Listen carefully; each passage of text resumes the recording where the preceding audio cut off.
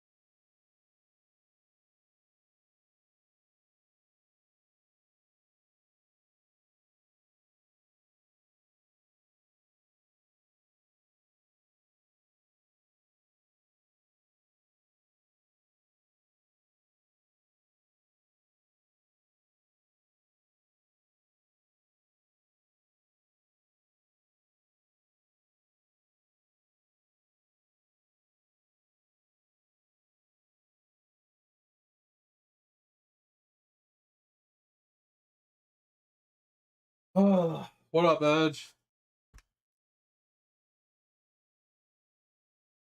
Oh, yeah. What'd you do to him? Like, I don't know. Saw your message in Discord.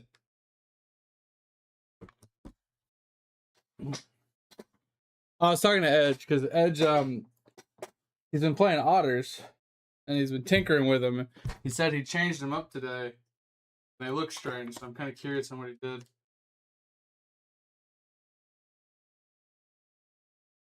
Yeah, yeah. Ugh. Just got my food.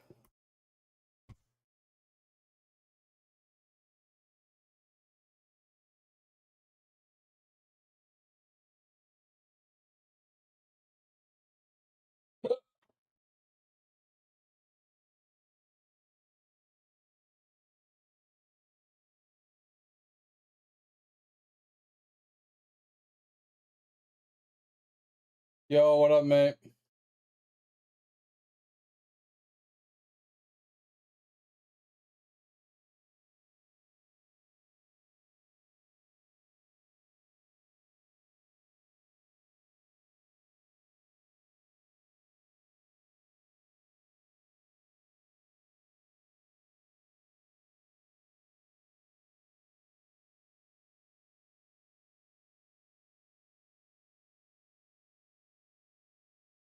Sorry, I'm reading the messages Topher sent for the Quinfall real fast, guys. Give me just a second. I'm doing pretty good, man. I got a decent amount of sleep. Wife let me sleep. She came to bed and rolled over. I was like, it's 12 o'clock? What the shit? So I had to jump out of bed. But like other than that, like yeah, I didn't go to bed till like 3:30. We were out running some errands and stuff. We had lunch and just were doing stuff out and about.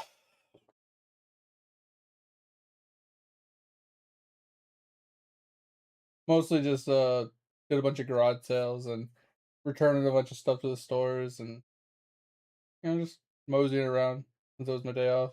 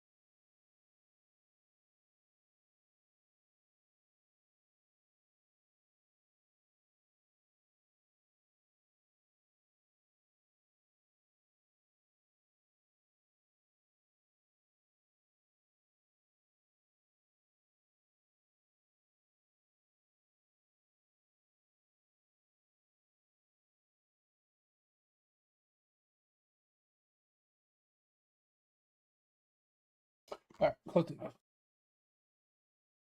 Catch up on stream.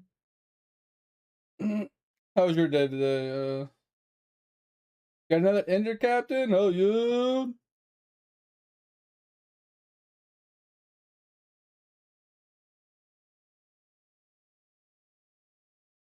Garage sale weekend. Yeah, so cities, like certain cities, Topher, they usually have like 1 week a year that they have like a planned like overall garage sale kind of thing. Because I know a lot of cities you're not allowed to do a garage sale unless you like go through like the city or something. Um, but the 1 week a year or the one weekend every year, the city just allows anybody and everybody to do their garage sales all at the same time. So that's why you have so many garage sales pop up at the same time. Last island remaining. Let's go, mate. That reminds me, I got a bunch of 400 ships now. I'm almost done. 15K on video games? What the fuck?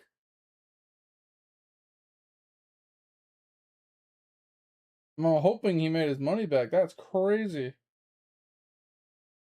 He was up 10K? That's fucking nuts. Let's go. That's still a lot of money to up front, though. That's crazy. All right, what we got? What'd you do to him? They better still look like otters. Not like combat disgusting otters.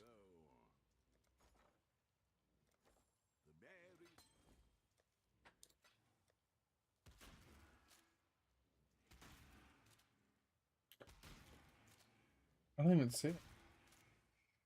Oh, these are not otters. That's why. I was like, what? Like, what's going on here?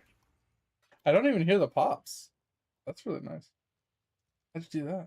Oh, no, I mean, when they did pop, I didn't hear them.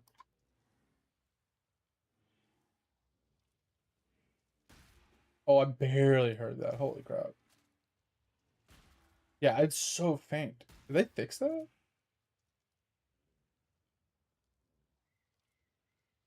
You're running a Paradoxica?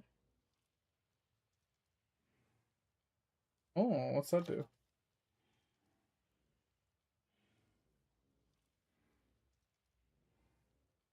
I mean, what's the difference between a replica and a?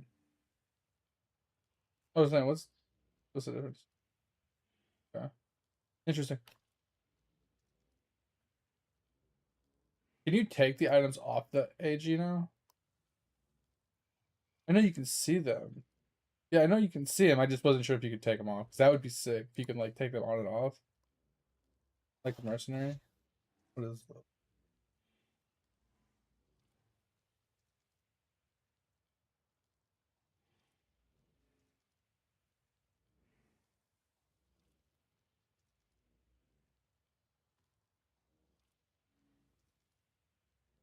Eh?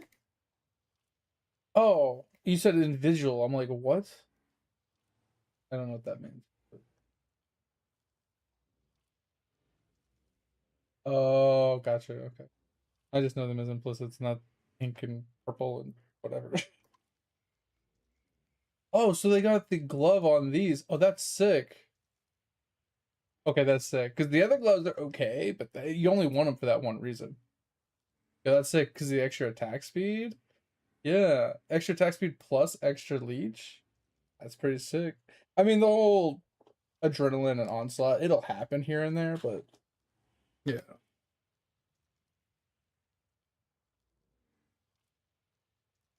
Yeah, I was saying the attack speed and then the extra leech is kind of nice because it'll help with survivability a little bit. That's pretty dope.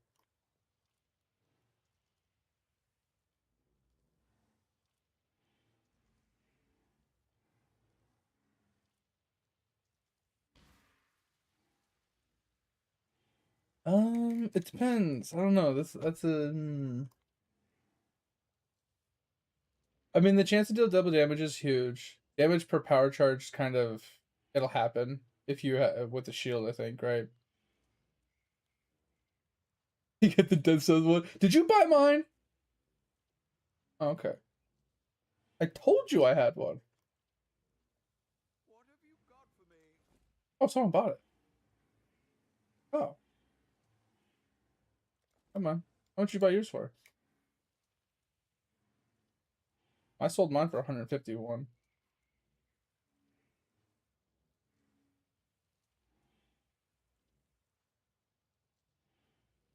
Yeah, it's always on by default.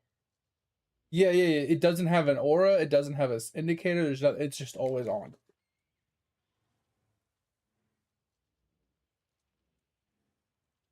Well, do the minions and stuff get it? Like, does the Guardian get it? Okay, I was gonna say because it's only on you, I think. Oh, so it kills you because your worms have like no HP. Oh, that's sick. So now the Guardian doesn't have to run around and kill it. Yeah, and you don't. That's sick. See, that's a great in like unintended consequence of that. Like I bought it and I didn't think about that. That's sick.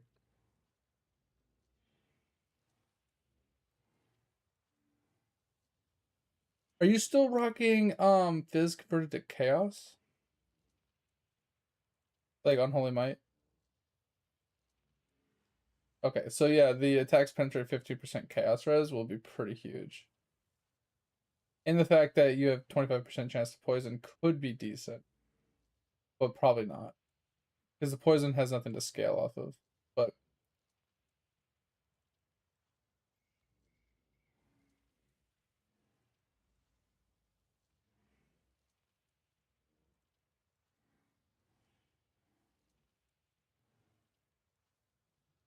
oh, so this helmet gives you max mana as extra energy too.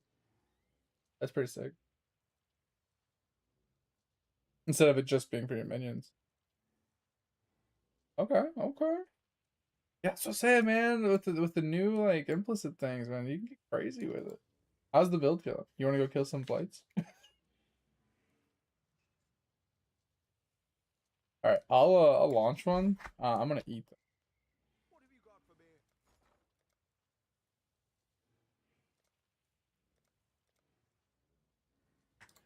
One way to find out. Fight a boss that's really hard to kill.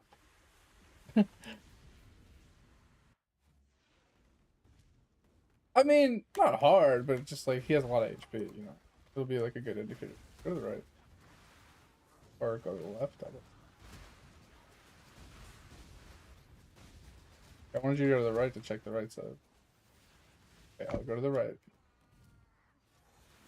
Yeah, well, I wanted to check the for chest. Yeah, the missed one at the beginning. I'll go get the middle ones. Fine. I just wanted you to take the right path, so I was already on the left.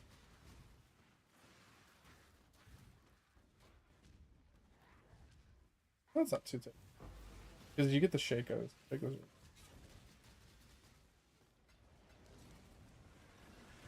This thing is stupid cheap.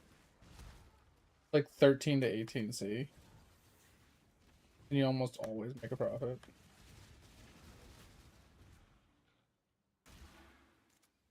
I'll just stand right here. Let's shoot. Wake. They are what? Here. The flesh is weak. Oh. Time. Alright, sorry. I'm gonna catch up on chat, guys. Sorry about that. Shall bury them. Thoughts. He does that every year, really? I've never heard of Green Bay. Oh, never mind. Sorry, the city, right? Within our grasp.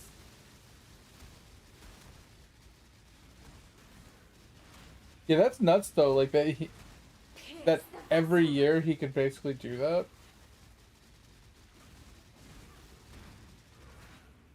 I mean, I get it. Every year there's other people that are trying to get rid of like their stuff in their basements and the shit that happened, you know, blah blah blah, or they acquired these things from like family members or something, you know.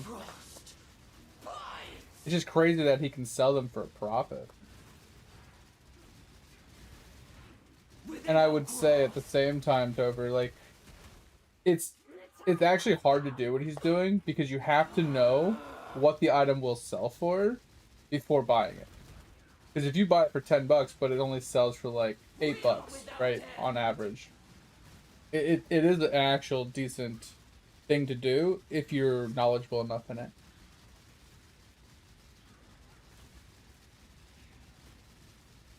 The elements. Croc 1, oh my god.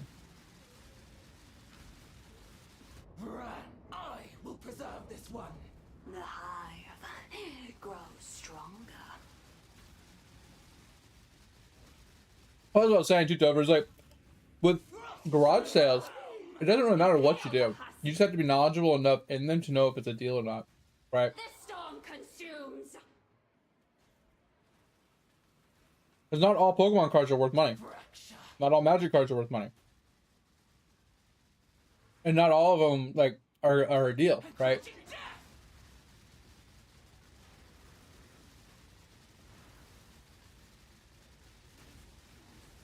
It's just like those like storage wars and stuff like that.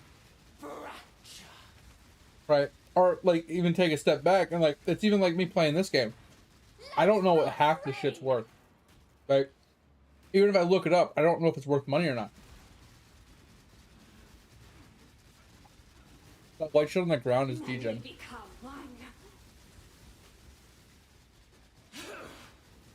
Just an FYI. Yeah. When he goes into shield form, you have nothing to hit, so you're not leeching. Foul-born mistake. The elements converge. Yeah, he's playing Chains of Command with the new, you know, implicit things added to it. And I bought one of these the other day, and I was like, oh, never mind, this is dumb. But it has Death's Oath built into it.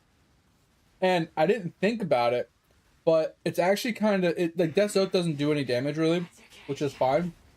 But what it does do is if you're running the Essence Worm, or the Terror Essence Ring or whatever, it kills the worms for you. Your AG doesn't have to. And it's like a more consistent kill of the worms consistently. And it kind of works out. Like an indirect helpful thing. I mean, probably not Abyss item, but it's still pretty cool. Cyclone? Oh, hell yeah. What kind of variation of Cyclone did we ended up doing? I haven't played Cycle in a long time.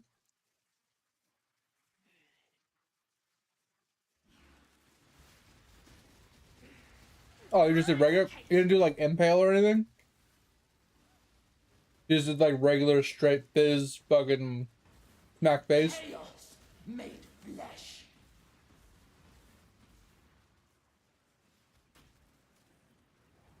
Reach delight. Thought becomes form.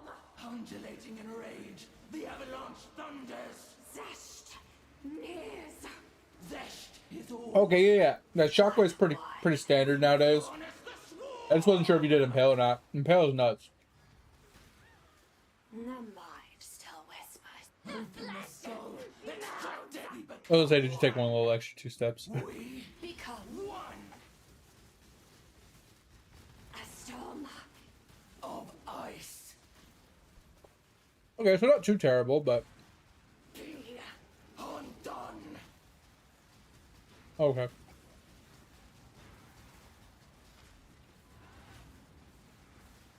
Here comes. What do you mean by another map? Like another one of these? Oh, like a okay, yeah. Obliterate.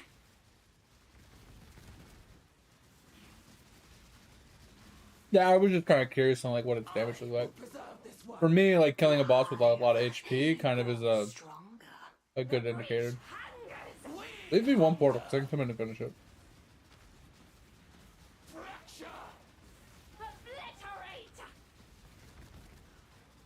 Winters. The mind. If you got white shit all look down here, let me come in and finish it. Open the skull. Extract it.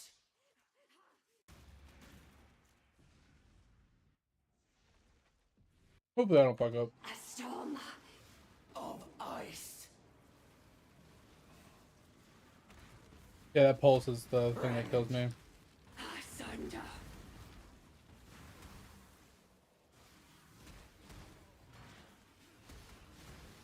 Flesh. Birth. Torment. Be Undone. the wheel turns. Winters. A storm. Of ice. We are eternal. Flesh. Birth. Torment.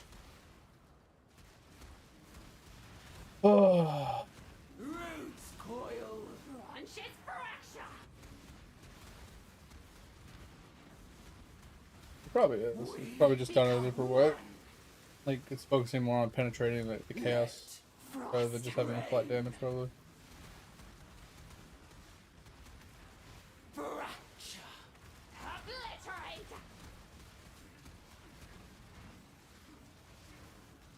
Uh-huh. The breach hungers. We hunger. The problem I have with the Paradoxica is since it's a one-hander, its flat fizz is a lot less than like the Terminus. Become One. So it has to make up its damage with like penetration storm. and like charges, right? Winters. Burst. Forth.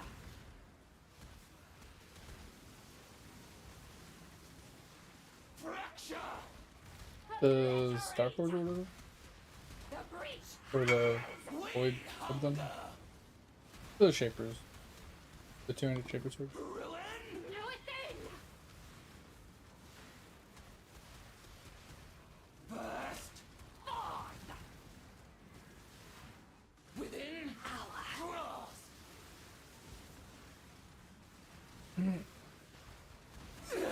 Another failure. Another iteration.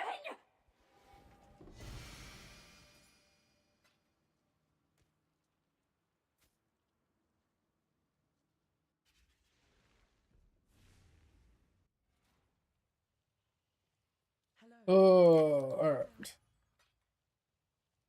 I got one of the flesh little converting alternate items. what that is. I got the amulet of Chayula and the dog shit ass.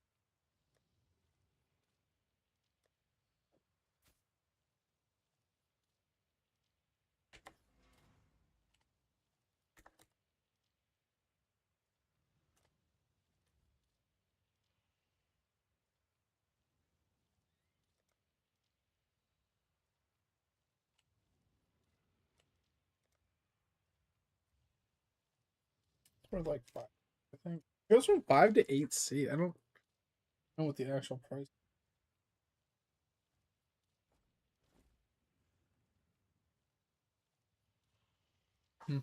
Put up pretty.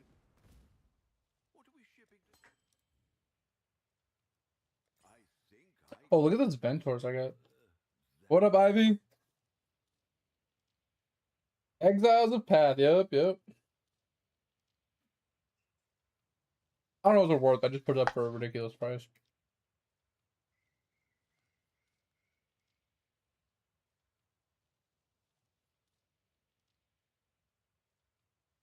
Because I feel like the mana reservation isn't great, but like having such high like all rose and max rarity, that looks pretty insane.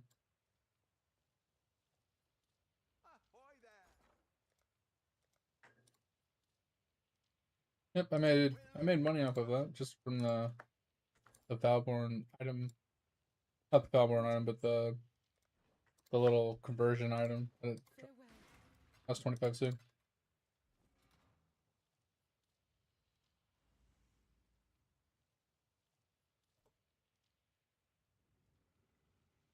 Let's see what you got, Hub.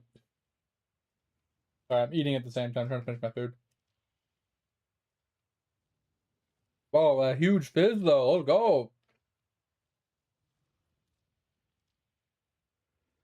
Chance to impale. That really helps get to 100%. I like that.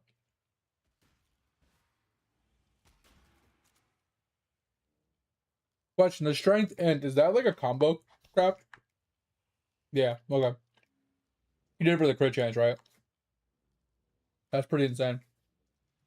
I like that. What up, skills?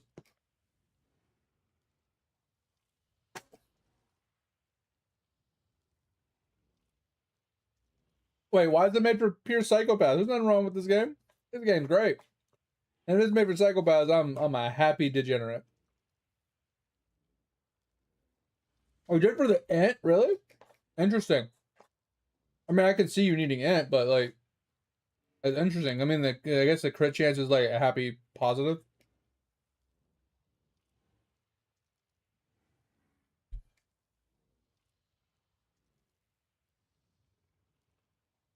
See, my favorite part about Cyclone was the fact that I was doing damage while moving, and it was very aesthetically pleasing watching the like the spinning and the gore and the slicing and dicing.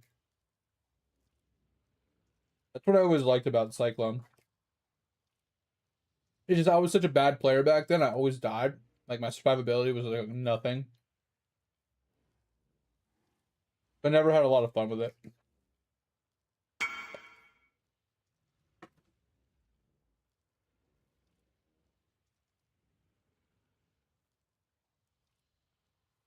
Even more in chance to impale. Okay. Wait, what character are you playing?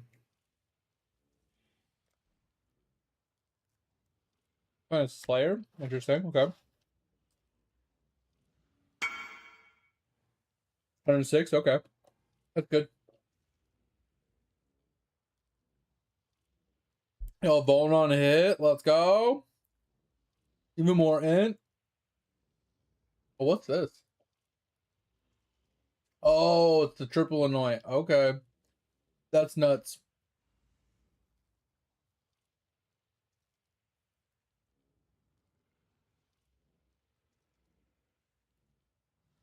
Oh, so you got a survivability plus damage one from marked on prey. I don't understand the influence one. Is that just to buff your like marks and your auras and stuff? Maybe not marks, but just your auras in general, like pride or whatever else you're using.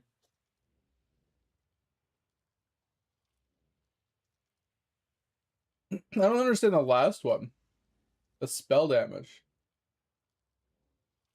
Is it for the block? That's an interesting one. I don't hate that. Alright.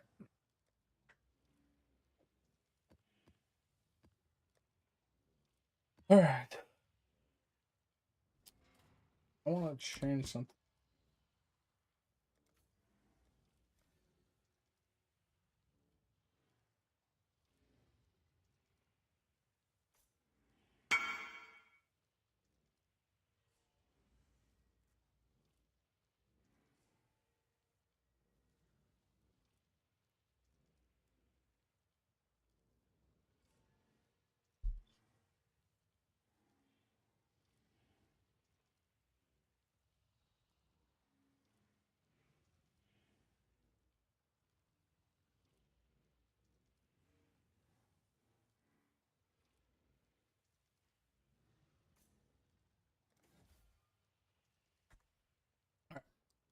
This has rituals in it, so might be a little trippy.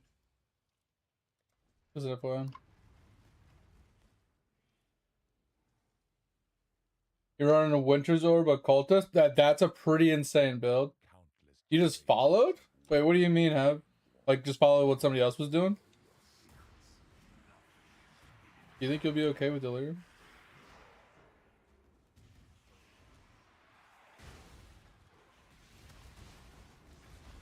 Just do what you gotta do.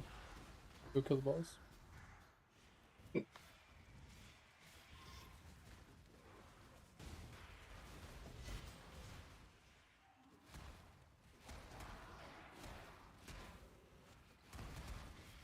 Oh, this boss gonna take me, huh? I didn't get a pop.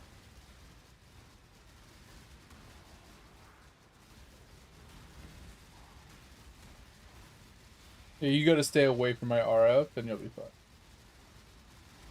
If you just stand a little bit of a way, so it's just usually a dog shit ass robe, but some leagues it gets really pricey.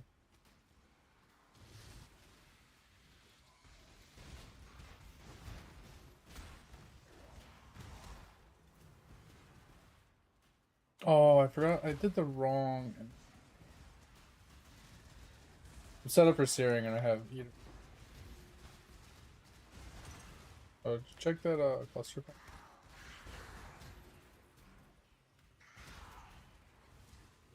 Like a 12, like a minimum or a max. Oh shit! A rat! Okay. Is it on anything that I could use? Oh, okay, sweet.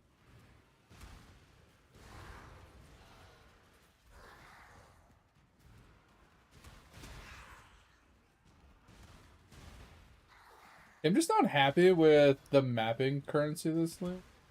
It's like I don't really want to buy pack size maps for like 20C. Well, that's what they were at least. And oh, this is gonna get rippy. I don't want to buy maps for like 20, 30C and then have to put 50C worth of currency or scarabs on it and then make 10C max. Like it's like I'm not doing it. That was.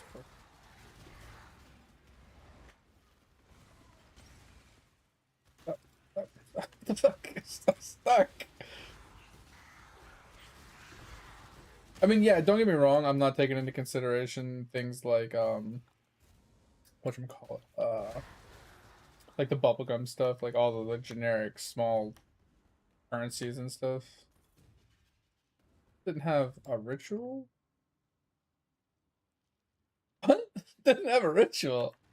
I was supposed to have a guaranteed ritual. What the fuck? Did I not pick the right one? Okay, what? Guess you could hold on. Oh, it's only a 30% chance to contain ritual. What the hell? Why is it only 30%? I get something. Huh, interesting. I think I'm supposed to use a scarab for this.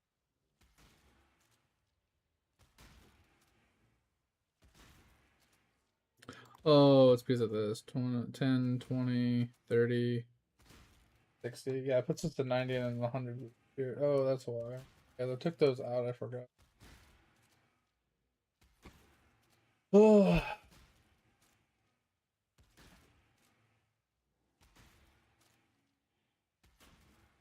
Pretty much a mirror tier weapon. Yeah, that weapon's pretty insane, bro. No, I don't really need anything, Ivy. Actually, I think there's an ad playing, so you guys probably can't hear me. So this is a wonky ass tree at this point then, because all it has is like a guaranteed shrine. And if I get a breach, it's unstable.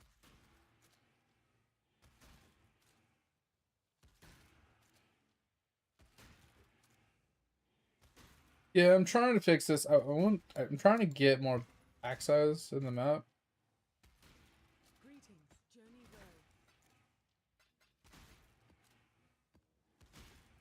Oh, did you drop that cluster? Did I end up picking it up? How did I get it? Did I? I don't remember picking this up. I don't remember picking this up. I don't remember doing that. That's pretty funny. Alright,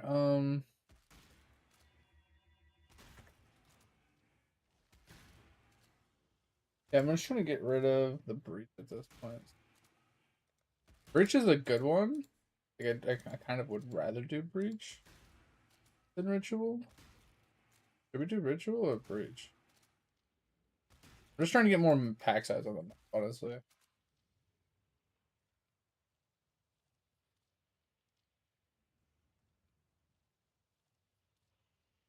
Ooh, that's a good.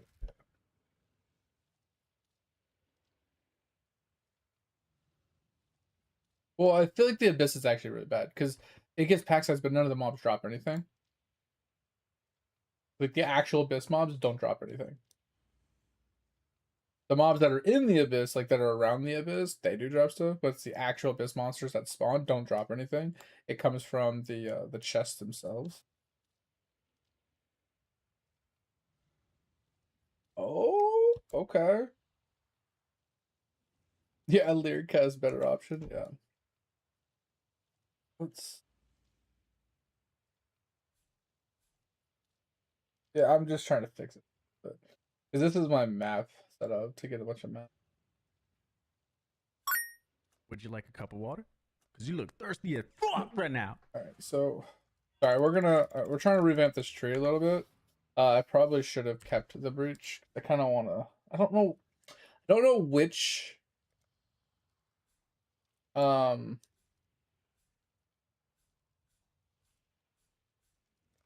Like what league mechanic I want to do to get more like mobs on the map to drop like stuff, right?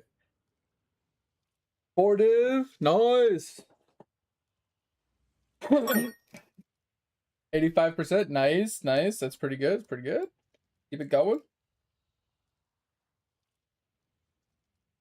I feel like ritual's not a bad option. I just need 100% chance, right?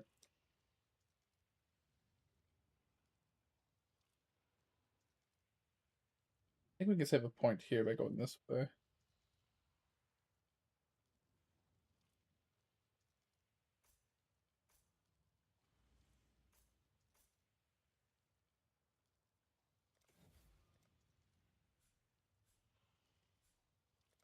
All right.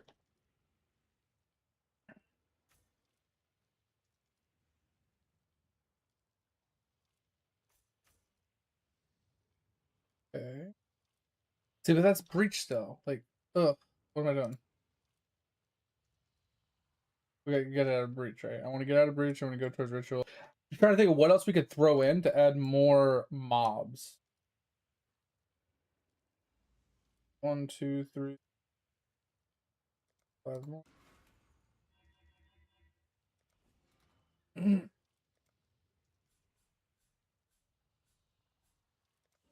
right, here's a base, right? This is like the basics of basics. Oh, thanks, mate. I appreciate it.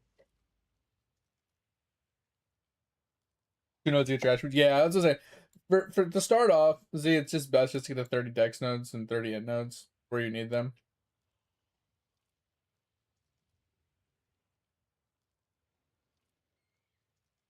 Alright, so let's just pick up the rituals.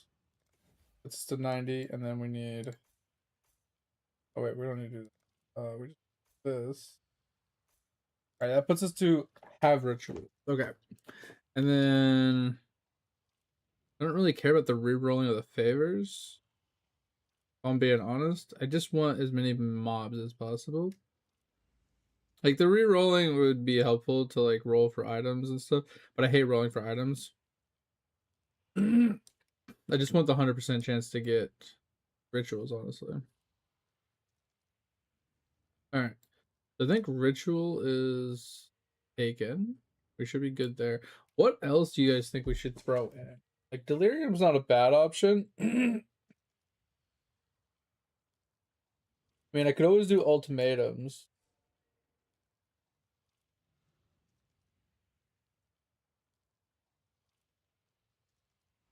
What's cursed treasure?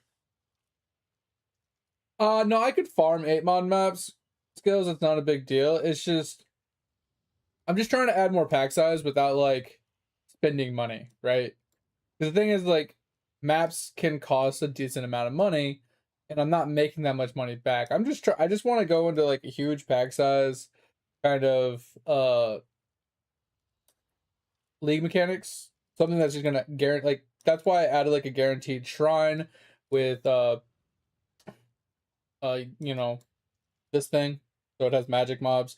I added that in just so I had more of that. So I think I have 2 shrines right now. Guaranteed. I thought about maybe doing guaranteed strong boxes for even more mobs. The problem with Abyss is it gives XP, but the actual Abyss mobs that spawn don't drop loot. So I want mobs that will actually drop loot. So Breach isn't a bad option, but I was in Breach and it was over here and I didn't have enough points to do both. So I was trying to, like, I feel like Delirium could work, but I don't want to. I like Blight, but I don't want to do Blight because it just takes time. I just want to run through the map and be able to clear it while I'm running through the map. But I know Ritual spawns a bunch of mobs. They're a little tanky, and then I can re-kill the mobs, which is very helpful for even more loot. So that's why I decided to go with Rituals. But I'm just trying to think what else we could do to add a few more, like either high tier mobs, like maybe is it Incursion that drops the Rogue Exiles, like just something that's going to give us like either higher tier unique mobs or just more mobs in general that actually drop loot.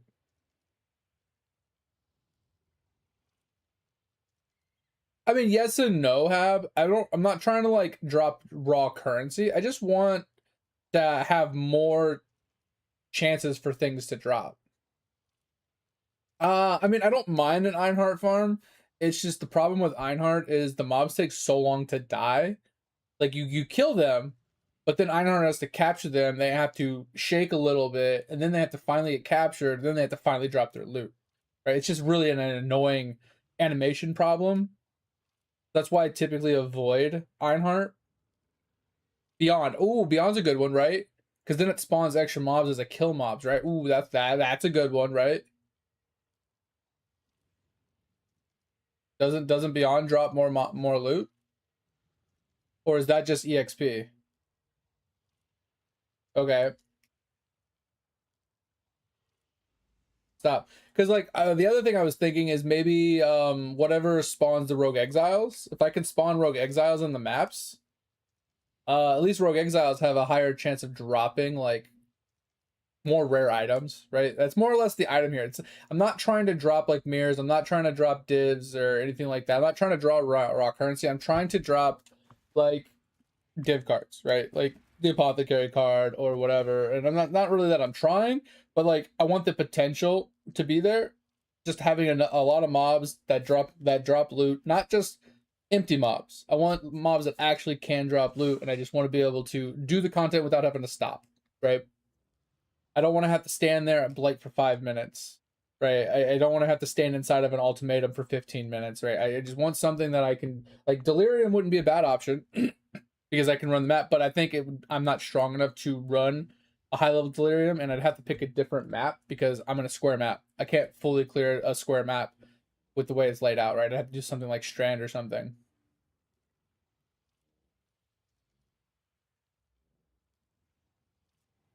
Well, I mean, I have to stop, right, to do my damage. But what I mean is, like, I don't want to walk to an area and stand there for 5 minutes while I'm doing the content, right?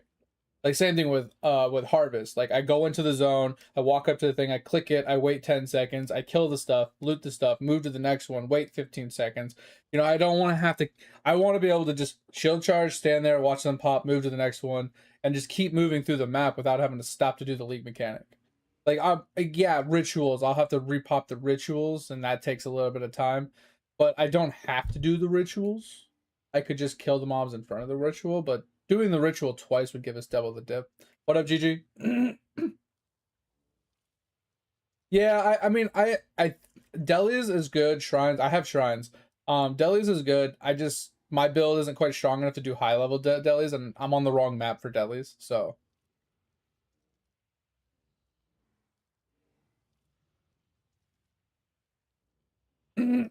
Yeah, I know, Hab. That's what I'm saying. Is like, but that's why I'm just wondering. Is like, is what drops the unique mobs? Like, I don't even know what a cursed treasure is. But which one is the one that is it incursion that has the uniques? Like the what are those things called? The Rogue Exile guys.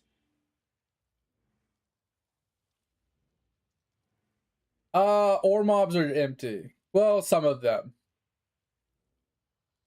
Like, it depends on which one you get, right? But I don't think I've ever really like procced like a bismuth or any of the crimson things or anything like that, and actually dropped loot from them. I can't recall. They could, but I can't recall off the top of my head. Oh, here it is. Oh, shit, it's called Rogue Exile.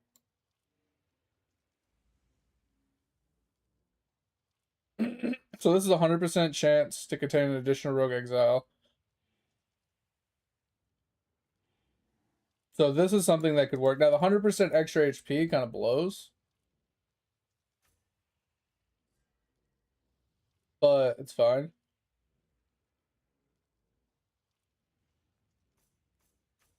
So, okay, this is what I was looking for. I was looking for something like high tier mob, right? Rogue Exile is perfect.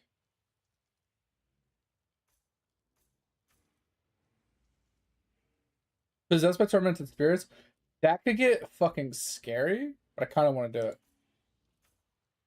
Oh, this is going to get scary. Oh, this is going to get really scary. Rogue Exiles. And no. Rogue Exiles that have 100% more life and are possessed by tormented spirits.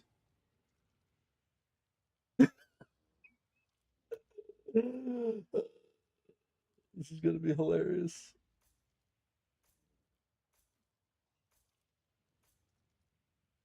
It's gonna be hilarious. Can we do a couple nightmares really fast? I'm just gonna sinister them to make it easy. I don't want to actually. I'm not gonna run them with like any type of like.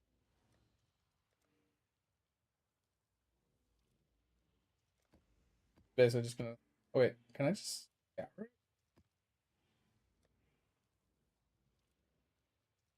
Oh wait, they need. Wait, you get the thing for it. I don't need to run it like specific way, right? I just need to clear it. I think I just need to clear it. Maybe I can just can't scour it. How about herbs and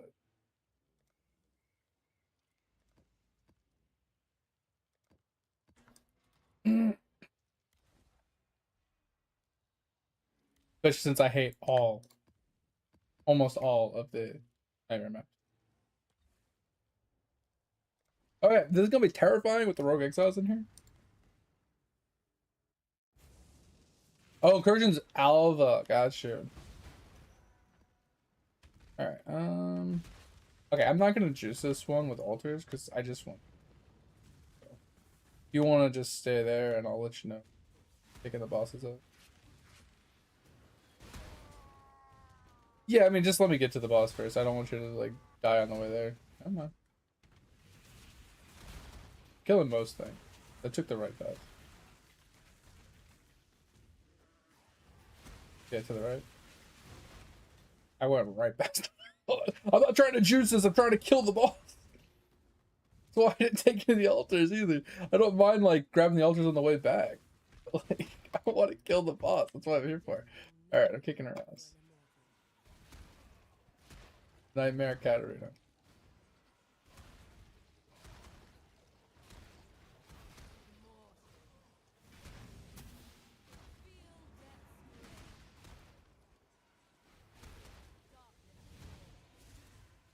Yeah, I'm not a huge fan of Alva either. Like I've like ever since Alva. Huh? What about Portal? Oh yeah, someone came into my hideout last night, and I was like, "You're gonna make me change my name." I put some on. I don't remember this fight very well. I think I have to kill heads or something.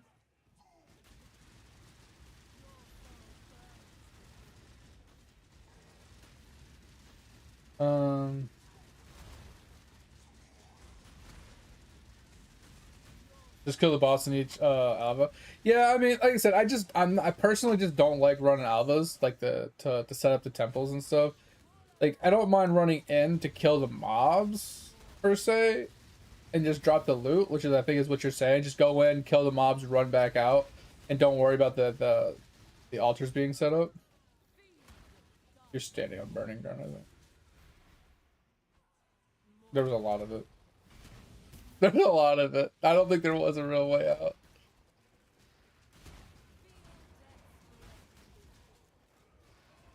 Yeah, I don't have the damage for Legion. I don't honestly know what's killing you. Oh, I don't think it. I think it's this blue stuff on the ground. Yeah, let me change my own too.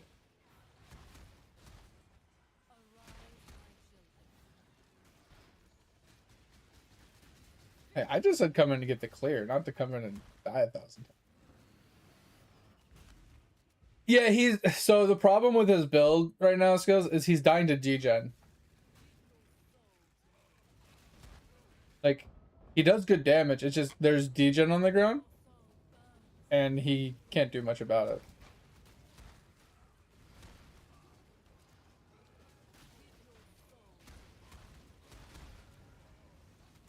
I changed my build up a little bit last night. I think I have it.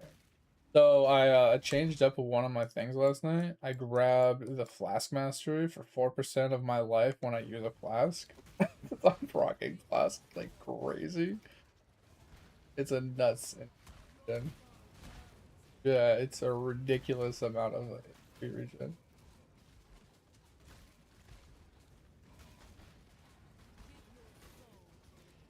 It's the skeletons? Interesting.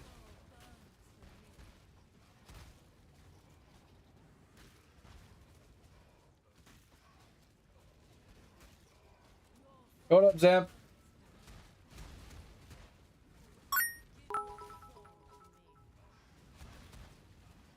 Well, I mean, do you want me to look at the RF? I haven't finished your sentence, but static strike of gathering lightning. Interesting. I haven't seen that one yet.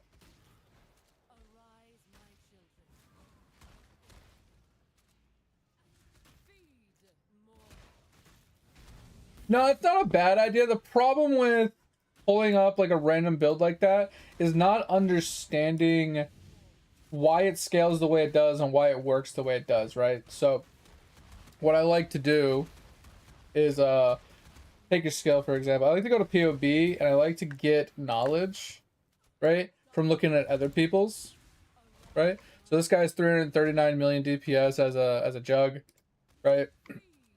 Doing pure lightning damage, it looks like. So it looks like he is what, accuracy stacking, or sorry, in stacking to get accuracy, and then he's accuracy stacking to get damage, it looks like. Same thing with like strength stacking, it seems like, because he's got percent strength on both of these. I don't know which one he's doing. I'd have to look at the rest of this, and I just disconnect. Of course I would disconnect.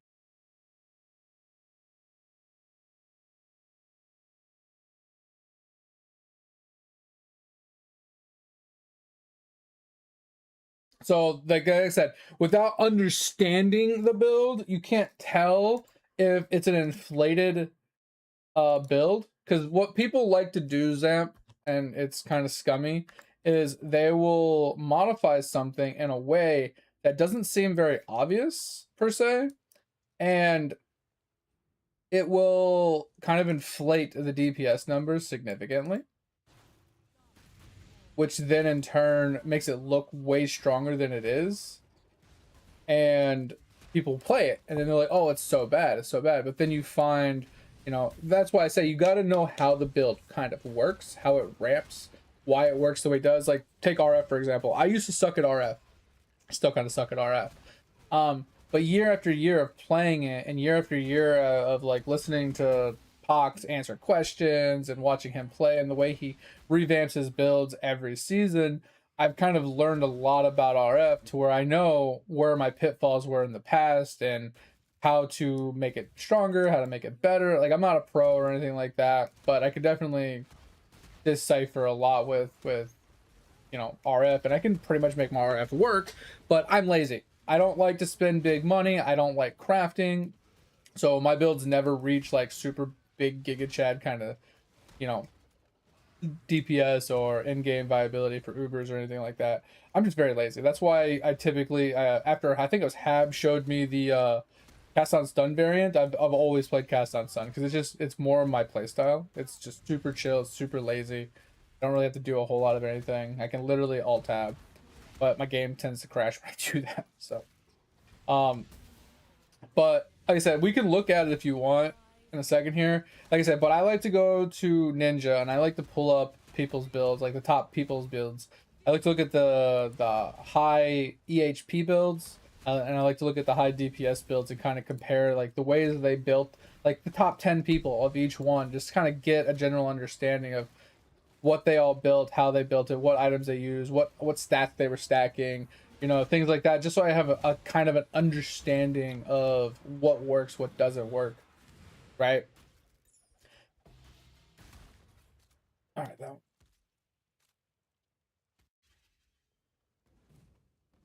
What do you mean? Oh, no, this is just a nightmare, that's why. This isn't an actual boss fight.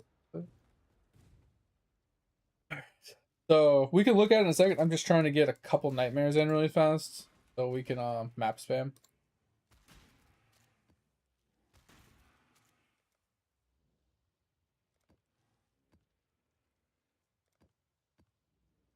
Devouring frag.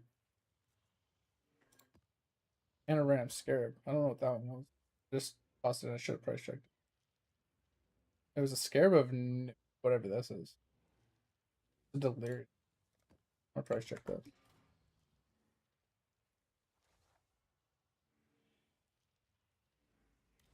Oh, I hate this boss. Abomination. Just, like I said, wait. When I get to the boss, just stand at the entrance. I'm not expecting you to come and kill the boss. I mean, I just want you to get the leech. If you want to run around the map and kill stuff, that's fine. I mean, if you die, just stay dead, just in case I die a bunch, because it's boss up. It should be easy since he's a coward, but... I don't like the boss, Hab. I'm not saying the boss is hard, I just don't like the boss.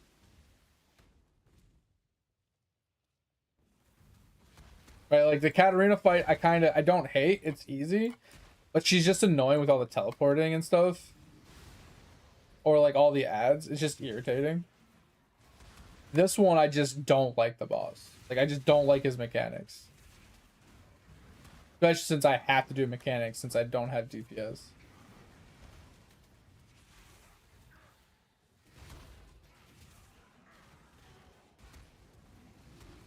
I feel like the map layouts aren't too terrible like they used to be back in the day. They seem a little bit more like circular.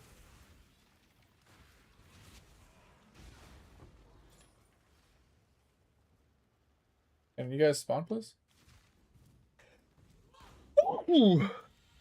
Yeah, I just don't like this boss. because of all the explosions and all the different things that are going on. I might be able to face tank most of it, but this boss is just fucking annoying. I just know this is the one boss that typically one-shots me. It's just all the shit that's going on. Thanks, mate. Like I said, if you have big damage, it's easy. But being very low damage, and most of mine comes from being hit and proccing explosions, I have to get hit. But I have to dodge so much because there's so many big explosions.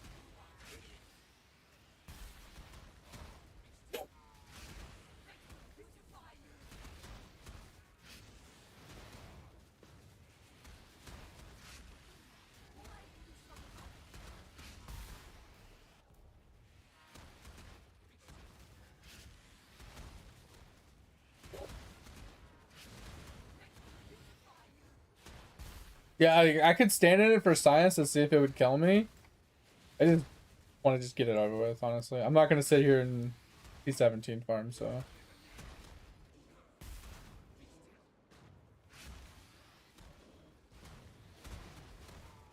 Oh,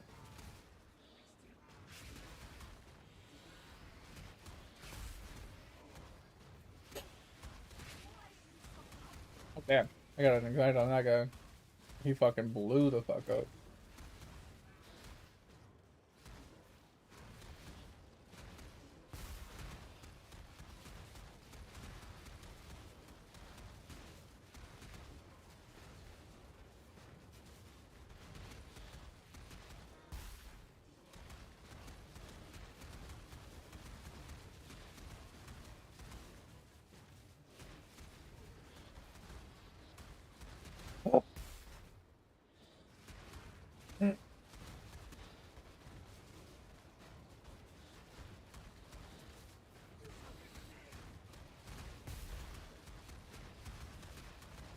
Why, what's wrong with your armor flask?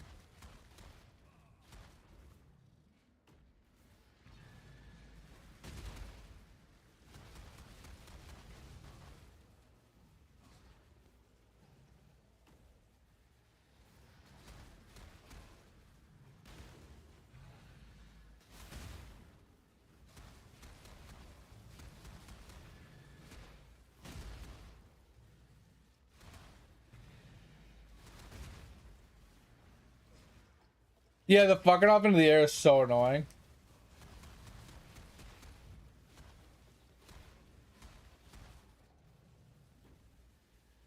Wait, what? Don't you know if it was over 3? Wait. Could you explain him? Go in a little bit more detail, please.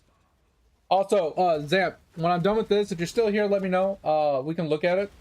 Like I said, I don't know if you want me to look at your RF and kind of see where you went wrong or see what you could do to make it better. That's something I could easily do. But if you're set on changing to a completely different build, I won't be able to per se help you like make it because I've never played the build and I don't know much about melee specifically. But Hab is definitely pretty knowledgeable. He could definitely chime in. Well, we can look at it and kind of give our feedback if you want. But like at the end of the day, it's just like it's whatever you want to do. We'll try and help you out best we can.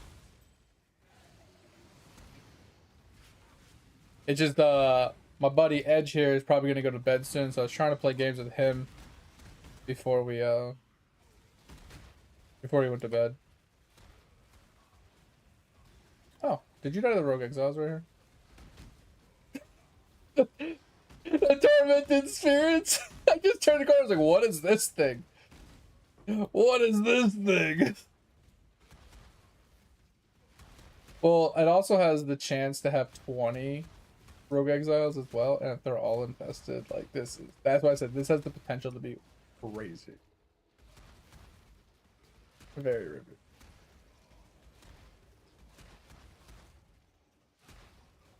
Oh, it's not my fault.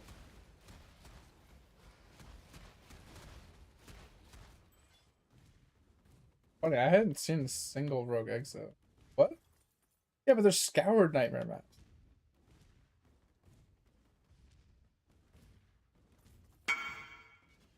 They're not even. Anyway. Alright.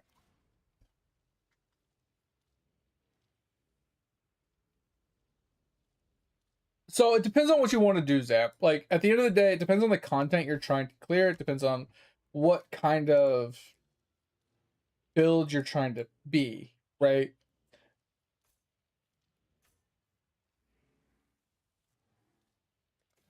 All right, let's make that even scary. Bosses can be accompanied by 2 bodyguards.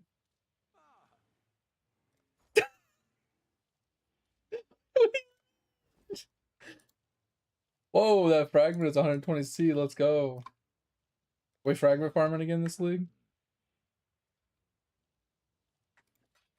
Am I just gonna fragment farm again? Bro, I made so much money on fragments last league. Well, that's kind of why I was trying to set this up.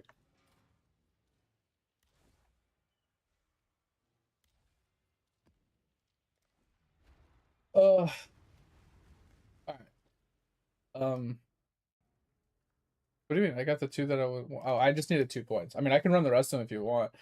I just wanted you to be able to run. Like, just go in and run. I'm gonna talk to this guy. Hang out. It shouldn't be. Oh, I mean, it might be a little rippy with the Rogue Exile. Sorry.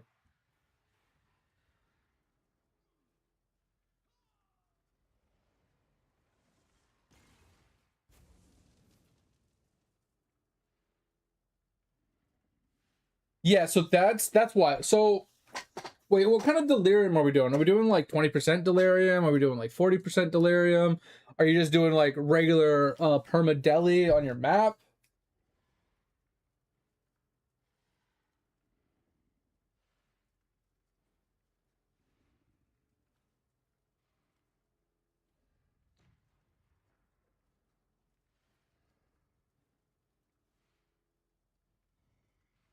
Because here's the thing with RF, right? RF isn't. I mean, it is Giga Chad if you go life stacking, but it's still not Giga Chad. It's the max you're gonna hit with RF, like just RF, is 20 mil DPS. That's nowhere near like a single target, like a lightning strike or static strike or any of these other like big dick like billion damage builds, right? It's not meant for that. It's meant for speed running maps and relying upon your ascendancy, Hinekora, to clear for you, right? If you have Hinekora and you have 100% chance to ignite with Ignite Spread, you're trying to kill a small mob to explode the whole screen. That's literally the build. So it can deli pretty well, but if you don't have small mobs to kill, or if the mobs have too much HP and it takes you too long to kill them, you're not going to get pops, so you're not going to clear the screen. Because the pops are what clears the screen. The pops are what does your single target damage and your big dick damage, right?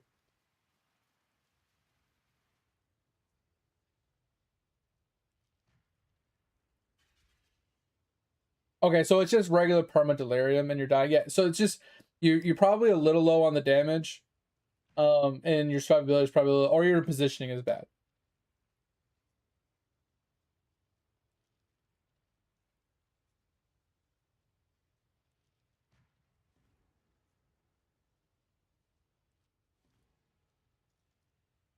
Yeah, so you're probably so at that point I'd have to know your character to pull it up. But I want to say your problem is you're probably missing a few key items or aspects. So the thing with the Pox build is if you don't know how RF scales and why the build works the way it does, people tend to miss key stats somewhere that they look at it like, oh, I need that. Okay, cool. I need that. Cool. But they don't know the priority, the importance of certain stats that you might be missing. Or you're just low end budget. Like you think you're high end budget, but you're not, right? Yeah, Habs. So that's what I'm thinking too. Is the survivability might be too low that because the RF is not, like I said, it's not meant to do Giga Chad damage. You're meant to charge in, and while you're walking, something dies. So you might be a small tad bit low on DPS, but it's mostly about the EHP, the survivability of the hits, to be able to stand there long enough to actually pop it. So what I need from you is I need your username / with pound number sign. If you go to your trade, like if you go to the website trade or whatever, I need the name. I need your character's username. Or not your character, but like your account's name / pound sign. So I can pull you up in POB. There's also an ad. I'm gonna help you clear this. Why does it keep like fogging to blue? Is that what you're doing? Okay. Hey, I got another. Okay. Yeah. That's what. Are you in an ad right now? Because I'll look at it if you're not in an ad. I was just, since there's an ad playing, I tend to hold my conversations so you can so nobody misses out on anything.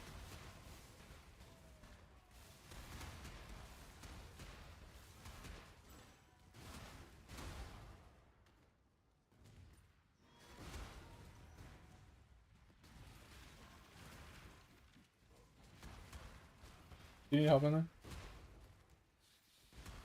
Oh, coming in. Oh, you killed the boss. Now they're in the rituals. Bad. Oh, sorry, Hab. Sorry, I didn't. I saw the messages. I completely forgot. My brain's in 100 places at once. Like I said, I'm trying to play with Edge right now before he goes to bed. So my priority is like playing, running the maps, and hanging out with him while chatting with you guys and trying to answer your questions the best I can. Sorry, my brain's in 100 places at once. I got on late tonight, so it's kind of throwing me off a little bit. That's worth nothing. I hate that big bulk for that. Literally worth a C. Maybe if you corrupted it, it could be worth something. I don't know, but they're like worth 1 C by themselves.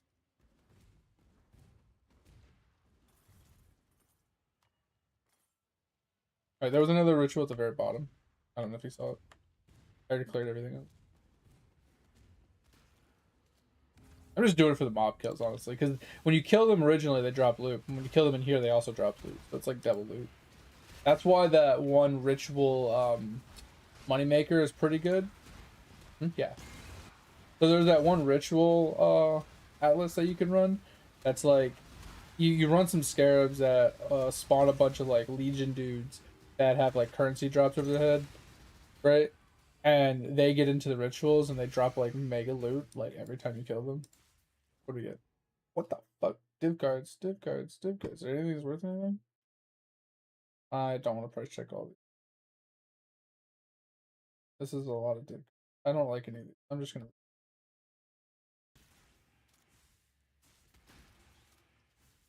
Lahoop! Let's go! Lahoop!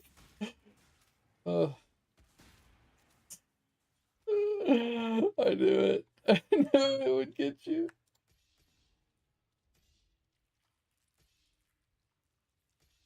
Yeah. This is all divs.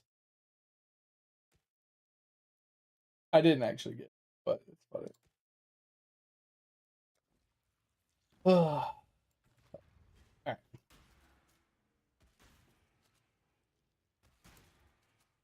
Alright, I'm gonna help him really quick. I might take you a little. So, you want to go run your own maps and thing. I just don't want to take up your time. I know you're getting close to the end of your night.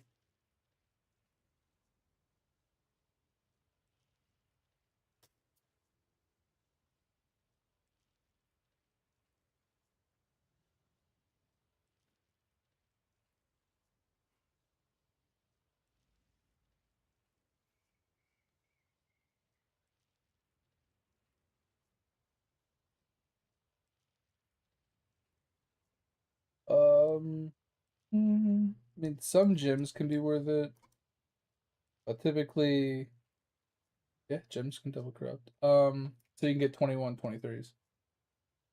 Kind of the idea behind double corrupting the gyms. The other option is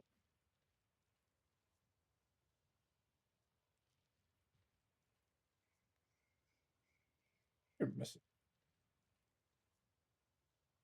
You're missing. The idea behind it is double corrupting like an item that needs to have a good corruption. So you know that one helmet that I showed you that has like the +2 to socket of gems.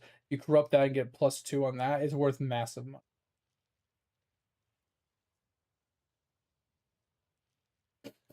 People use that for like unearth detonate dead and stuff like that.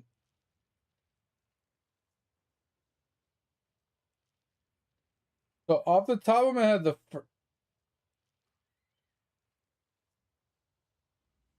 I'm not familiar with Pox's new builds, but I don't remember this thing. Once again, this seems like a bad cluster. Like there's a handful of things here that I can tell you right now you are hella lacking, and this is why you feel very low damage without looking at the rest of it. Just this alone, I can tell you why you seem like you're in low damage. And I haven't even got to the survivability portion of it.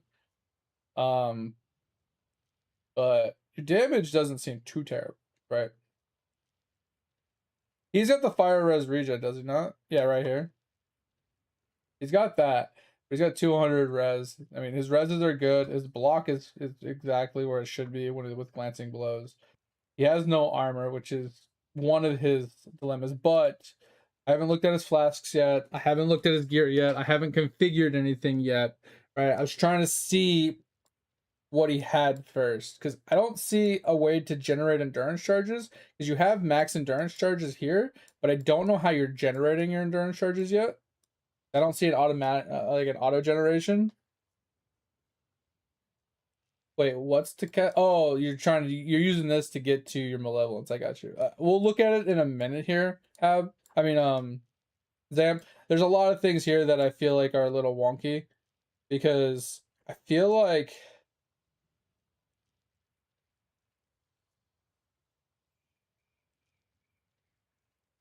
do you have all 6?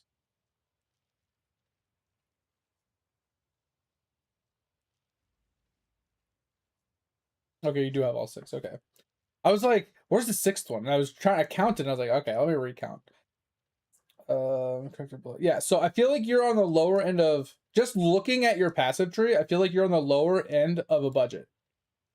Like, I feel like you don't have a ton of currency, because just looking at this, I don't see any big ticket items, right?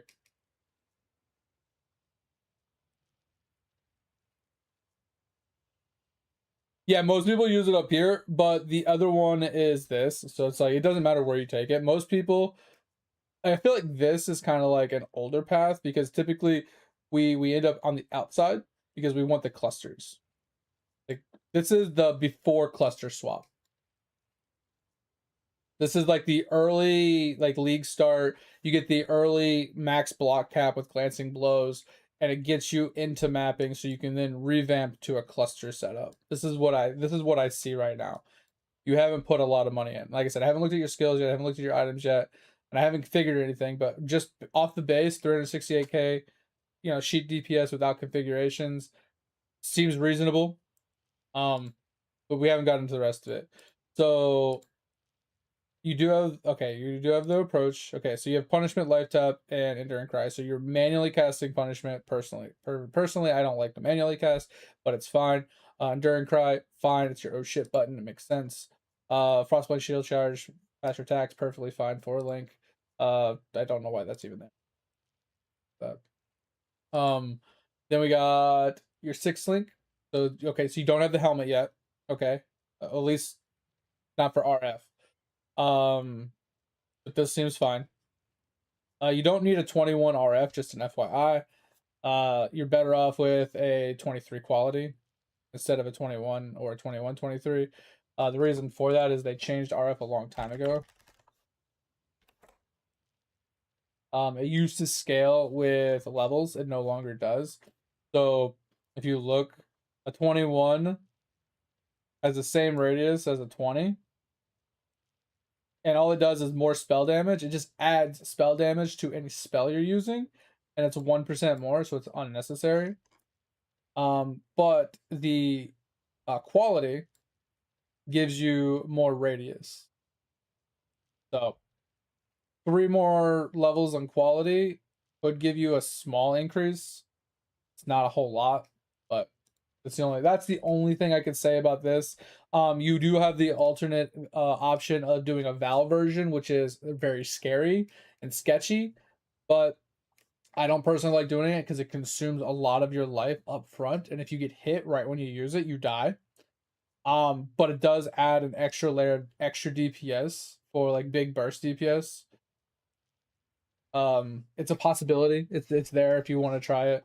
But other than that, this looks fine. The only thing I could suggest here is I'm not sure if any of the exceptionals nowadays can replace any of these for extra damage.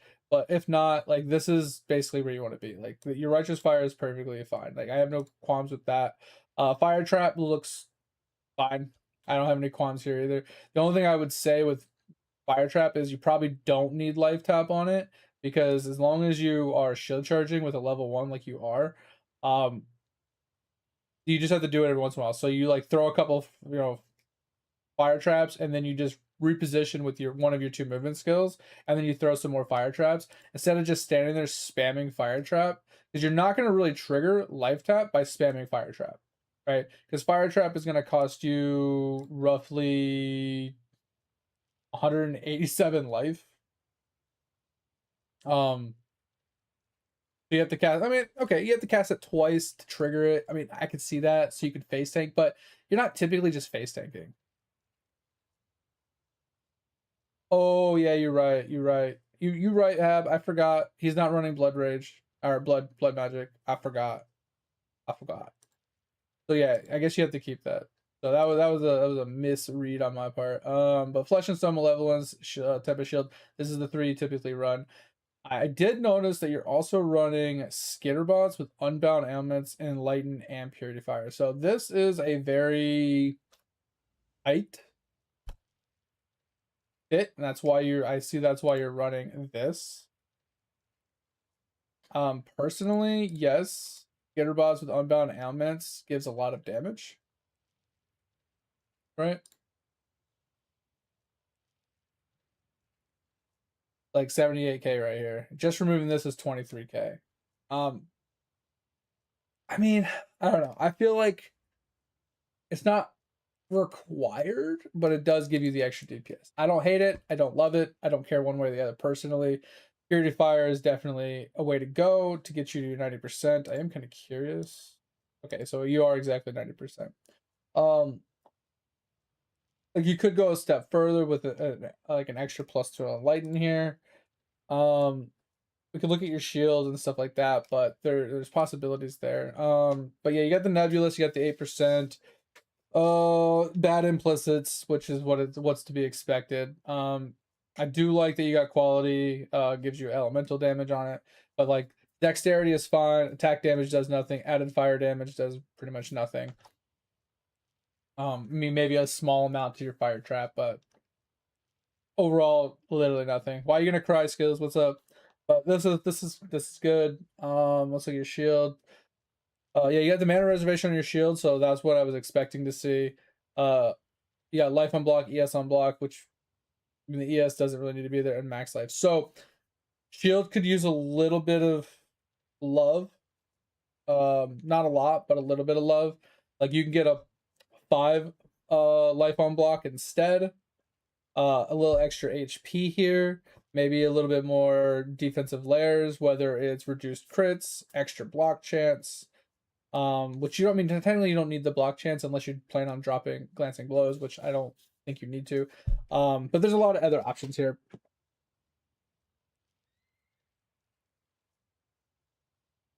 What PDR? Yeah, physical damage reduction % would be better. Like flat physical damage reduction would be much better. Instead of like the ES on block is going to do nothing because you have 146 ES and it's burning away anyway. So the ES on block is literally useless. Yeah, the shield needs to be swapped a little bit. Like I said, 5 life per block would be great. Closer to over 100 max life would be great. You don't need the socketed gems, but the mana reservation is good. The armor's fine. Like, but flat fizz damage reduction. Like, I'm not gonna be able to see all the things here, but I'll glance over a couple of them. Right. So like I said, you already max block cap, so you don't need to go into a block variation of the shield. Because like if you look at your current shield, you just have 25 block chance. There's no spell block on it. There's no nothing. You don't. That's the nice thing about glancing blows plus the setup he has. It's such a low investment to get max block, but it's only like a 30% damage reduction because you're using glancing blows. So unless you switch to a more high block variation of a shield, you can't get to 75 without glancing blows. So that is where like it does reduce the damage you're taking, but it also isn't reducing as much as you think it is. Yeah, I have to look at the rest of the stuff, but I was just saying like the shield up front is the first thing I noticed. But like something like a hybrid life roll, right? With a life roll, basically you just want a big life roll here. What you can get, and it's very pricey, Zamp, is you can get a plus to it's very pricey, but plus to max fire res with plus to all res, and you can get a +5 shield just like a Rise of the Phoenix, and you can drop your purity of elements. It significantly helps you out a lot. And then flat fizz damage reduction. Now the problem with this is extra crit reduction right here is really nice. But like physical damage reduction, if you don't have 100% crit reduction, then I would take this over fizz damage reduction personally, because a crit helps a lot more. But in theory, like taking this extra 2% here can cuck you because you want the mana reservation, right? But if you hear me out, you might not need the mana reservation if you do take the +2 here and you drop Purity of Fire. Right? You drop Purity of Fire, it gives you that mana back, and you probably can make do without the reservation on the shield, right? So if you were to do something like this, right, and then you were to drop Purity, right, you have enough mana.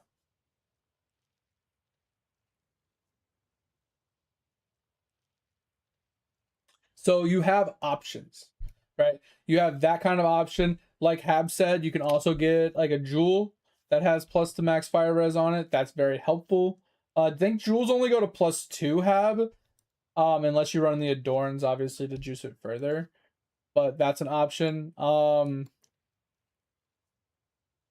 But the reason I like something like this is because the 60% reduced damage from crits plus the 30% from here makes you almost crit immune. You can rock 2 tattoos and you can be crit, or 1 or 2 tattoos and you're crit immune.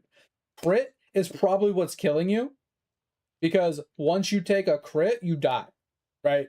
That's the big thing. The crits are going to be especially a fizz crit. Fizz crit is going to kill you. So not being crit immune is a big problem. But something like this is kind of like what you're looking for. Like I said, there is a little bit of room here on a prefix still. You could still have a prefix on here. I don't know what prefixes that are available. You got to craft with exiles. You can tinker with it more. But this is an option. Not saying it's the best option. Not saying you need to do this. But I'm just saying it is an option. Right. And then let's go back to purity of this. Another thing I noticed is your net regen is a little low, but that's to be expected running the Annihilation boots. This is one other reason why you probably feel a little squishy, because when you take some hits, your regen is a bit low, right? Sorry, I was drinking. But let's go over the rest of the stuff here. So yeah, so you got the fire trap helmet. This is where a lot of your single target comes into play. So your fire trap, yeah, roughly 600k, 700k DPS.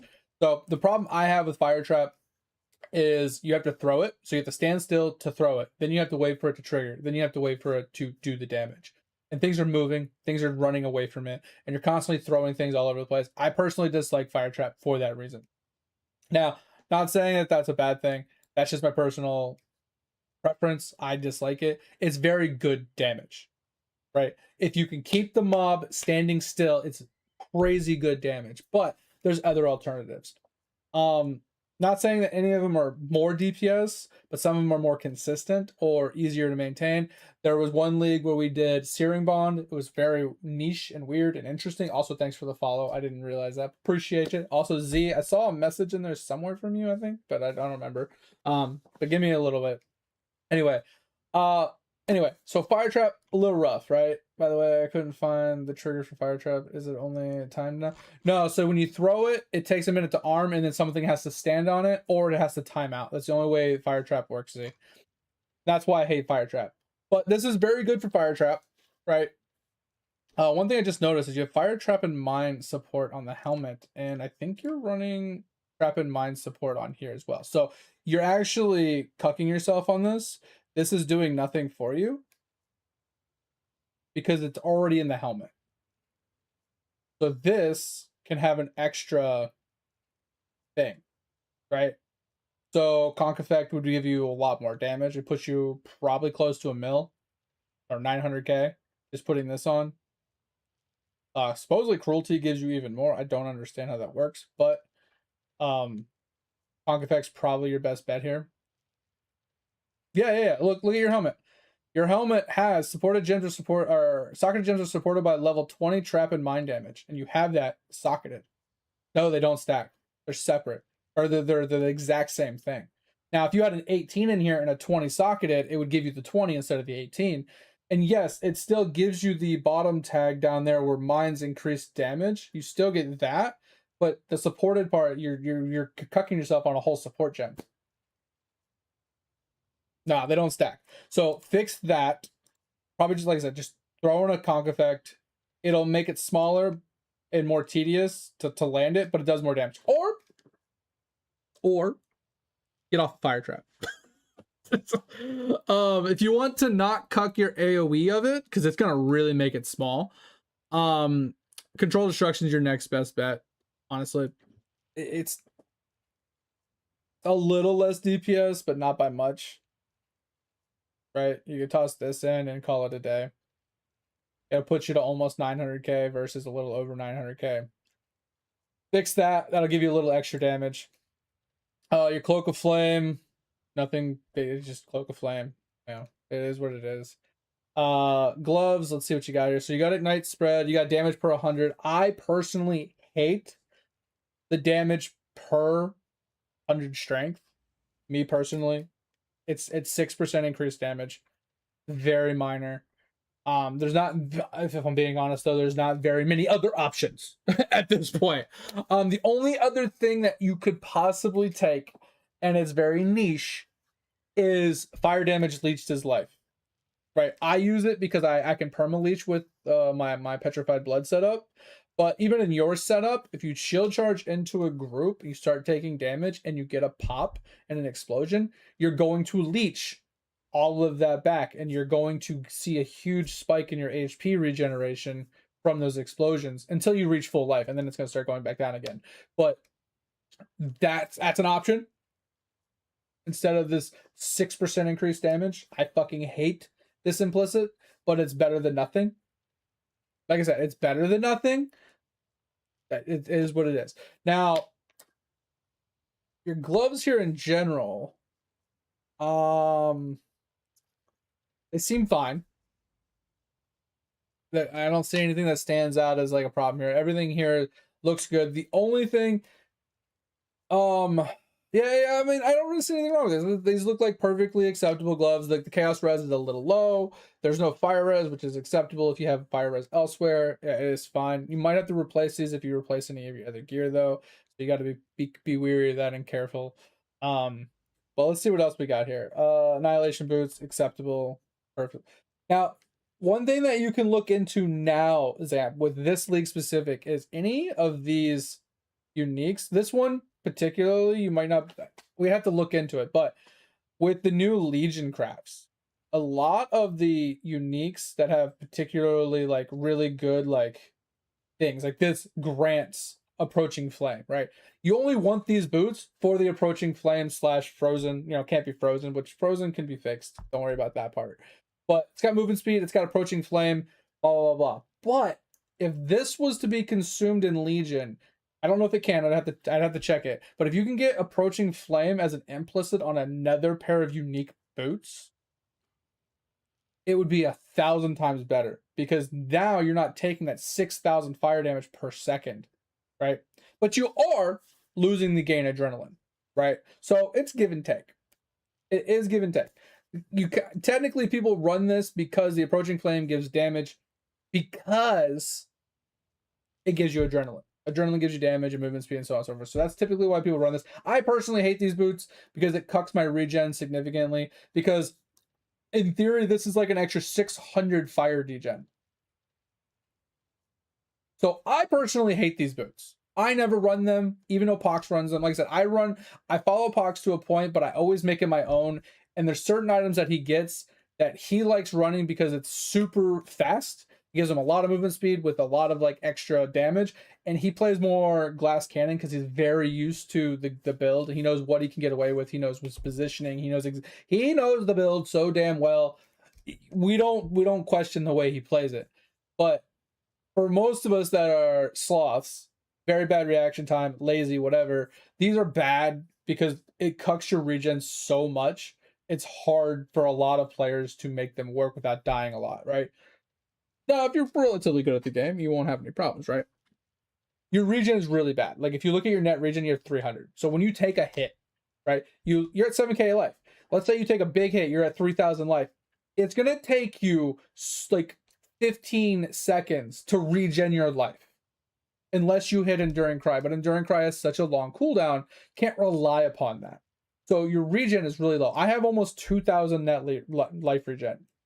Right now, you might have more net life regen because I haven't calculated anything here. Like life tap, boom, you go over to 1,000,000 damage.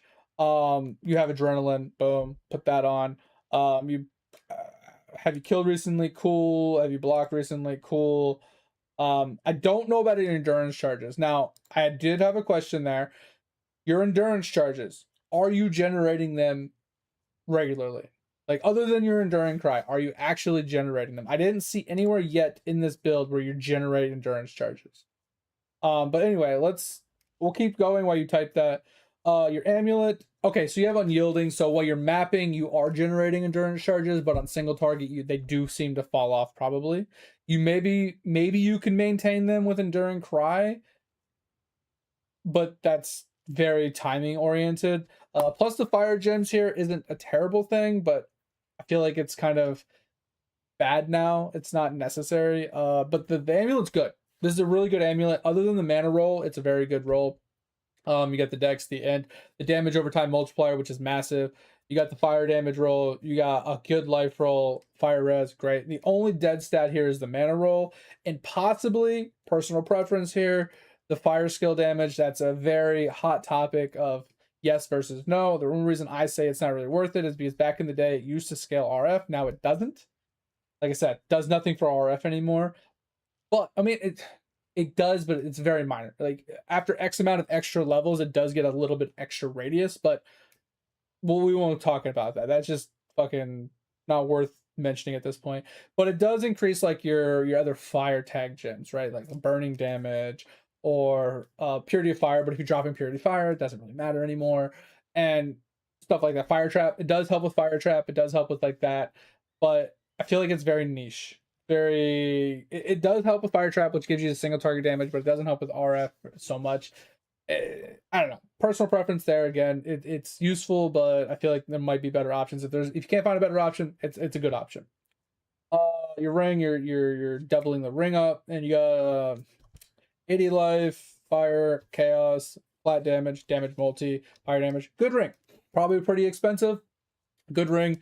Technically, yes, you could get a better ring, but pretty good, pretty expensive, I would say it's mid to high end, not really high end, not really in game, but pretty freaking insane. Doubling it helps you out in the long run, so I like that. So if you do get an upgraded weapon ring here, you don't have to buy two of them. I do like this option.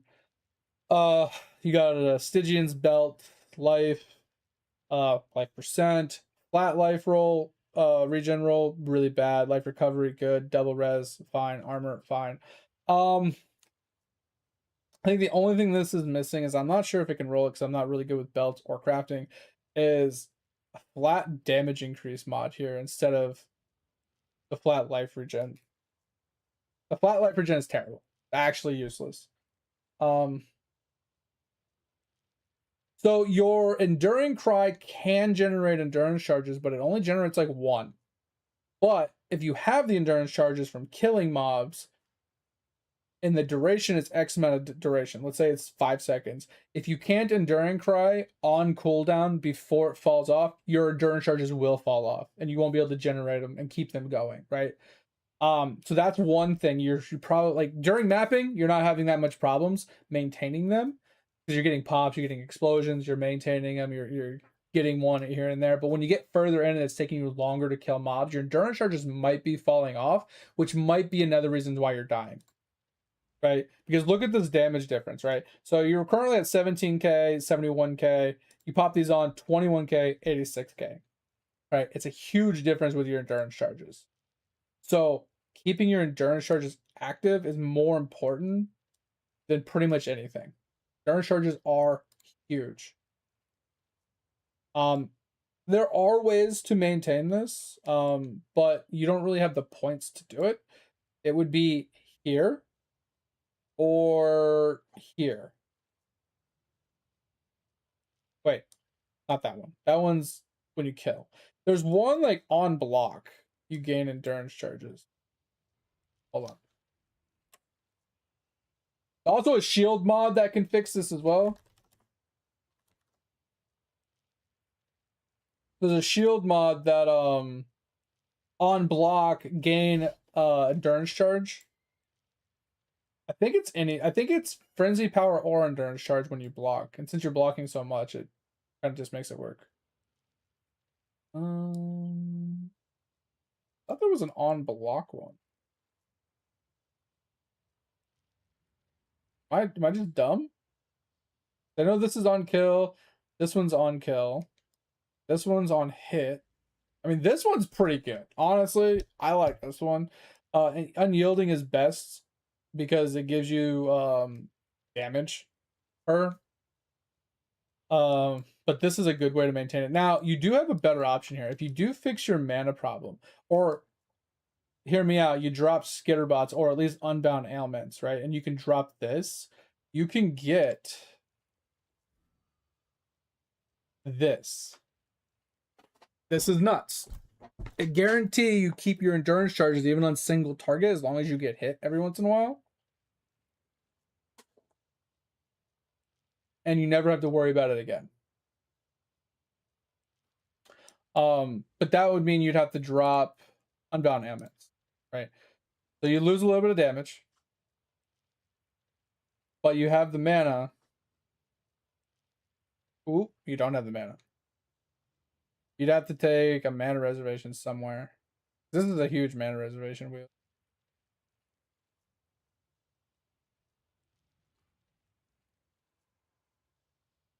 I was trying to think of another way to fix this for you.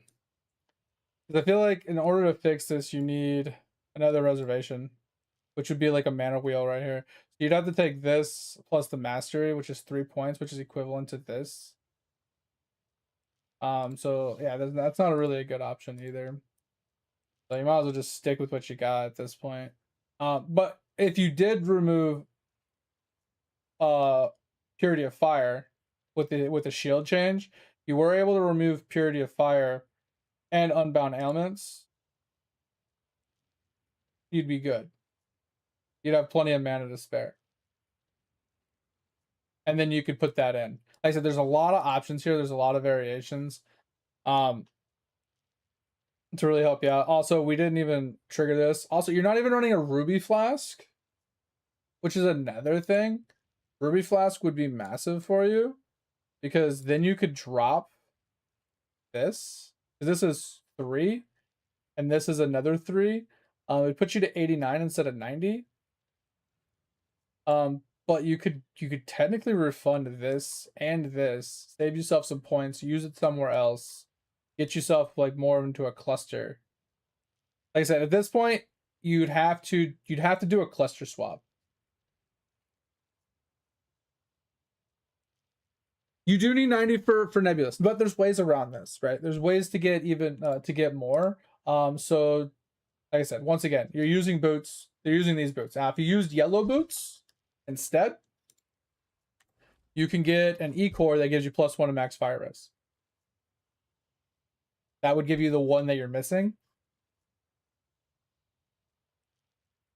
Right? So something like this. Yes, you lose the movement speed. Right? You lose the movement speed. You lose the adrenaline.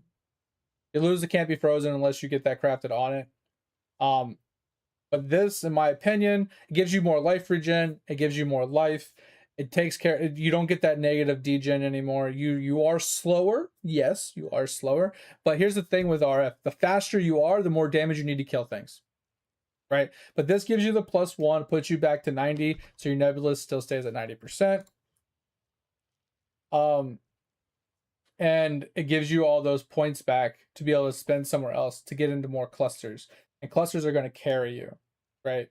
But also, like I said, if you rocked the RF or the Ruby Flask, they could give you more fire res as well. Since you're already losing the purity of fire, you can see like your reses are going down. But you know, Ruby kind of gives you another 50 res. It gives you the max res there on top of that. Helps out quite a bit.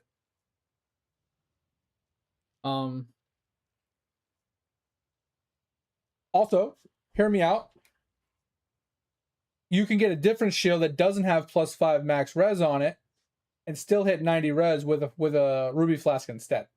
We're on an ad. Let me know when you're back.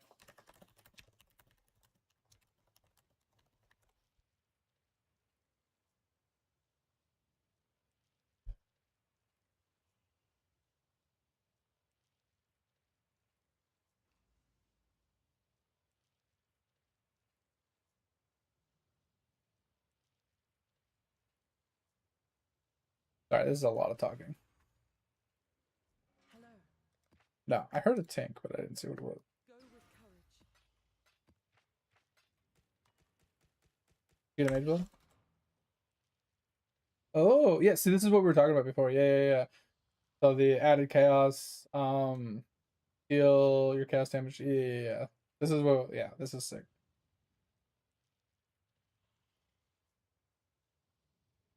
Yeah, let's go. Wait, did you use the thing that can juice it further? No, it's, I don't remember what it is. There's an item. I don't think it would work on this one actually.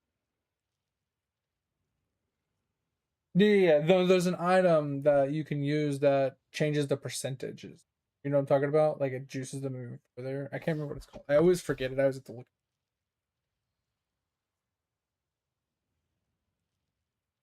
Oh, sorry, have. Before you leave, can you hear me? I'll look at your flasks. Okay, so what was the question? Sorry. So you got a diamond flask with armor. I don't see a problem with that. Swapping the affix for the region 3. So you don't want the armor? Wait, do you have a mage blood? If you have a mage blood, that makes sense for swapping that. Because that like having the increased effect, gain no charges. I'm assuming you have a mage blood.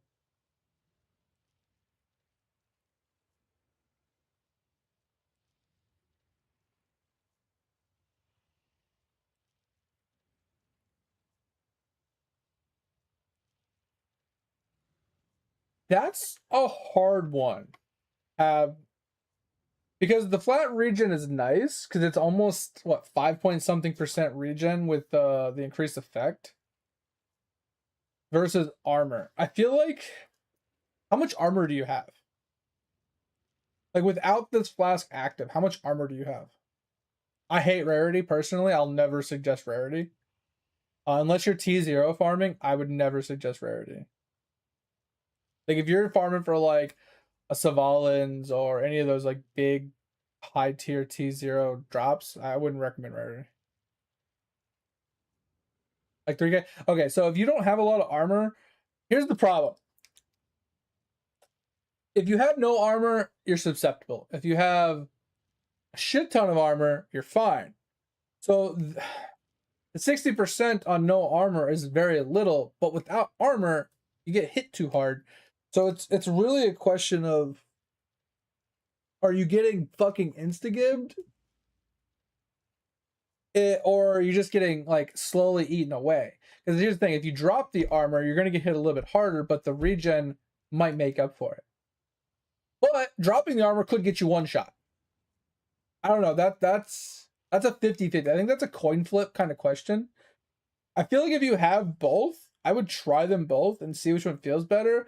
I want to say for consistency, the regen might be better because dot damage on the ground or taking a dot damage from moving from pack to pack. I mean, even if you're immune to things like there's burning ground on the ground or something like that, or caustic ground or something, you do have those little aspects. Or if you're taking like one random one-off hits here and there, the regen from pack to pack could be really nice.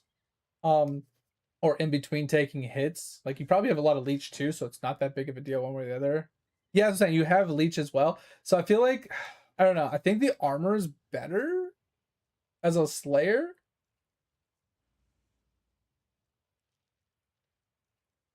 I don't know.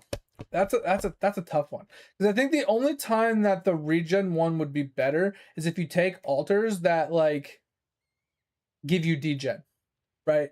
Like per endurance charge, less recovery or something like that, because then you can go negative and you can start degenning. I feel like the armor is better in your situation, even though you have no armor.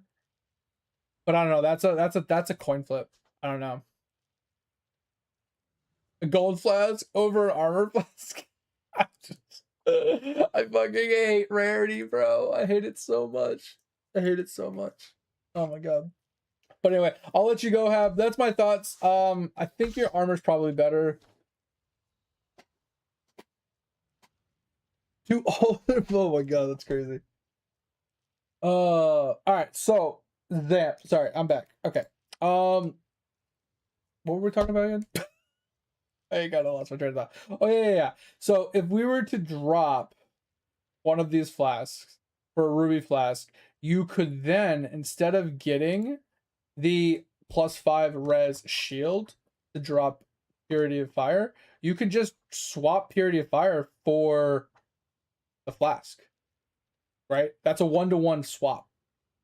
And swapping that out gives you mana, right? To be able to drop this. Right? And you could probably keep Unbound Ailments, even dropping that. So literally, flask swap, drop Purity of Fire, drop this cluster, put in a small cluster, the one that I showed you, to guarantee endurance charges, right? And feel like that will solve your, because I don't know if this is going to solve your problem, but I think having a reliable way to maintain your endurance charges so they don't fall off between packs or groups, like, because I think what could be possibly happening is you're going from pack to pack, but it's taking you so long to get a kill, right? And since it's chance on kill, only an 8% chance on kill, I feel like you might be dropping endurance charges, getting squishy, and getting smacked. Enduring exposure, I think that's what it is. Yeah, and enduring exposure. Yeah, I think that will help you a lot, just swapping the flask in. As I said, you can drop the Purity of Fire, you'll still be at 90%. You'll technically be 1% over if you swap the flask in.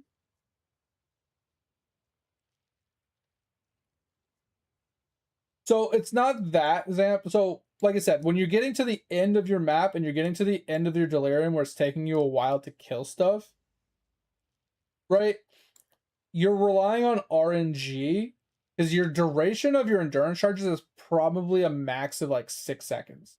So you have 6 seconds to get a kill from pack. So you kill a pack, you charge the next pack, you have within 5 or 6 seconds of getting there to get a kill that triggers unyielding to give you an endurance charge, or to pop your enduring cry to give you an extra time to get the kill.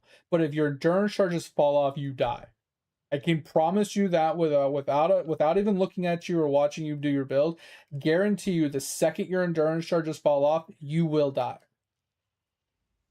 Because you lose so much flat fizz damage reduction, and Ellie damage reduction from not having your endurance charges, you're going to take so much damage in such a short period of time with only 300 net life regen. Technically, with whatever we just fucking swapped, you have even less net life regen because you lost fire res.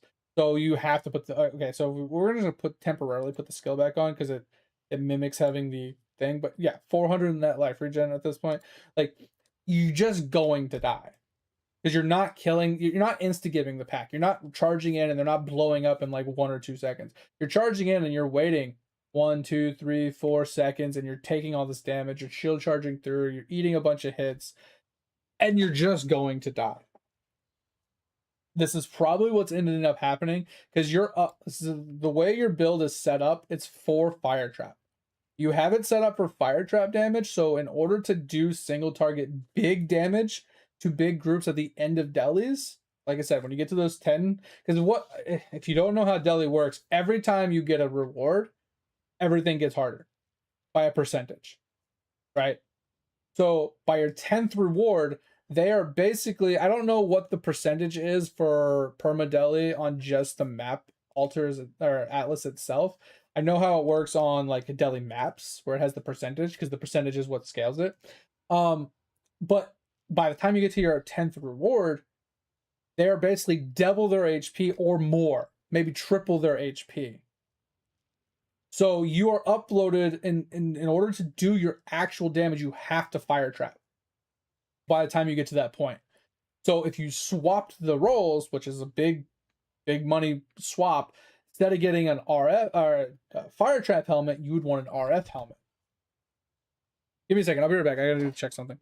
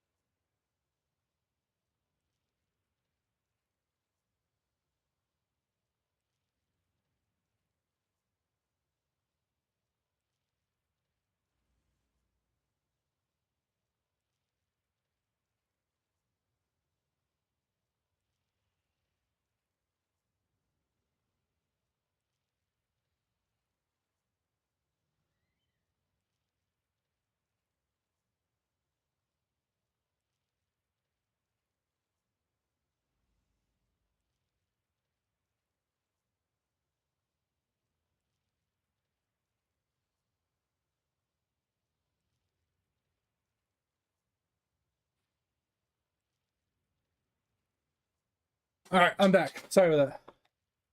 All right, so Zappy, this goes back to my original statement, right? What you're trying to build your character for. To me, it seems like you're trying to do mass pack size with deli and not big uber fights. Like, you're not trying to do boss fights. You're not trying to do anything like that. You're not trying to do a bunch of single target killing. You're trying to do mass just explosions, spamming the maps, kind of like a breach play, you know, deli play, you know, abyss play, things that have lots of densities, lots of map mobs, stuff like that, going for the big explosions, the ignites, just clearing screens, hitting drops. Sorry, I ran up and down the stairs a couple times.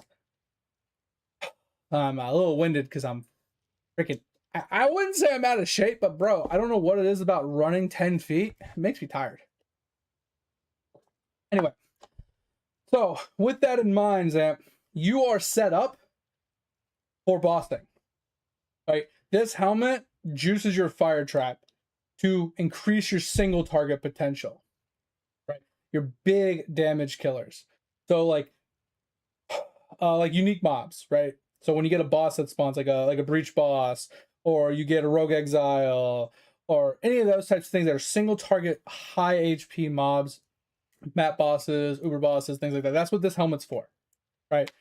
But if you're trying to map blast with high density, lots of mobs, you need more of a RF setup, right? Because you're not standing still to throw fire trap at 1,000 mobs on your screen. You're trying to shield charge past them to avoid taking damage while the RF is doing the work, to kill small mobs to blow up the screen, right?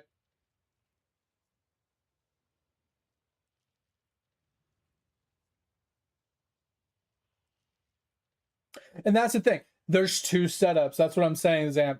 Is one is to kill bosses, one is to kill maps, right? And this is why a lot of people have been trying the new totem setup to get single target rather than fire trap, because it's more consistent. The totem actually follows the mob and it does damage and stuff like that, rather than the fire trap just staying on the ground. That's always been the problem with fire trap, is locking down the boss. But here's the thing. I would have to revamp some stuff. I had to make you a new helmet and whatnot. But putting fire trap in your chest will lower your single target damage, but not by a shit ton. Give me just a second. I gotta let the dog out really fast. Give me a second.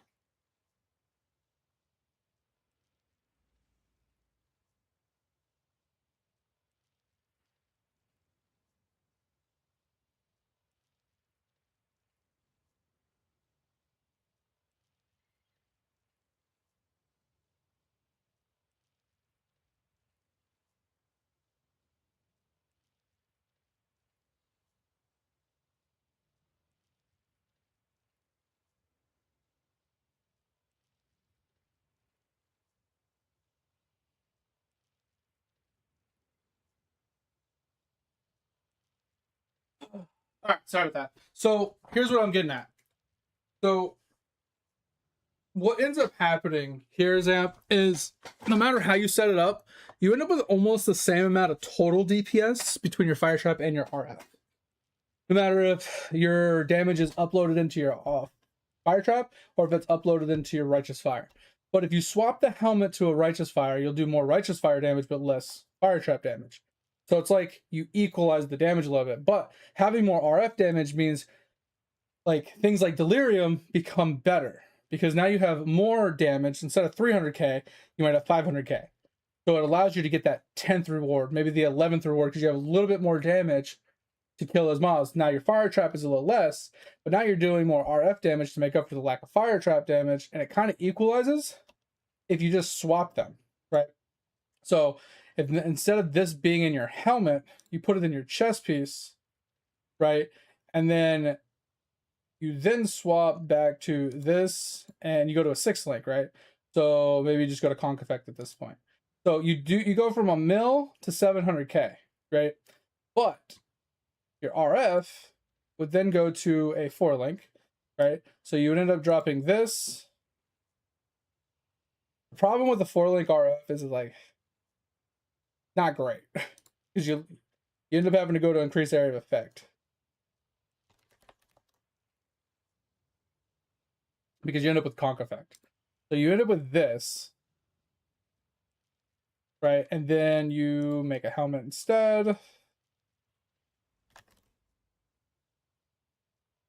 Doesn't really matter what the helmet is, honestly. But you do an essence craft here with horror. Add that in. And then you just do some, like, we're just gonna do some generic stuff. We need a elder base. We'll do like a conch effect with burning. And we're just gonna do something generic like this, okay? We'll just put it to 20 because that's kind of just what you're shooting for, right? Add this in, switch your helmet, or don't worry about what else it changes. We'll do that, and then we put this in the helmet. So now you lost the 200k from the fire trap, the 200k, or a little less than 200k. So you lose a tiny bit of total DPS, right? So if you look at this, you're at 500k. So we'll just add this and add this to full DPS, right? So you're at 1.2 million with this setup. If we swap this back, to body. This back to helmet. And we dropped these two. And then we go into here, swap your helmet back. You're at 1.5. So you lose about 300k total DPS, but like I said, you get that extra DPS on RF itself to help with the map clear, right? Yes, your bossing potential goes down a small amount, right? Because you're losing 300k DPS. So your bosses are going to take a little longer. Kind of sucks. Depends on what boss you're fighting as well. Because if a boss has ads, you get lucky with a Hinakura proc, they die. Bob's your uncle, you don't have any problems.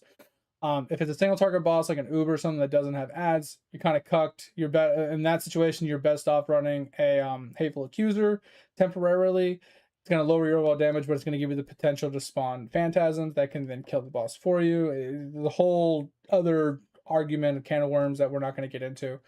But to solve your current problem that you brought up was you're running deliriums, which deliriums are map blasting, map pack size kind of, not bossing. It's blasting mobs and stuff, right? And if it's perma delirium, your best bet is to do a map where you can kill the boss first before the boss gets too juiced, and then blast the map, right? There's two reasons for that. We'll talk about that in a second, but doing that style is better because the boss dies before it gets too juiced, and then you get to juice the whole map using your RF. Having a better RF damage will help you in this situation specifically of killing those pack sizes faster, so you're not taking as much damage. Once again, having more net regen would also help. And there's, like I said, I've talked about 1,000 things. Hopefully you can remember some of them. But to answer your question earlier about the jewel in here, any jewel can be corrupted with an implicit. It's just very rare to get corrupted blood immunity. And corrupted blood immunity is massive. Like you said, being able to drop this to save a point is very good. But hear me out. Just because you're corrupted blood immune doesn't mean you're bleed immune. You still need to get a bleed immunity somewhere. And I know unique rings can get bleed immunity, but other than unique rings, I don't know if you can get it on just yellows. So you're going to have to get a flask for it. And you're already kind of flasked up, right? Because you got additional resistances. I feel like that's kind of meh. Don't really need this. If you get a ruby flask, you don't need to worry about this. Once again, more movement speed means more damage needed to kill things before you run past them, right? Personal preference here, I don't run movement speed boots. I don't run movement speed quicksilvers or anything like that. I run super slow, and I just reposition with shield charge or frost blink as needed. And I'm a lot slower of a player. You want to run super giga chad speed, you're going to have to run circles around mobs because you're not able to kill them before they get out of your RF, right? Unless you have giga chad RF damage, they're not going to die quite fast enough. Granted, this is also nice with extra armor. This is a really good one. Extra armor, you just basically have none without it, right? This puts you to 8k, makes you feel a lot tankier, take a lot less damage from hits. Super helpful, super necessary. Did we? Yeah, we have those enabled. Okay, so this is a guaranteed stay. Quartz flask, personal preference. Once again, it is a quality of life flask. No, nothing else. Phasing just prevents you from getting body blocked. Other than that, it really doesn't do anything for you. So if you're going to replace anything, it's either your Quicksilver or your Quartz Flask for the Ruby Flask, and I think you'll feel a lot better.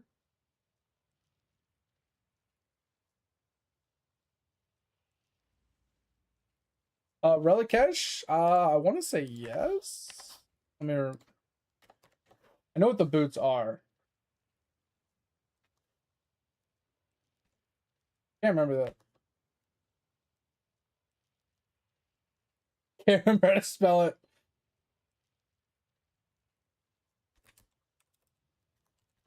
Thank you. Can't read, obviously. Yeah, so this is corrupted blood can't be inflicted on you, and that's it. So this does the same thing that the jewels do, but it also gives you the maximum number of whatever, either frenzy, endurance, or whatever. These are really good. Wait, soul? What's soul of Relic Cache? Okay, that one I don't know.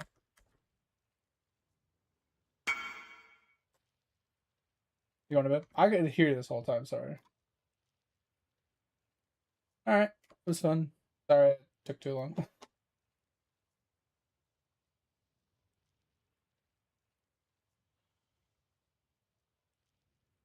Didn't you get no? Damn, that's like. How many mobs did you kill? Oh, I mean, you killed like 6 of the guys inside. Jesus, that's unfortunate. Yeah, that's that's crazy. Talk about wait, which one? Solo relic fish. Who's relic fish?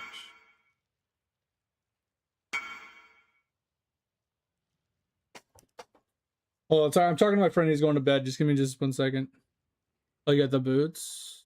Oh, yeah. I got 2 of them. That's pretty cool.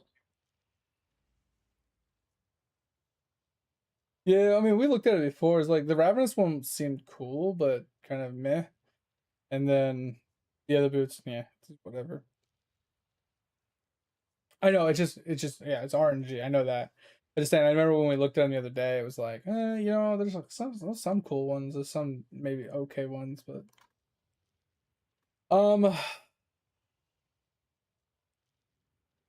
yeah, they suck. Yeah, anything's better, pretty much. Yeah. So to answer your question, Zamp, is this helps a lot, but doesn't fix the problem. Good night. It doesn't fix the problem, and the reason I say that is because Corrupted Blood can only stack 5 times.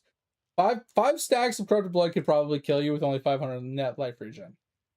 Also, physical damage reduction, physical damage over time, taken while moving, and it doesn't do extra damage while moving, still doesn't save you from being bled to death.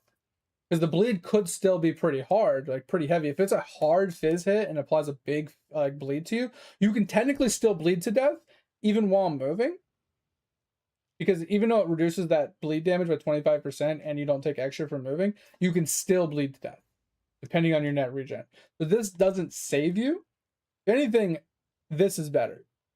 Rocking this to prevent, like, to make you semi-poison immune, because only 3 stacks of poison and it's less duration on you. It doesn't last that long. This is very helpful to prevent poison problems while getting a like a bleed immune flask, right? What I like to do is I like to get a unique one that bleeds can't be inflicted onto you, but they're expensive, right? You can also get a poison can't be, but you have the Ring of Calandra, right? And I don't think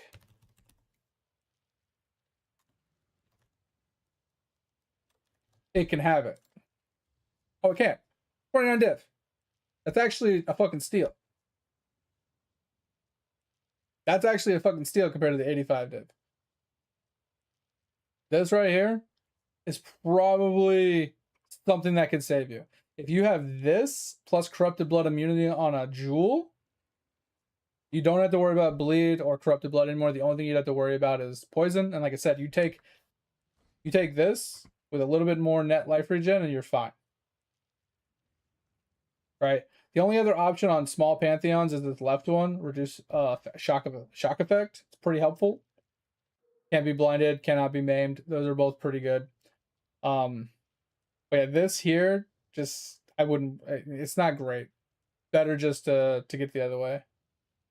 Like, there's a lot to think about. Like, the thing with RF is there's 1,000 ways to play it. There's 1,000 ways to go about it, and every way is different. And everything requires you to like revamp everything to go one way or the other. It's just finding the way you like to play, finding the way you enjoy doing things. Also, if you have this, and just notice that you don't need a sulfur flask.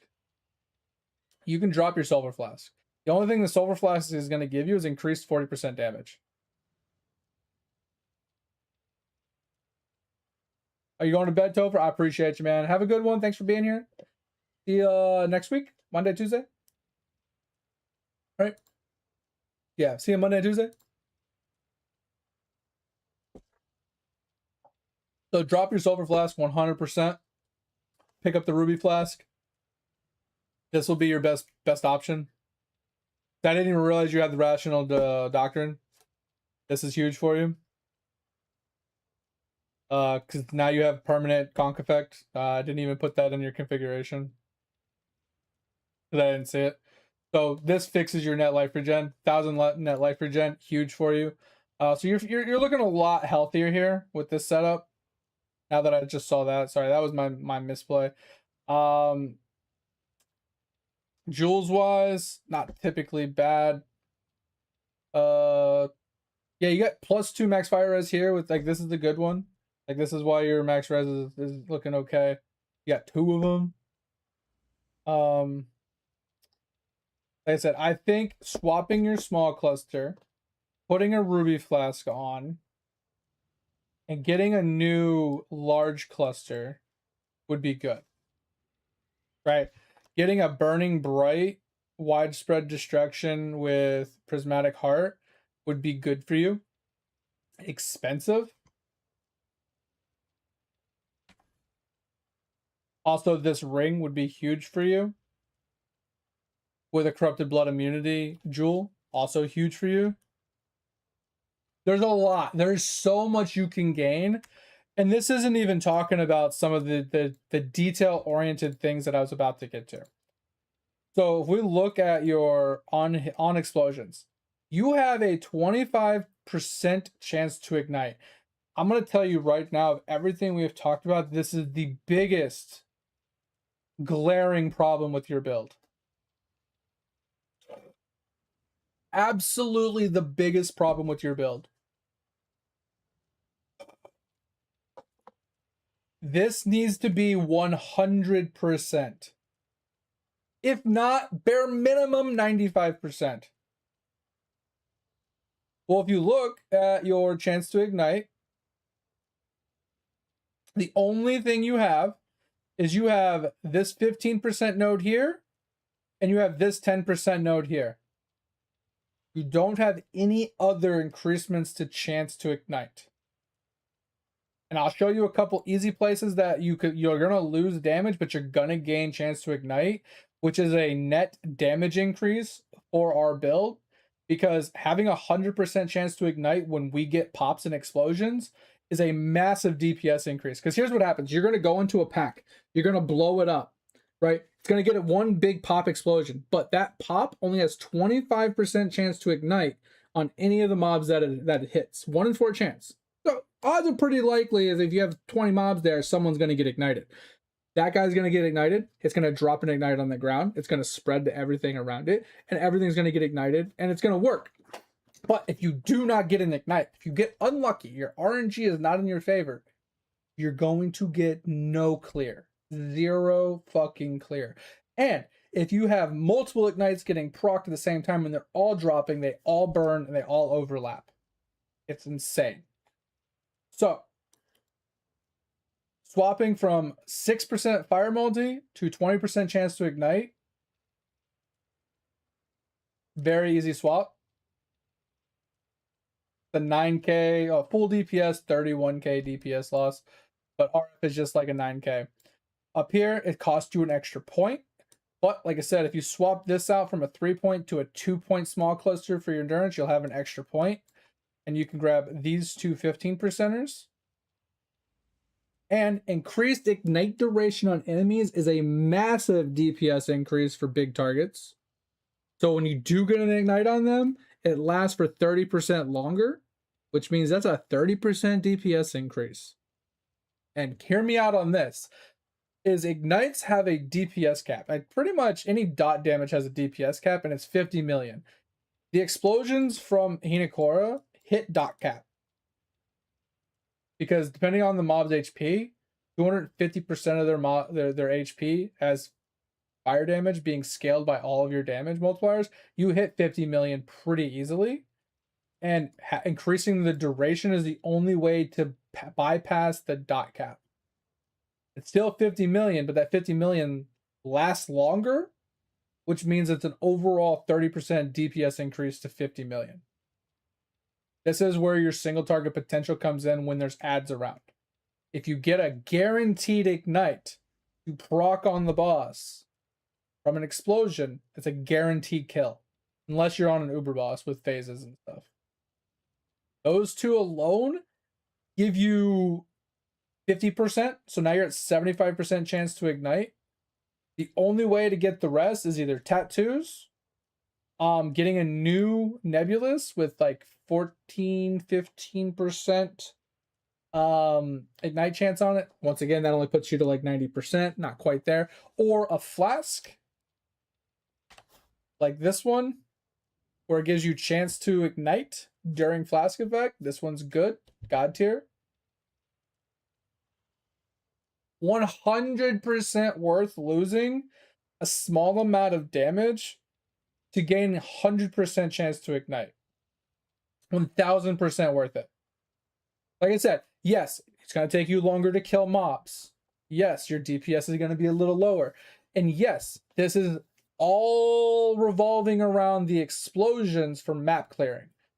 Once again, like I said, you have one or the other with RF. You either have bossing potential or you have mapping potential. It's hard to do both because one is fire trap oriented, which is you're throwing your fire trap, you're face tanking the boss, you're trying to keep him in position to do your big dick damage with fire trap, versus you're shield charging around, trying to get explosions and so on and so forth. If you're fighting a boss with no ads, you're kind of just, you're playing the wrong boss before the build. The build is not meant to fight single target bosses fast.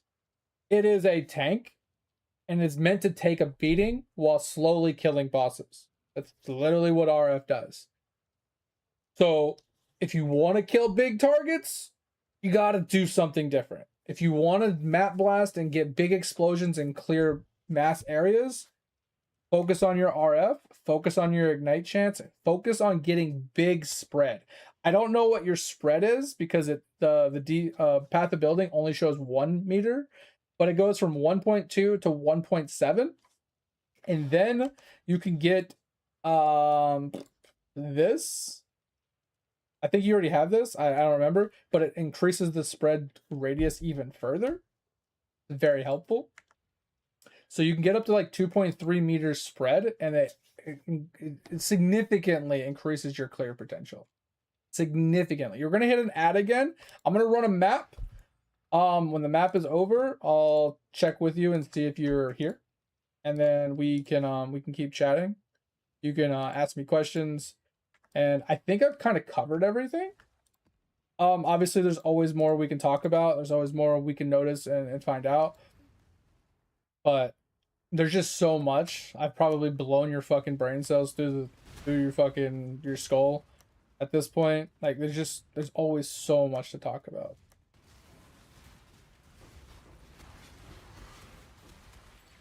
Like, I don't know if you were here for that, but this is what I'm talking about. I have such small amounts of damage. I'm not saying that those guys are hard to kill, but like, I walked in, got one explosion, everything burned, and just died instantly.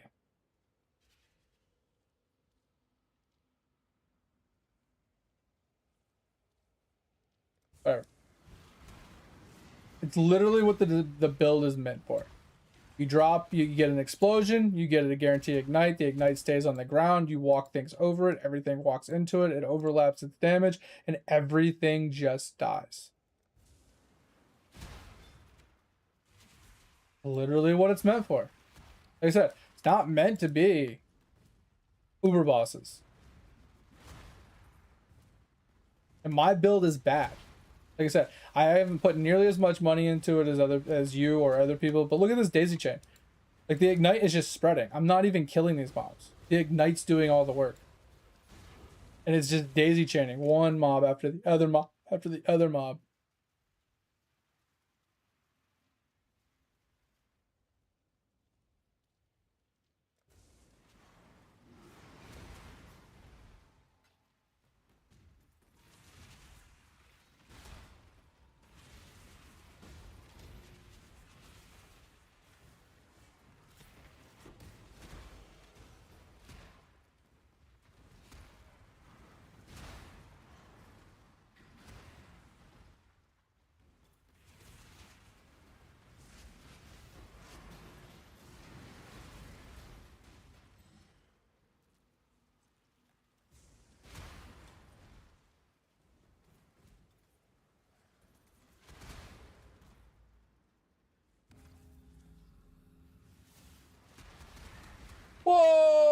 that hurt. Woo! We do not want to run this. That hurts. That was scary. Was not expecting that. Okay. I can tell you. Yeah. Are you back from your ad? Like I said, we can talk more about the build. I just don't want to keep just rambling if it's not stuff you can retain, or if it's not stuff that really pertains to you right now or you don't care about. You know what I mean? I wanna give you the information that is going to help. Damn, I took something that really fucked me. One of those altars really hurt. Probably not be taking bad altars. I should probably pay attention to the altars I'm taking.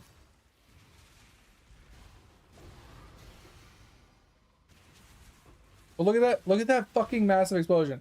Like, that's insane. And then if you keep up with it and you can daisy chain those ignites into so many mobs, it's fucking crazy. Alright, close enough. Go get this loot really fast.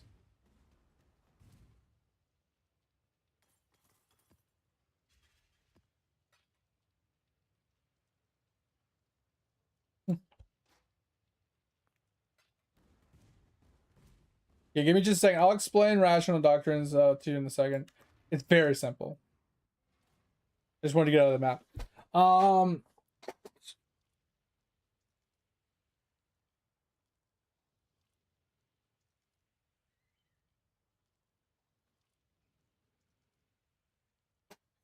Yeah, so that's the thing about this games app is it doesn't hold your hand, and you basically need a PhD doctorate in like fucking Path of Exiles to understand anything. And even me, after playing for like 8 to 10 years, and I've basically been playing nothing but RF, there's still things I don't know.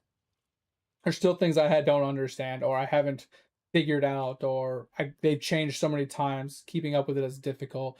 There's just so much information, and the wording matters, right? The difference between increase versus more, less versus decreased, right?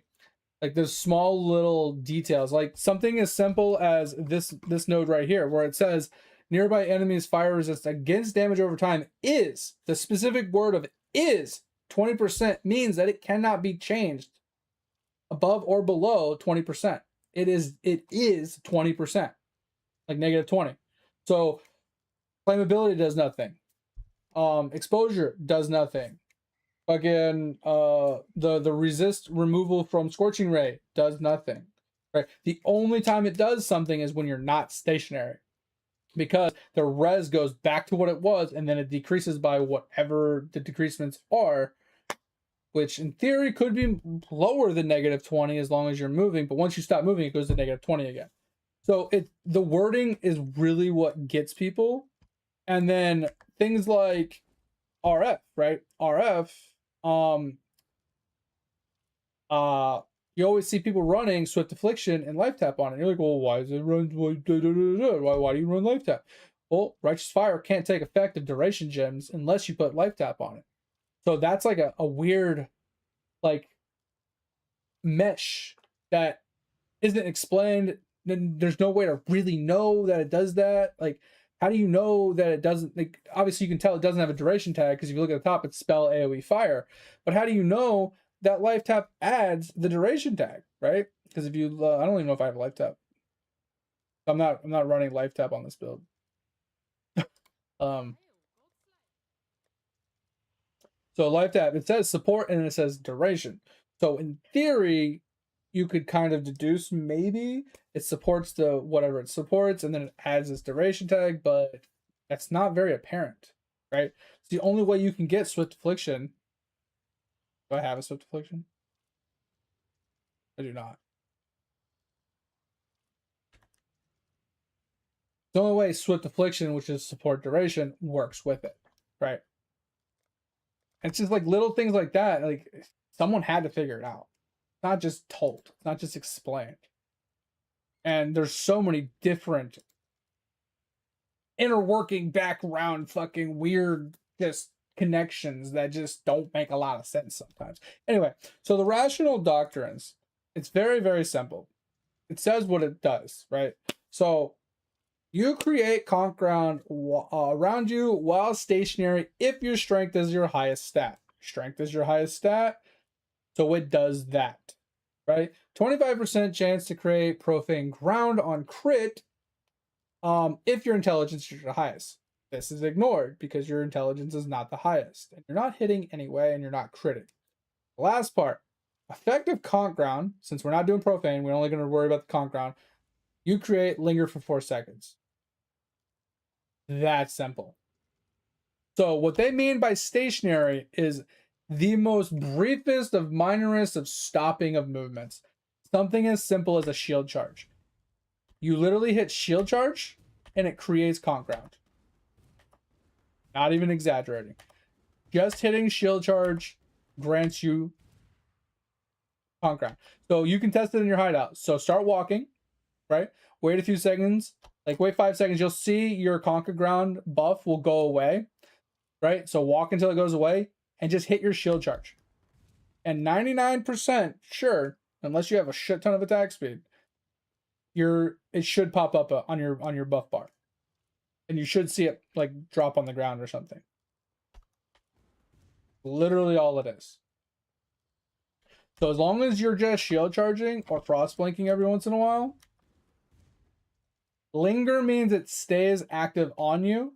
So kind of like, you know, when you have an endurance charge, how it has a duration, the lingering effect has a duration of how long it stays on you and active, which is what makes the doctrine so good. It's the same thing that you get from being a Templar. When you're a Templar and you go Pious Path, effective conk ground, you create linger for 4 seconds. It's the same exact thing as this for the lingering effect, but it's built into the jewels, so you can use it on any character. It's what makes the build tanky. So the nice thing about that is conk effect does 2 things. It gives you 5% regen, and it gives you, what's the other thing? It's curse reduction. I think it's 50%. Yeah, 50% reduce effective curses on you. So to be curse immune, you just need another 50% reduction. You get another 50% reduction, curses are no longer affecting you. So temp chains, elemental weakness, flammability, blah, blah, blah, blah, blah, blah, blah, blah, right? The whole list of curses no longer affect you, which is huge. So you can run curse maps. And then this 5% max life regen is massive for you. It gives you a lot of regen that you're lacking. And then if you have life regen rate, it boosts that. Right? So any percentages of health regen you have, any flat regens, all get increased by life regeneration rate. This is why it's like one of your king stats. Also why, for some reason, I'm the only one that does it, but I pick up Hardy when I play traditional RF because it gives 15% life regen rate plus like 3% regen just to get this node. Now, granted, this is once again, when you're playing the starter version, you're on the backside, so you can't reach it unless you take an extra couple points. Personal preference if you want to do that. I usually do because it's more safe for me. It's more tanky in survivability versus more damage. Like I said, Pox plays more damage oriented because he's a much better player than me. I play more tanky because I'm lazy and boring. And I'm okay with ZDPS. So I always go with the more safe route. But it seems like you're trying to go for like, I wouldn't say glass cannon. You're trying to like skirt the line of survivability while getting as much damage as you can get for juicing your maps. That's what it appears to me what you're trying to do. So you probably don't need to run it. Whatever.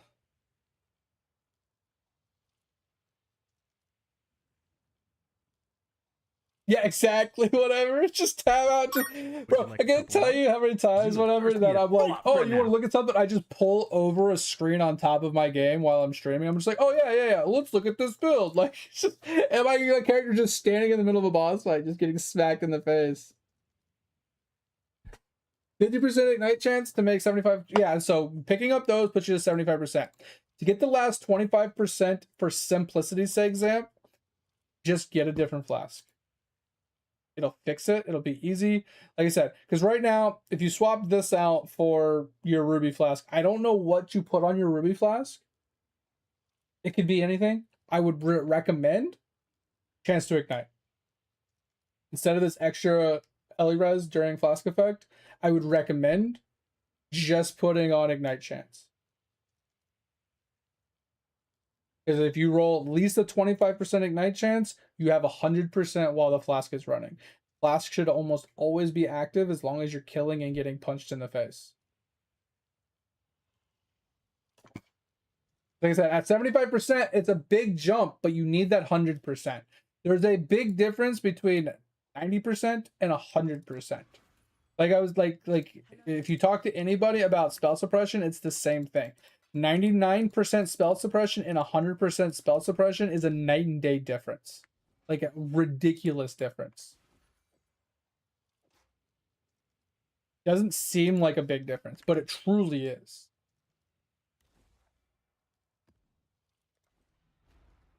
I'm gonna go pee real quick. I'll be right back. Give me a second.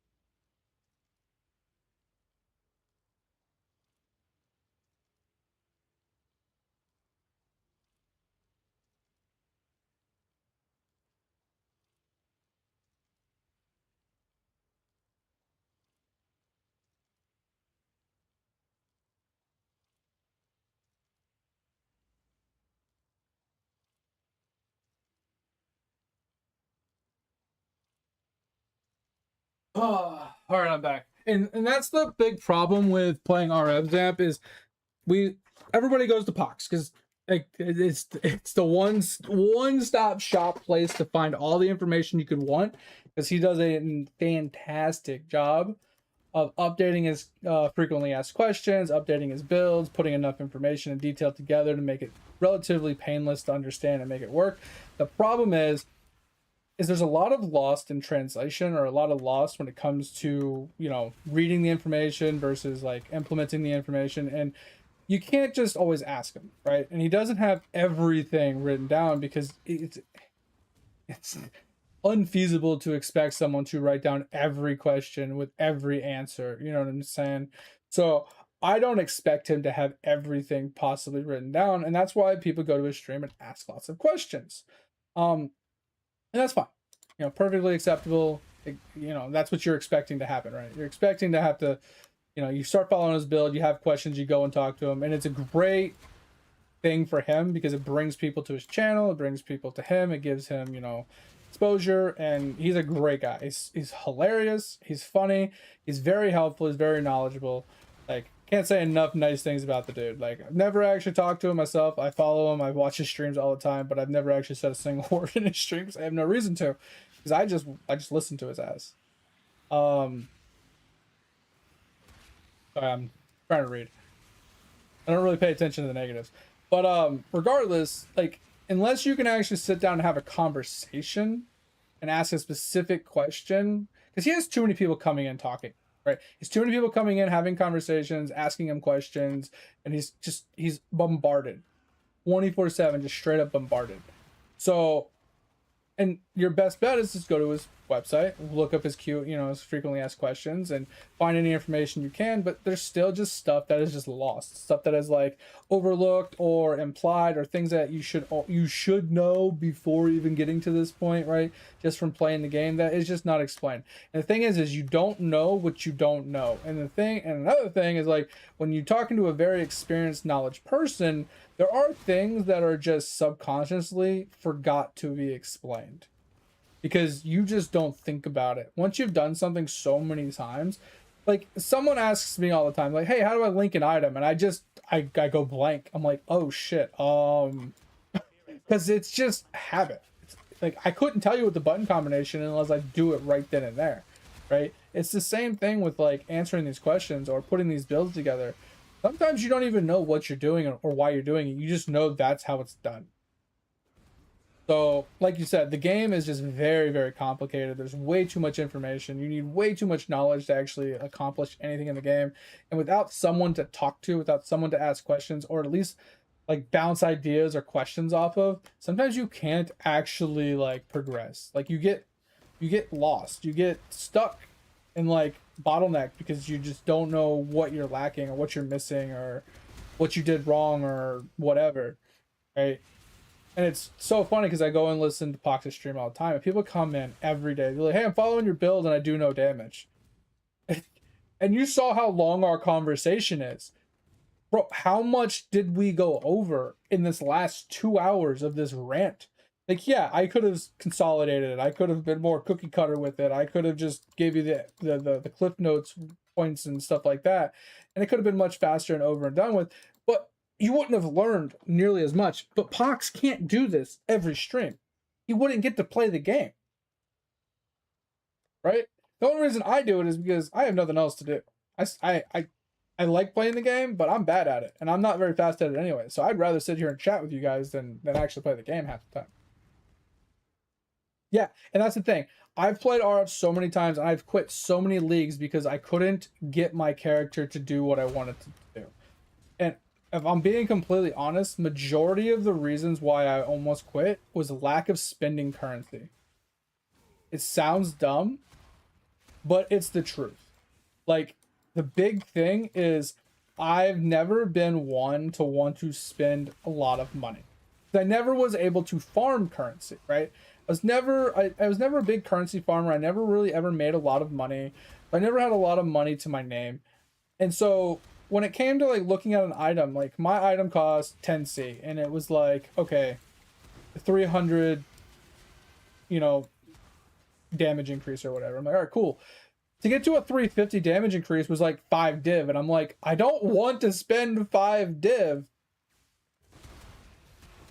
for like a 50% damage increase. Now, don't get me wrong, that damage increase scales with the next damage increase, with the next damage increase, so on and so forth. But it just, it's the thing that people, like, at least newer players, are not people that aren't able to, like, farm money, basically, right?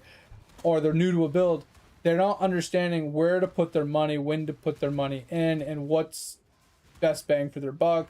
Or they're like, oh, that's too expensive, I can't afford it. Or that, I can't farm that much money. Or I'm going to put my money here instead. Like, it's just one of those things. It just takes time. You have to figure out how to play the game first. You have to figure out how to make money first. You have to figure out what kind of play style you want to be, what kind of skill you like, and then learn how to buy your gear. There's so many ways to save money when buying your gear. There's so many ways to spend your money more wisely. But if you're not investing your currency back into your character, you're gonna hit a brick wall. This build can get to tier 16 maps on almost nothing. Like, you can literally get to tier 16 maps with probably less than a divine in gear with no problem at all. But once you get to that point, scaling past it requires a lot of money. Because for one, the sorry, like I said, once again, I'm trying to read. That is huge. Fizz is extra cast. That might kill us. I'm just gonna go with this one. The thing is, like, the items for RF, especially traditional RF, are so inflated because so many people play it because of Pox, that getting anything that's semi-okay is so expensive. So this is why a handful of people like to play variations of it. They play RF, but they play it in like a non-meta form. And what I call meta, I mean they play a non-Pox form. They stay away from the Pox items because they know it's going to be inflated, right? That's why +1 to totem shields this league are ridiculously expensive, right? Because Pox put out his build that uses the totem. It uses, Scorching Ray of Immolation. So everybody's inflating the prices of that build. But that's also why, like, traditional RF items are really expensive, once again, because everybody's trying to run it. Everybody's trying to, you know, get it, and the items that have the right stats are just expensive because there's so many people looking to run it. But at the end of the day, like if you want to play something, you either A, have to learn how to farm currency and buy inflated priced items, B, you have to learn how to craft them yourself, or C, how to find an item combination that hits the same breakpoints but not in the same sockets or sections that he gets them in. That way they're much cheaper overall price. It's really annoying, if I'm being honest. But that's why, like, I take all the knowledge, I take all the information that I can get from Pox over the years, every league that I've played, and I find my own way to play, and I just play it my way. Now, to go into it even further, Zap, is this build can get even more wild if you transition. There's a lot of transitions to RF. You got the traditional RF starter league like you have, then you got the cluster variation, and then you got the life stacking variation. There's also a lot of other variations that are non-chieftain perspective or even chieftain perspective, but are different ways of playing it in different ways. 35 million RF damage. Guy has 23,000 HP. Right? A life stacking variant is the in-game meta for the build. Kind of requires a Mage Blood. It kind of requires a really big dick Foulborn Wrathpith shield. It kind of requires a very high tier Combs Heart Corrupted with very big life. It requires a really big life ring and a really big life amulet. That's what I'm saying. It's stupid expensive. This is the meta, and the meta is expensive. But it is worth it. If you can farm the items or you can farm the currency, this will like just fucking wreck. It will be so strong. It's crazy. It's tanky. It does a ridiculous amount of damage. You don't even need a single target on this build. It's just much easier. I don't like that he runs Immortal Call personally, but it is fine. I like this setup. This is my personal setup that I like. I don't know why he's running life tap. Why is he running life tap? Wait, what? I don't understand. Wait, what? Oh, that's fucking genius. Okay, I learned something today. Fucking genius. Wow, that's crazy. Okay.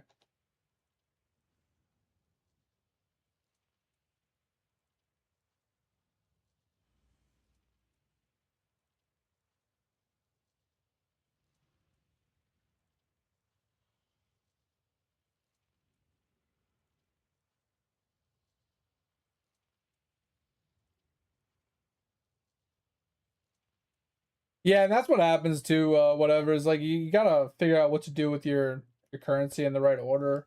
What your next big ticket item would be.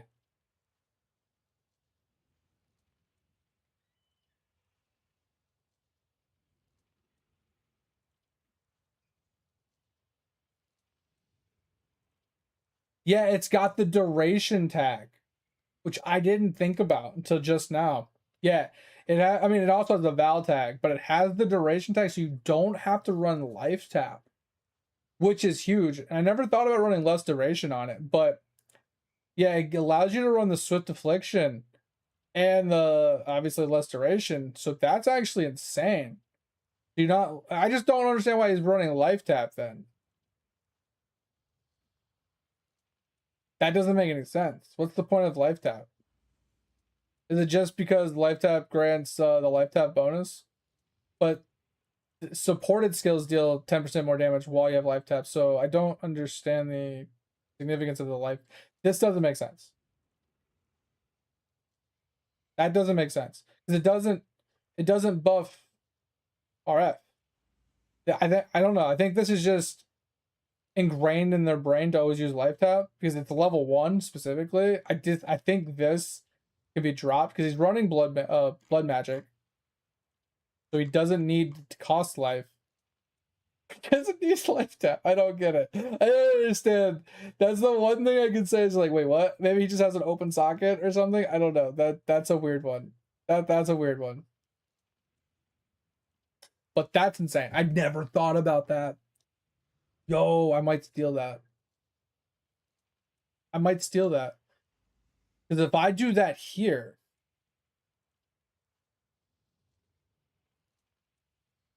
I'd have to get a better helmet though, right? Because mine's just increased area of effect. And if I dropped burn, I would need a new skill, right? Oh, that's a good idea, bro. I love that idea. I can't. My RNG whatever is so bad, and I'm so bad at actual crafting. Even following a video, I've never been able to craft a single item myself. I'm so bad at it. It's something I'll never get good at. I can't memorize things like that, and like it's too difficult. I always skip steps, and I mess things up, and I spend too much money. It's not worth it.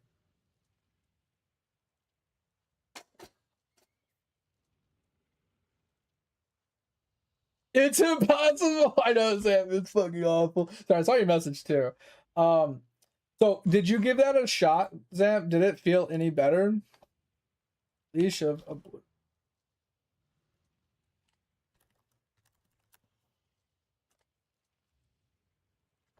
and further. Like I said, if you're only at 75 Zamp, you might see a small helpfulness, but you need, like I said, there's a big fucking difference between 99 and 100%. If I'm gonna be real with you, I'm so ingrained into PoE 1, PoE 2 doesn't make any sense to me. So the games are complete opposite ends of the spectrum. PoE 1 is about map blasting, going super zoomy mixed zooms with the, you know what I'm saying? Just fucking blasting and blowing up things on the entire screen. Now, PoE 2, on the other hand, is about blowing things up, mass explosions, crushing everything on the screen in fast motions and stuff, but it's slow. It's like you're walking in quicksand with ankle weights on and you're tied to a Jeep. Versus you're in a fucking McLaren fucking speeding down or racing a fucking jet on a high-speed chase or something. Like there's two opposite ends, right?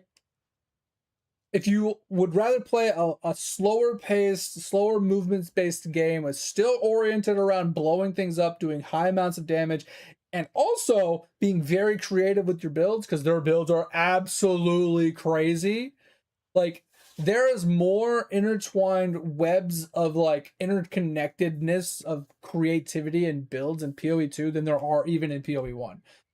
They're just done differently, right? PoE 1 is more oriented around the creativity comes from the different uniques that you can get and the different crafting systems that you can do to make different weird unique items that work in weird anomalous ways that you would never think to make a build. Versus PoE 2 is all about the creativity of the different support gems and the different ways that skills work together, and then the changes that you can get from the passive tree with a few uniques that also change things. They're both the same, but they're completely different. It just depends on if you want to go max 10,000 speed kind of speed builds, or if you want to go negative 10,000 speed crushing everything builds. Like, I played a rake blood hunt build a couple of seasons ago in PoE 2, and it's not a mapper by any means, but it was a bosser. I literally would walk up to a boss, I would hit my rake, I would apply a bleed, I would disengage away from it, wait 2 or 3 seconds, and then I would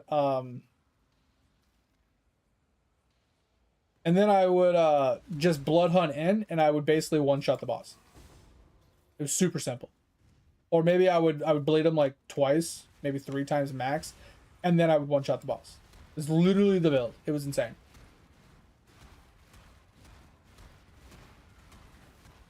Absolutely insane.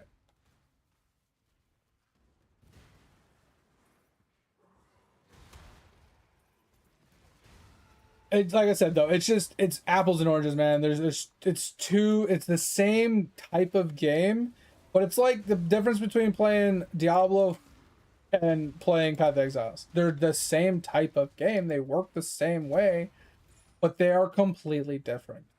They're just played differently.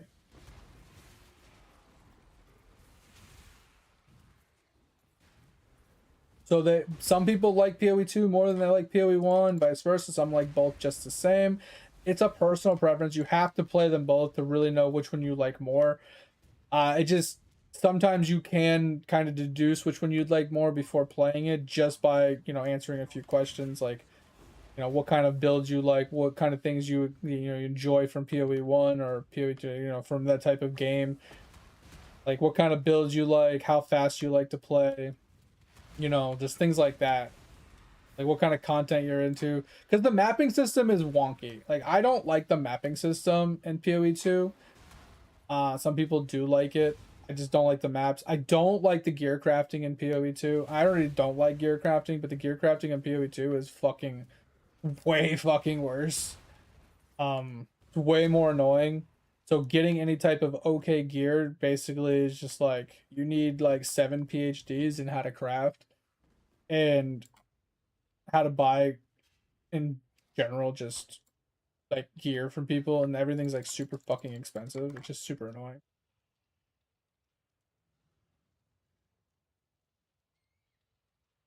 Yeah, just removing the trap in mine was gonna give you like a 40% damage increase or something, like a 30% damage increase. No, so the boss damage is better because you're fire trap. Now, the only reason your boss damage would be better with increased chance to ignite, there's two things. Your fire trap does have a hit mechanic which can increase its chance to ignite, which will give you a small increase in damage just from the ignite chance. Because when your fire trap pops and does the initial hit, that hit can apply an ignite, which is a little extra damage on top of the burn effect on the ground, right? So it is, you did get more fire trap damage, but you also got more ignite damage to your fire trap. So it's a two-pronged approach on that one. But the thing with the ignite chance, it's all about killing the mobs near the boss. Like you see my boss right here, right? I pull them together. If I get a pop, which I did not, you will see all of my bosses will die. Every single one of them will die because I get an ignite that lands on the ground and it spreads to everything around it and everything just dies. And then if a mob is not inside the range, I can kite it into it because it lingers on the ground for a few seconds, like for 5 seconds or something. And that is where the true potential, see that one just died. So if I can kite him in, no, he's not going to move. If you kite him into it, they just burned it out, right? It's all about getting that pop. And this is what I mean. Like, so for single target bosses that do not have ads, running the Hateful Accuser fixes this. You're going to have an ad in about 30 seconds. This is, for my build, I run the Hateful Accuser. It is a big DPS loss to my character, but it allows for me to do this, to fight a single target boss with no ads. Right. Now, if I was a little bit more sweaty and I wanted to try a little harder, I would just ring swap. So when I get to a boss that doesn't have any ads, I'd put the Hateful Accuser on and I would kill the boss and then I'd swap back to my damage ring. That's what I should do. But like I said before, I'm a lazy bitch. So I don't change my shit. Sorry, let me catch up on what you're saying.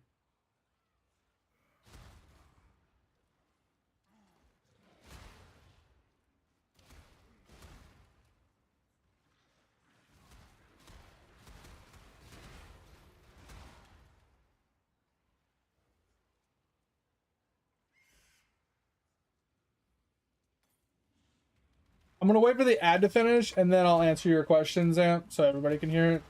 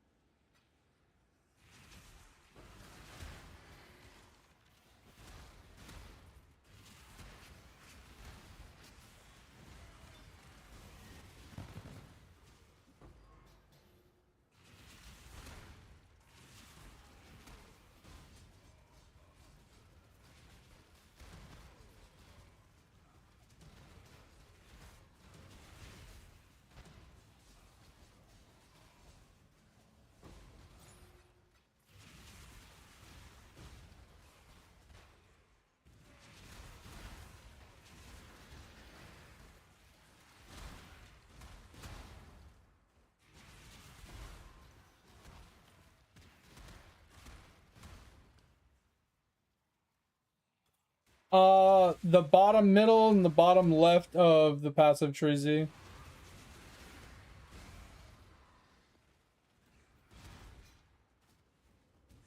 But like whatever said, it's the best place to do it is just to get it on a cluster. It just saves you so many points. Or get like it's just super consistent. It's much more consistent to have it on the cluster. And it allows for you to still have an anoint.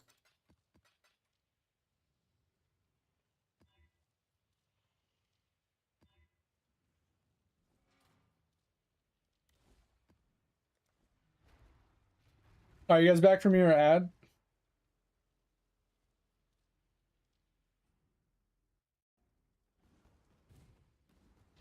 Okay. Yeah, I was waiting on everybody to come back from the ad.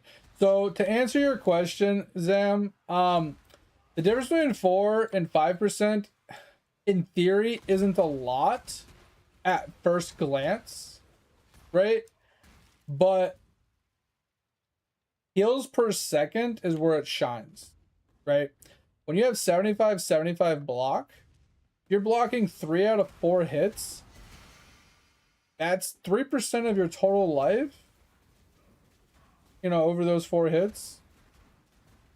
Could definitely make the difference between you living and not living, right? Because especially at 7,000 life, I mean, that's an extra 70 life per block. Seems like very little, but 70 life is a big thing. When you have 400, let's say you have 1,000 life per second, an extra 70 life is a decent chunk of life, right? It's a massive difference in survivability. Now, that being said, I would, depending on what you get hit by, you're still gonna die, right? Because if you get one hit, you get one hit. Like extra, you know, extra little percentage on block isn't gonna save you from a one hit. Like, there's nothing gonna save you from that. If you stand in something you're not supposed to, you're just gonna die.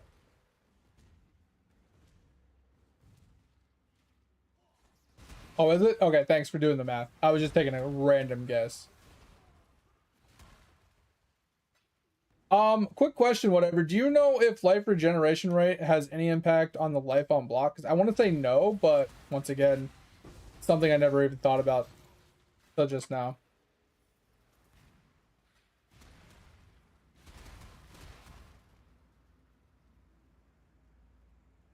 Yeah, and that's once again the slow and steady trickle of you dying is 100% because you have low life regen. You only have 1,000 and you're constantly taking hits. Like I said, since you're glancing blows, you still take 65% of the damage. Only a 30% damage reduction basically. So you're still taking damage every time you get hit, and then you're not regenning as much as you're taking. Right, 1,000 life regen is not a lot when you're constantly getting bombarded with hits. So comboing that with another form of healing, which is why you have life on block, is good. So getting as much life on block as you can get is what you need. So 5% is really what you're shooting for, because any extra healing you can do is going to help you with that degen problem, with that slow and steady 1,000 cuts to kill you kind of thing, right? The only other thing you can do is, you're going to hate the idea, but for survivability purposes, a Defiance of Destiny is like God tier. It's literally like you can't die kind of God tier. But it significantly cucks your damage. Significantly cucks it. Absolutely cucks it. Because you don't get any damage modifiers from it. 0 damage modifiers. So take it with a grain of salt, right? Once again, it goes back to the importance of what you're trying to do, right? What you're trying to kill, what you're trying to set your character up for, how tanky you need to be, how much damage you need to be. Like it all comes back down to that, right?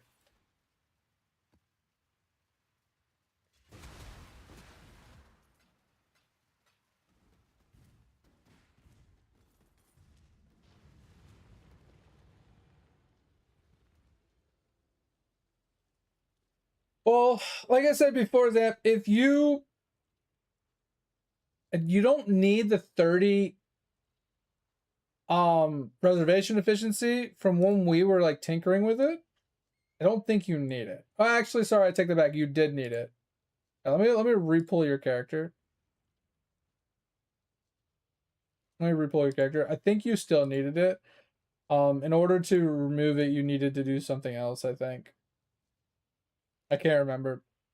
Yeah, because you're at 0%. You still have Purity of Fire on. Interesting. I thought you changed your build up a little bit.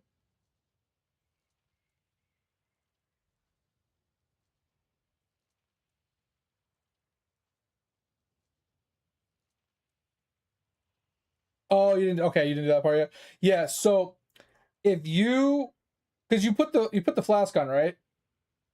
Okay, you didn't put the flask on.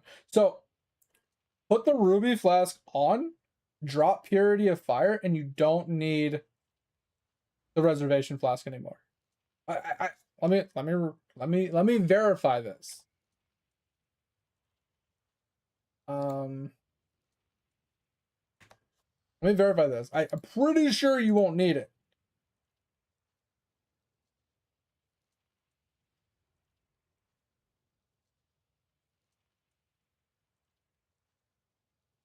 I 100% would recommend as well to get Ignite.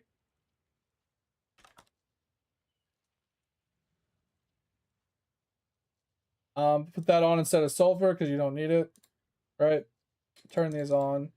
And then with this, you can drop Purity of Fire, stay at 90%. You could drop this.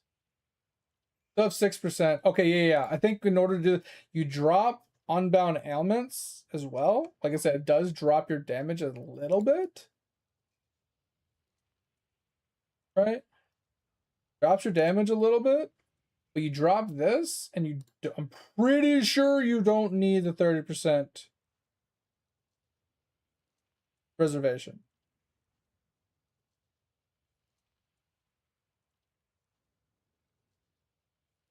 Okay, you still do. Fuck. Well, shit. I was hoping you wouldn't need it.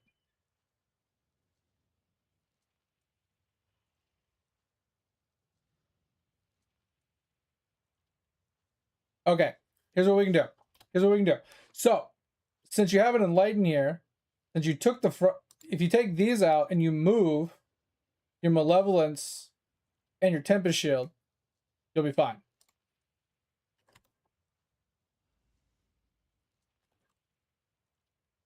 You go to this instead, and you're good.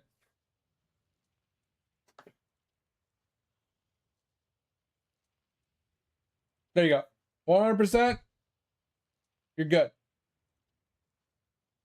So since you drop those, you can use those 2 open slots to move your Malevolence and your Tempest Shield over, applying the Enlighten to all of them.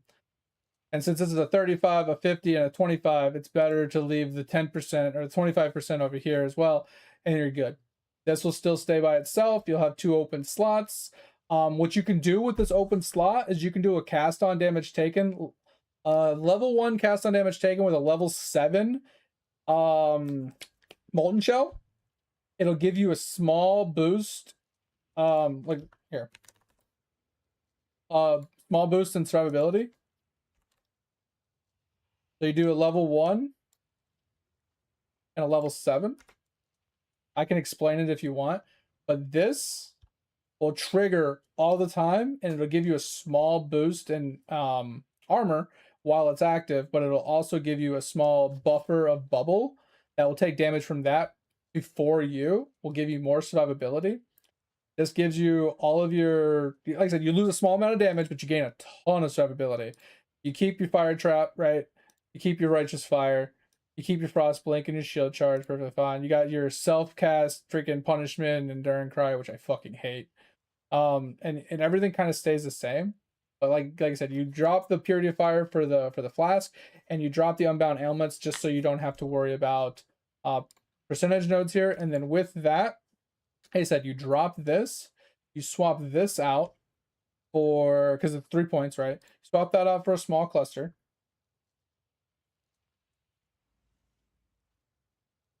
I think it's an armor cluster, and then you get enduring this thing, whatever it is, and you just get a 2 passive.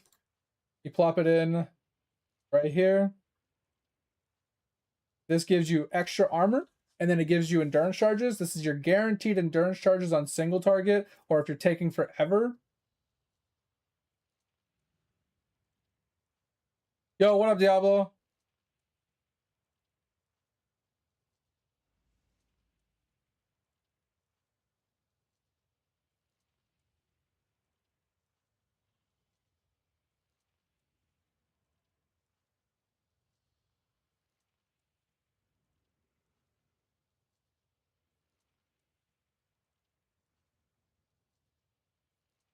Wait, Diablo, what are we talking about? You just came out of nowhere.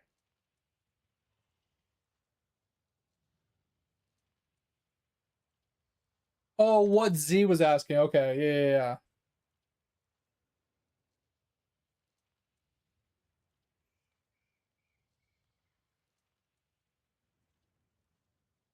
Yeah, I was so confused. I'm like, is Diablo being an asshole to me today and calling me a she? I was like, hey, I'm okay with it, you know. It is what it is. But I was like, bro, we've known each other how long and you're calling me a she like that? You're just coming out of nowhere? Fucking left field calling me a chick? I mean, I wouldn't mind being a chick, but I mean, hey. I got a dangler, I'm gonna use it. You know what I mean? Yeah. So Z, to answer your question, if you just come into here and type in enduring, right? You can kind of see you have unyielding, which you can anoint on your amulet, and 8% chance to get endurance charge on kill. It's good for mapping, really bad for bossing. You also have this one. You can anoint this if you really want instead. You get endurance charges when you're hit. Pretty nice, but it doesn't have any offensive capabilities. But when you're stationary, standing still, you get increased armor. It's pretty nice. If you're right next to it, you can pick it up for a couple points. I think you're right here picked up block. I'm not 100%, but if you are, it's right there. And then your last option is this one. It's block chance with endurance charge while when you kill while holding a shield. It's a little bit better. It's 10% instead of 8%, but you don't get any offense. You get just defense. So those are the only 3 real options from the tree. But the best solution is this, or my favorite option for the high-end potential people is a timeless jewel. Is my favorite. Is you pop a timeless jewel in here, you get this so you can tattoo everything, and you grab this and you're good. You're so good. Yeah, I will, Zap. But this is my favorite setup because it allows you to tattoo the entire tree. So good. All right. So the small cluster is literally just a 2 passive 15% armor small cluster, and it just has enduring composure. So just go, honestly, it's as simple as going into here, typing enduring composure, clicking on this, hitting search without a name in here, without anything in here. I broke it. Hold on. And buying a 2 passive. So like maybe popping this in, taking out these little thingies, right? Take this out. And then change this to a max of 2. And it's 50C. You could probably just roll it, honestly. Like, you can probably buy a base. Yeah, it's 100% worth 50C, but if money's a problem, you could literally just do this. Buy a non-corrupted one. 7C. And just roll it yourself. It's pretty simple. Just buy, doesn't really matter what you buy. Just kind of spam it. Pretty simple. You literally alt spam it and then regal it from there if you really want. Very simple. Like, here. I don't want to buy that one. It's 76. I mean, technically, yeah, fuck it, we'll buy it. I don't know what item level it needs to be. I don't really have any alts either.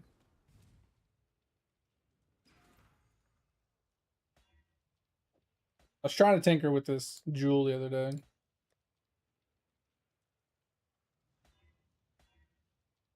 So the one thing is like when you hit something like this,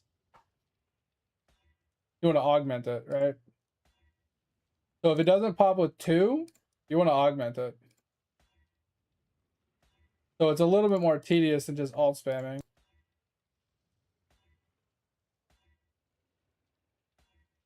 If it hits a name though, then you want to just go to the next one.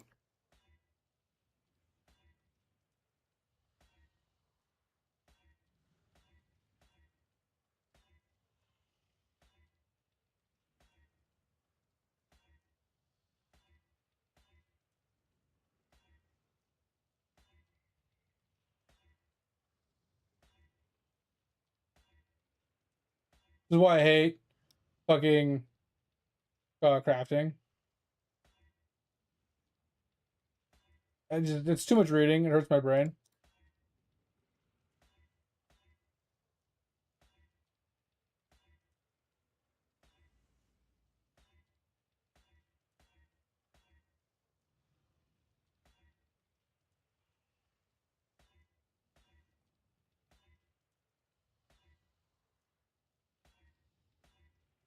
I honestly don't even know if this can hit what I'm looking for, but oh, you need the Defiance of Destiny. See? So search for this and look for like a 20% plus of the missing unreserved life bottom thingy majiggy, the bottom whatever mod. You want to search for that to be 20 plus. You can get a 24 for the money you have. I would get it. If you can't, then, you know, get the best you can get. But the higher, the better.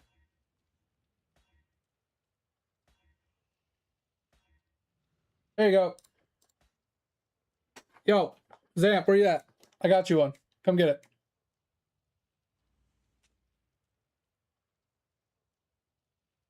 Here, I'll even wriggle it for it. Or do you want to? I'll wriggle it for you. It took me, what, 40 alts and a couple of augments? Like, I don't know how much alts cost, but... I want alts. I have C. Took me less than a chaos. Took me less than a chaos. Just type my name in. So go to S. You can add me to friends if you want. Just type in down here the character name, RageUMad. You can send me a message and you can join me. It literally, I bought it for 7 and it took me a chaos to roll it. I mean, obviously I regaled it after that. And not saying it's the best one possible because it rolled +5 dex and +15 evasion. Evasion's bad. Dex is useful for you. You'll get extra 5 dex from this, and dex is kind of a hard part for the build because you need a lot of dex for the Swift Affliction and stuff. But 5 isn't a whole lot. You're better off with like life regen or something on it. It's really not a big deal. All right, there you go.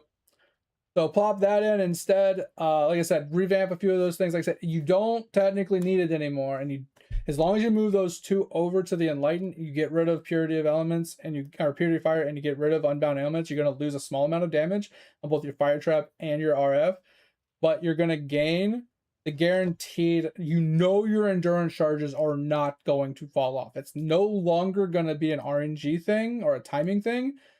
Even on bosses, you're going to have endurance charges as long as you get hit every once in a while. Use the, yeah, you kind of got a little fucked on your RNG on that one, but whatever. But this fixes that. Like I said, once again, I'm more of a defensive oriented person, so this is why the things that I will recommend are usually more defensively oriented. So you're going to lose damage, but your survivability is going to go through the roof, and if you can live, your damage doesn't matter as much, right? Especially if you're in perma delirium, you're running in, you're staying alive during these like hard engagements, and they're going to eventually die and pop, right? Yeah, so this is what I was saying before. With the extra point you had, you were able to pick up your ignite nodes, which you already did. So I don't know what you refunded, but you swapped this for this, and you swapped this for this, but you needed the extra point for the second one. That's why when I recommended this swap, the extra point would go here. So wherever you took your point from originally, you can put it back. Right? I don't know where you took your point from originally, but you can put wherever you took it from back. Does that make sense? Because I don't know where you took the point from to make the swap on the tree to get your ignite chance. Defiance of Destiny? No, but they're cheap. Do you need one?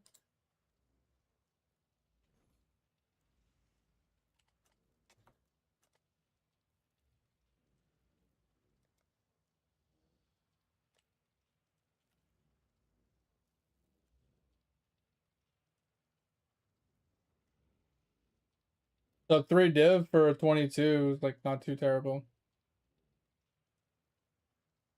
Yeah, the for 24, they're I don't have a 24 myself. I have like a 16. I'm being honest though, I'd almost rather just buy this. And then I think tainteds are actually a little expensive.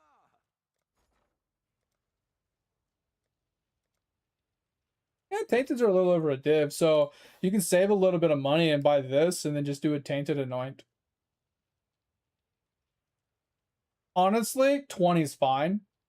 22 is icing on the cake. 24 is just like chef's kiss, you know, not necessary. But honestly, if you have 6 divines, you can just buy this. You buy this for 5, or this one for 5, or this one for 5, or whichever one you want for 5. And then you just use a tainted and you anoint it. Yes, it's more expensive. You have to change your anoints, but it's not that big of a deal. Doesn't truly matter that much. But buying this for 7 is perfectly fine. But like I said, if you truly don't care all that much, like shit, even something like this is fine. 300C and you use 300C to anoint it. It's roughly the same price as this one. Or okay, or spend the 3C and you can just change it as much as, or 3 divine, and you can call it as much as you want. The tainted oil right here. So tainted oil, you can farm these from corrupted blights. They're very rare, but you can farm it. But they're like, yeah, 270C, so it's a little over a divine to anoint.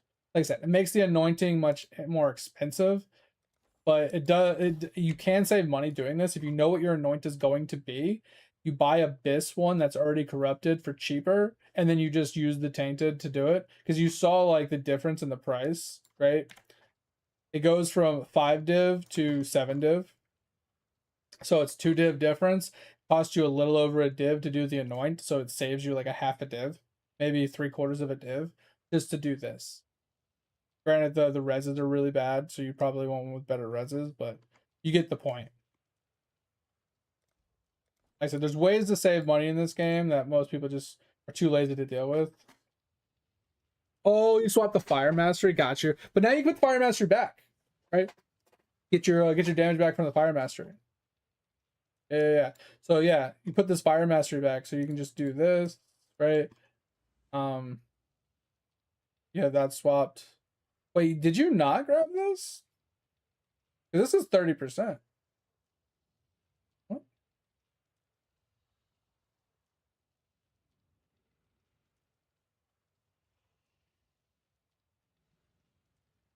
100% chance of a night. 100% chance of a night. Okay, sorry. That's huge.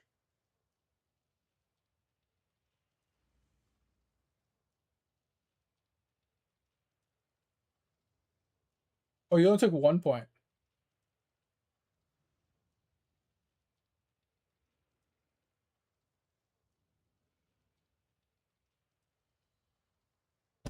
I'm confused. Because before I thought you had, oh, you have it here. Okay. I forgot, sorry. I'm used to this one being taken, sorry.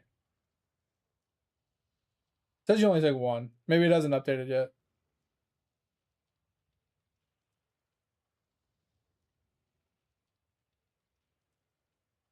But 60%. But then, oh, you don't have a flask on.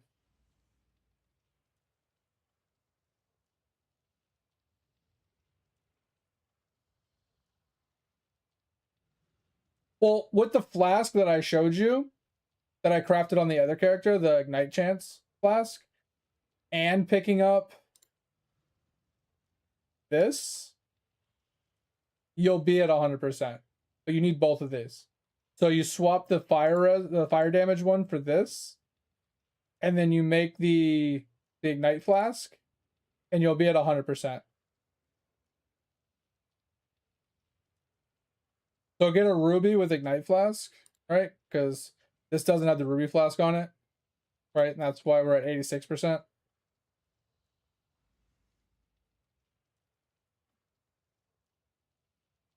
Yeah, you might have to like log out the character screen and come back. Sometimes it takes 5-10 minutes for it to update. It only updates every so often, so it does take some time sometimes. Yeah, it's not updating. So try and force update it by like logging to your character screen and back.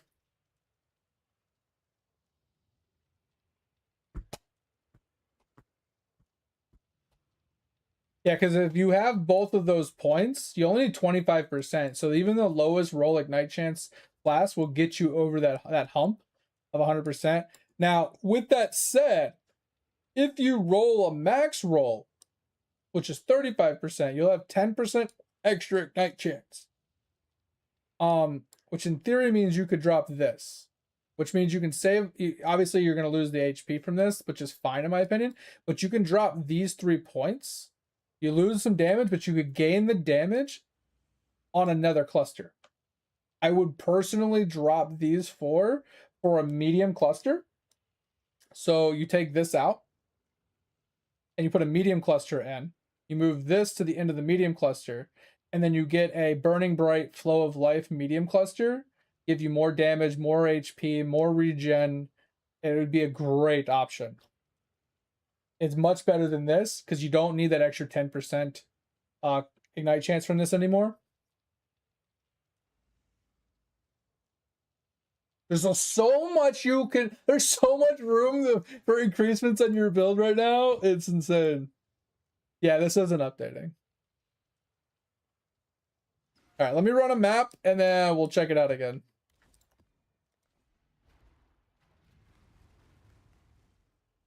No. I'm not saying. I didn't say that, Z. I was saying get a 20+%. Right? I'm rocking an 18 and it's fine, but shoot for a 20+. It's worth the price to get an extra 2% from what I have. It doesn't seem like a lot, but the more HP you have, that percentage carries really hard.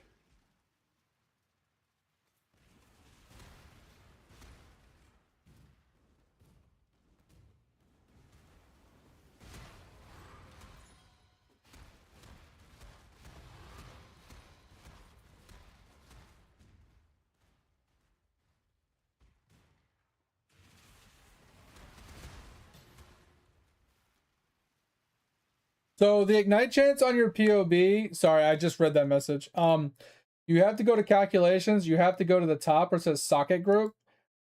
Change it to something that has a hit mechanic. So either change it to Fire Trap or change it to, I mean, Shield Charge or Frostblink might even show it. But I just go down to On Kill Monster Explosion, which is your Hinekora. This is what you worry about. And then you go to down here, it's like a couple rows down on the right, Ignite Chance, 75%. And if you go down to the chance to ignite, you can click on it, and then you can see where you're getting your Ignite chances from.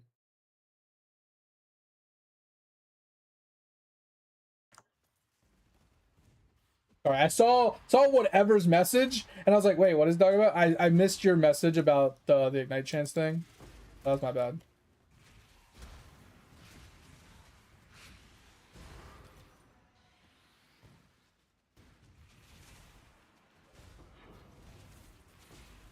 Also, I got a quick question. What map are you even running? I know you're running like Permadelirium and you're like map blasting, but what map have you been blasting? Because you're talking about killing the boss as well, and like I said, typically you don't kill the boss on this build. You play a map that doesn't require a boss kill. There's options. There's a lot of options that you can choose, obviously. Can I pick this up? Scarabs, div cards. We'll go with div cards. I don't know what the downside is, but we're going with it. I want to test. See if we can get some. Yeah. Oh, these guys don't pop. That's the problem. So this build kind of sucks for Legion because your Hinekora doesn't apply to these. So you can't really do a whole lot with this.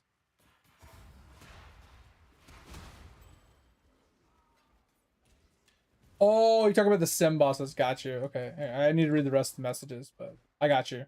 Yeah, when the sim bosses spawn. The thing with the sim bosses though is since there's mobs around, you just have to kite them to more mobs. If you don't get a pop explosion with an ignite, you just have to kite them to more mobs. Because they will follow you. You might have to go a little slow. Once again, you have like 1,000 fucking movement speed. So you might have to slow down a little bit so they keep up with you. But it's viable, basically, is what I'm getting at.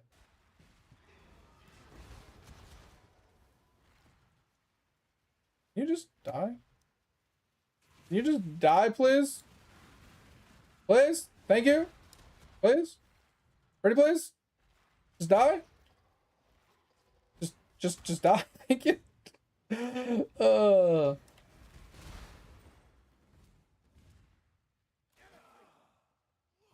You're on Tropical Island? Do you want a better recommendation? I don't know if you like Tropical Island. I feel like Tropical Island is too wide of a map. Because you have to zigzag back and forth because it's somewhat a straight line, but you still have to zigzag. And the bosses actually spawned on the map. Are you running Eater or Searing on your maps on top of this?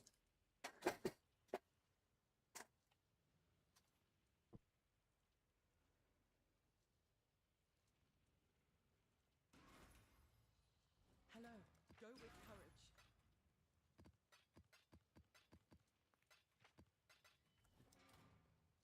You're gonna have an ad in a minute too. You're on Searing? Okay, so I don't know how you're doing your altars or what you're focusing on, but typically what people like to do is they like to run like Jungle Valley or something like that because the boss technically doesn't spawn on the map until you enter the boss room. So they run Jungle Valley, so every time an altar spawns while they're running the map and killing things, the altars can only give them options for non-boss options. Yeah, I mean it's just a great map. It's open, it's easy, but it allows for your altars to focus on the mobs and not the boss, right? If you have a boss that's already spawned in the map, just like tropical whatever, you run into a problem where your altars will spawn and say, hey, final boss gets blah, and it takes away from the actual good mods from the map.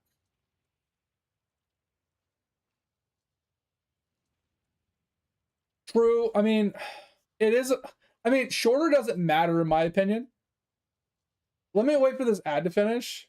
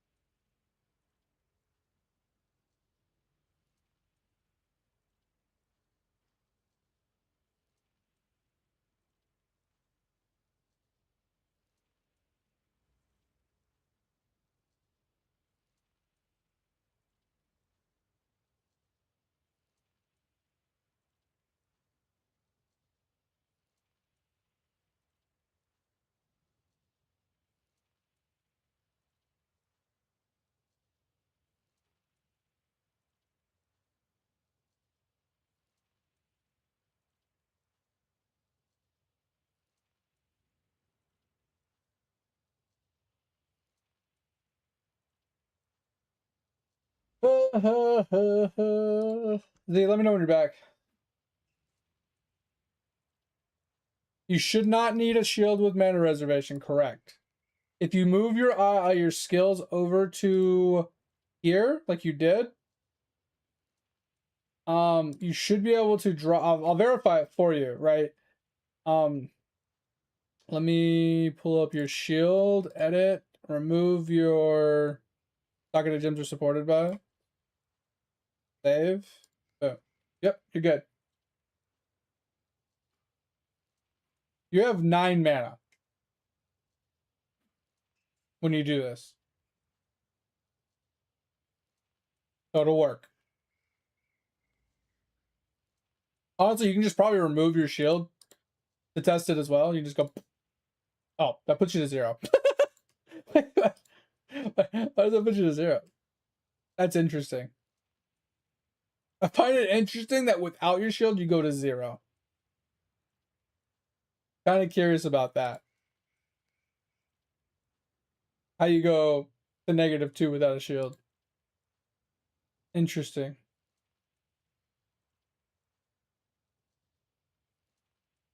I don't know what the spirit shield is. But even, okay, with a spirit shield on, you have something that has to do with a shield somewhere. But yeah, you should be fine as long as you put on any shield. So I did a quick little Google search, Zamp, and from what I can tell is if you're okay with that map, then that's fine. But they recommend actually Strand or Beach, and I think I know why.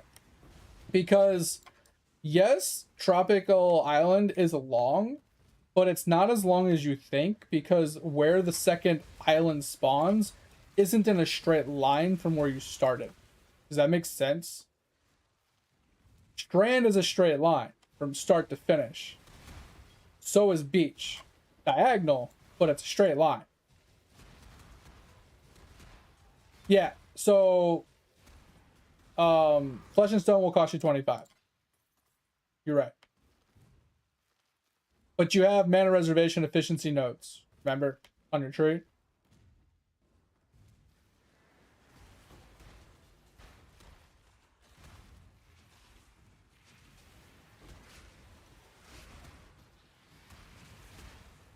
Because if you look at your tree, you have this right here. 8, 8, and then 12. So that brings it down to like 28% reduction. So instead of 25%, it's more like 18%. If you hover over it, it'll tell you how much it costs you. So hover over it, like this says it requires 19.53%. This is instant. This is 27.34%. If you just hover over it, it'll tell you how much it reserves.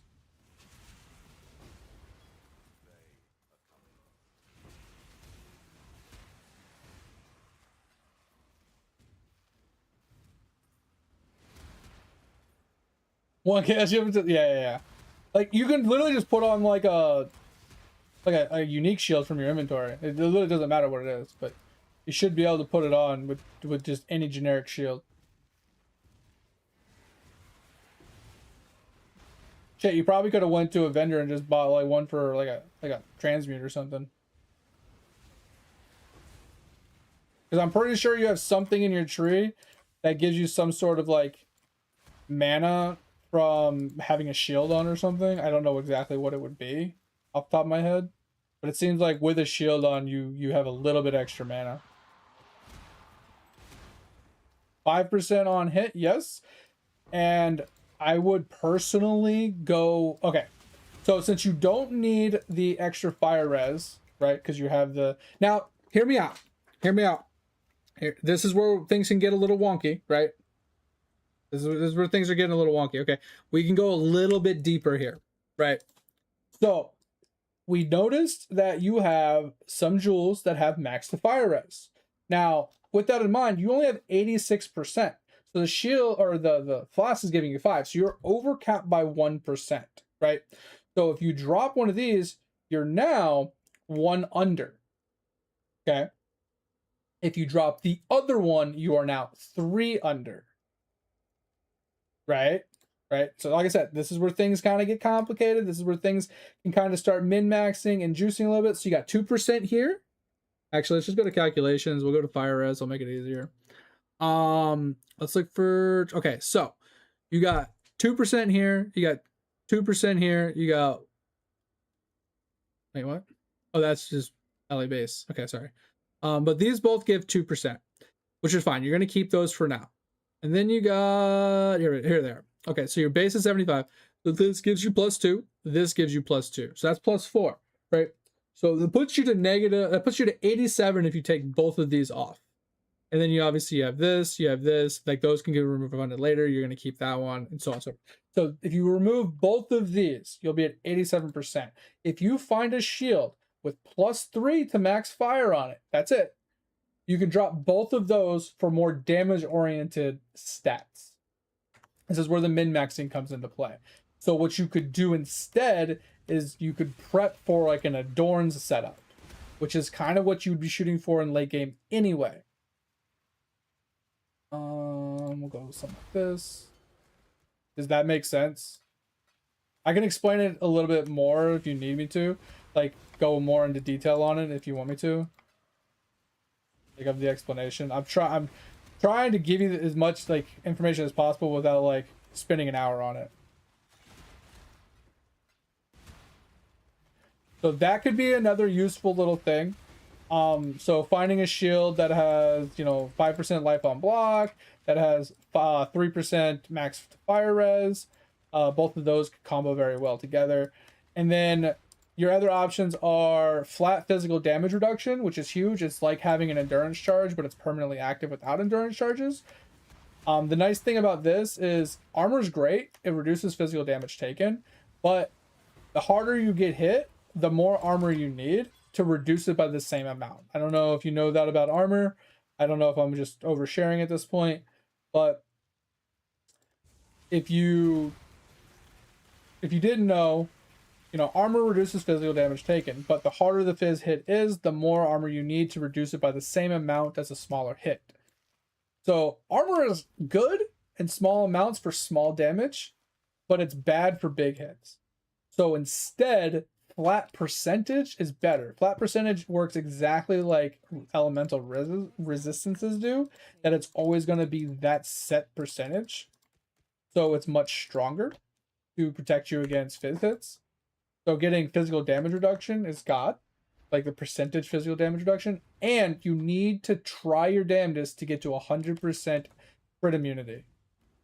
90% is really good because it reduces the damage significantly, but 100% is what you're shooting for at some point. So getting a shield with +5, block life on block, with +3 max fire res, with reduced crits and possibly flat fizz damage reduction is kind of like what you should shoot for. I mean, it's not BIS, but it's pretty close.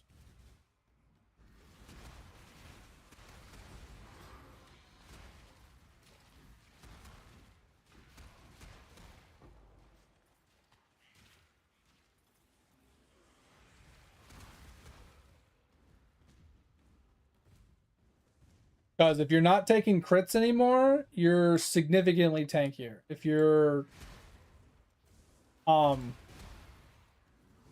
have flat fizz damage reduction, significantly tankier. If you have that on 90% max fire res back, significantly tankier and more damage. You have the extra life on block, significantly tankier. Like all of this calculates in, and it just gets more and more and more. I don't want this for the Titanic scopes. I don't know if they're any good. What's up, Diablo?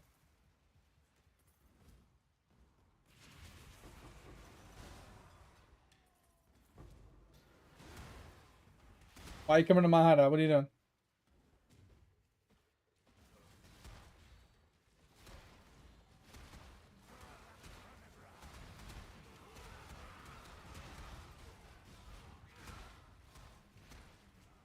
Oh, you want me to anoint you? I mean, I can anoint you if you want me to.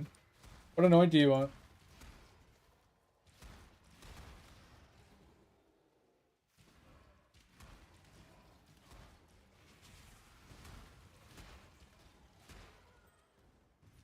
I'll be out of this map in just a second.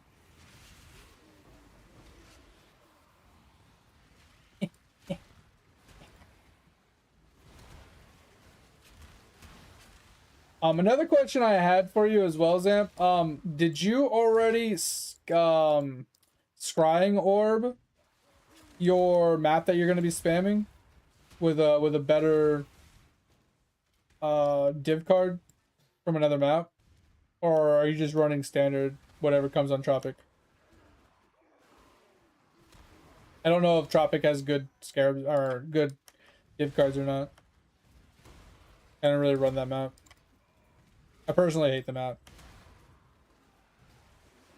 As I said, I think Strand would be better just because it is an actual linear straight line versus Tropic. When you go to the end, you have to go through a waypoint that puts you to another island that's not in a straight line from where you started. So it's not quite as linear and like long as like a Strand would be. But either map I'm not a huge fan of because the bosses are on the map. And when the bosses are on the map, like your altars can get a little cucked. So you can't get as good of altars. Oh, you see you want enduring? Okay. Or unyielding, sorry.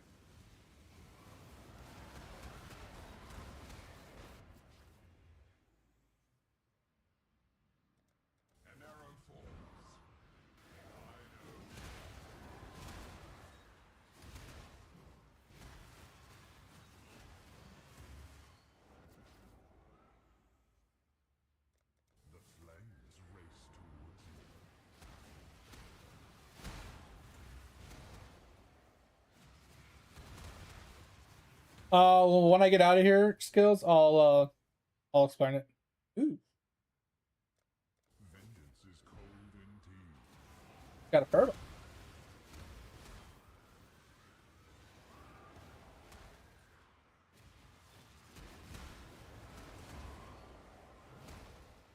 Can use that on my end and get me to a 22. Not obviously Biss, but you know, hey, screw it.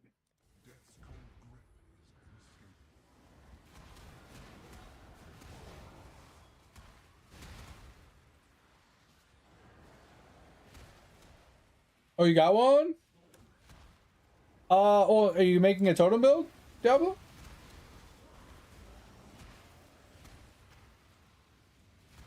It really depends on like what kind of setup you're going for.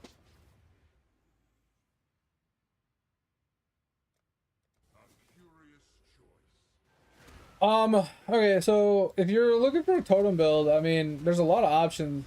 I do like the not storm call. I don't remember what the skill is called, but it rains lightning down, kind of like Herald of Thunder. You know how, like the lightning bolts strike from the sky. I don't remember the name of the skill. Shit, I just lost it.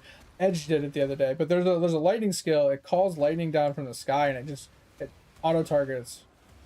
Where I'm going with it? What do you mean? Where are you going with it? I don't understand. Or are you just explaining where you're going with it? Oh, freezing pulse gems. Oh, so you're gonna do freezing pulse totems? Okay.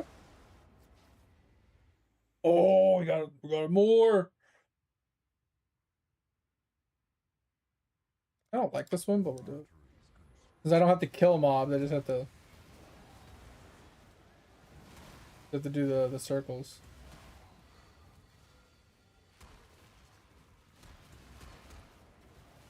Got even more. That's 6 from one run.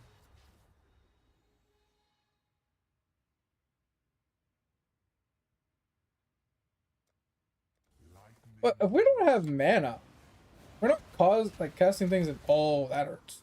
We're not casting things with mana. I was gonna say it's like it's life cost, not mana cost.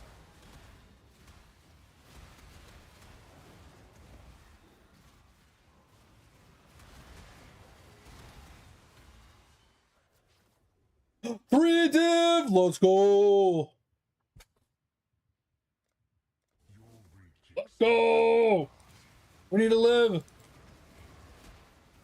We need to live! Ultimatum's paid off, boys!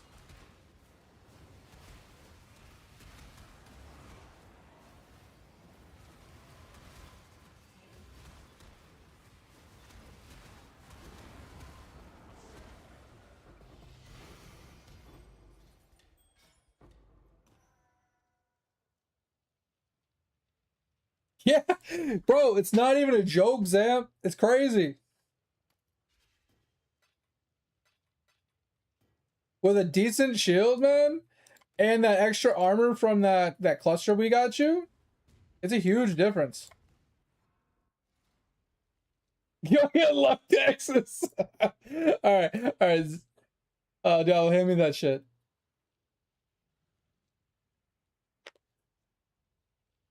You can technically still die, but the 10k armor is gonna be huge.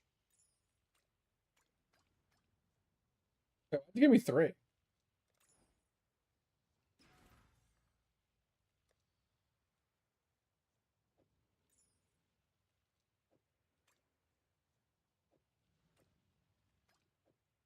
You want unyielding, right? You want discipline of unyielding for the 8% on kill and the 8% damage per? This is what you want? You can still die, but that 10k is going to really help with the small fizz hits. And then the endurance charges are going to help with the big fizz hits. Like, it's going to be huge for you. I mean, yeah, I mean, you could do that, Z. Like, the unyielding is perfectly acceptable. Bro, I can't believe I hit 3 div on that. That was extremely unexpected. Ultimatums, baby. We might be going ultimatums at this point. That shit's easy. Is this thing any good?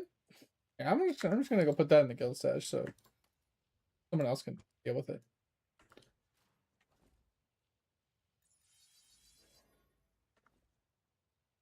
That was crazy. Blood Rage is good and bad. Blood Rage gives you more degen, but it gives you frenzy charges, which makes you move faster. Once again, it's about going zoom. Right? Because if we look at charges, we look at frenzy charges, right? Gives you attack speed per frenzy charge, cast speed per frenzy charge. Oh, wait, there's damage too. I forgot that they had damage modifier. So it is a damage modifier. So it's worth it. Worth it. I forgot about the damage modifier. I thought it was just action speed. Because I thought you had to take a buff, or I thought you had to take something in the tree to get the damage per frenzy charge. But I guess it's organic into frenzy charges. Let me double check.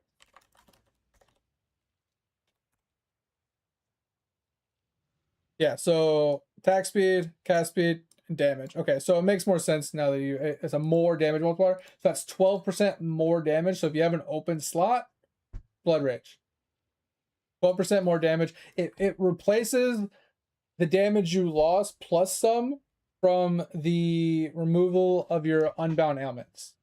So that fixes your unbound damage. Now you got to maintain your blood charges, your frenzy charges from killing things, but it shouldn't be too difficult. Like I said, once again, once you get on bosses, you'll drop your frenzy charges might drop, but for mapping, it should be pretty good. Bro, I can't believe I hit 3 div from that. That's crazy. I'm actually shocked. Bro, hold on. Can we go ultimatum? I don't want to go ultimatum now. I don't honestly I don't mind like standing in the middle of ultimatums, but that was actually wild. Where are my ultimatums? Hey, we are right here at ultimatum. Can we drop? I think we. Ooh, I kind of want to. Do I want to drop them? It does take time. Oh, I kind of want to drop them. The rogues for ultimatums. I don't want to.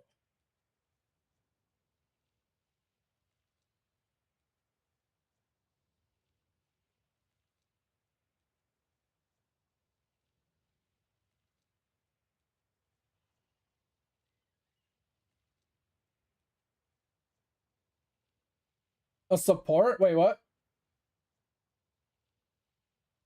Support for what? Sorry.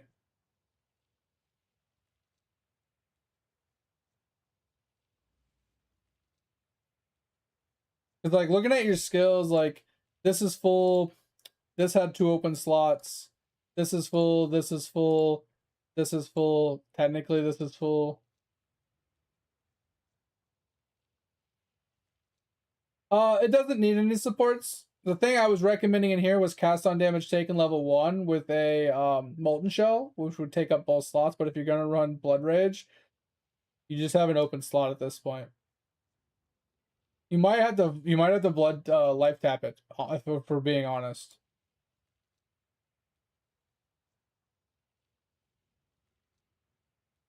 It might have to be life tapped, but the problem with that is you can't link blood tap to or life tap to flesh and stone. Actually, does flesh and stone life tap? It does. So you can't have a 3 link here. You have to have a 2 link.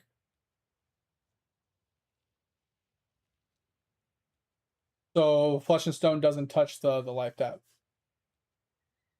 So just switch it to a 2 link and you'll be fine. Kind of want. How many points would we need? Hold on.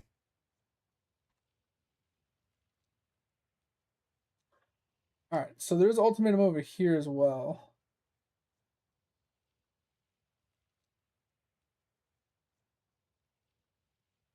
I don't want that.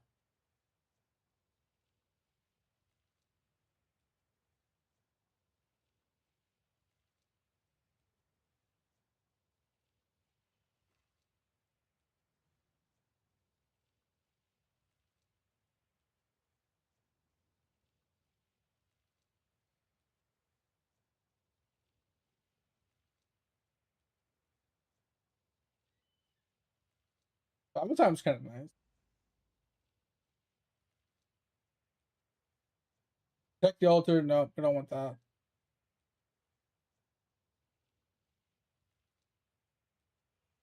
I kind of would like both of these. These would be pretty good. I mean, even this one's fine too. I mean, like, anything but the fucking protect the altar, I feel like. But that like requires us to branch, and I don't really want to branch for it. But you got monsters, monsters, monsters. Less radius each round, which is fine. Grant rewards as though you completed an additional round. That's really nice. 12. Okay, chance to contain.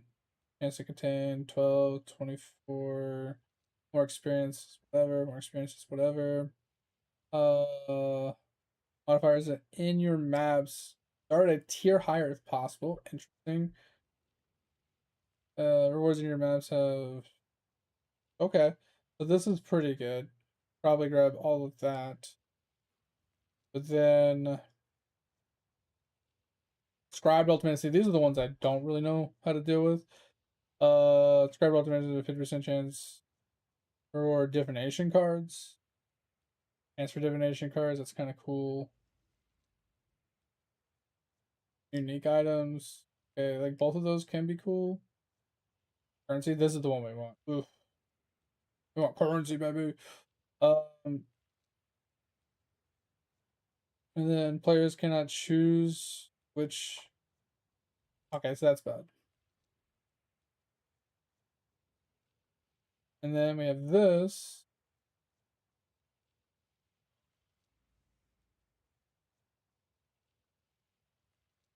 So having the boss, so it drops catalyst, that's pretty good.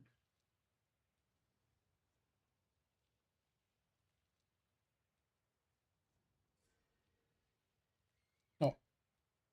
12, 12, 12, 36, 66. 70, 90%? Where's the last 10%?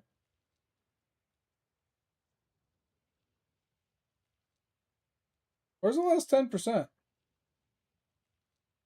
I missing something?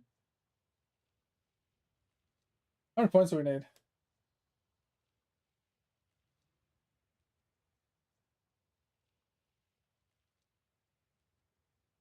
Yeah, so you're gonna feel really tanky now.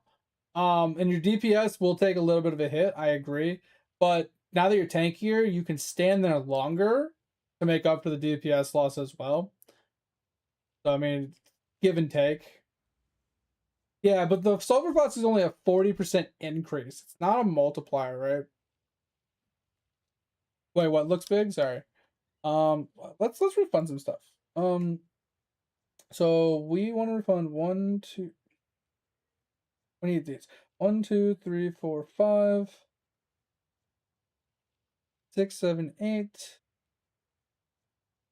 9, 10, 11, 12, 13, 14, 15,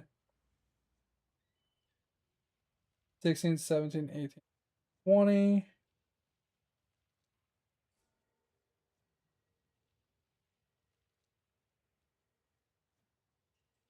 I need 20 points. I don't want to make this work.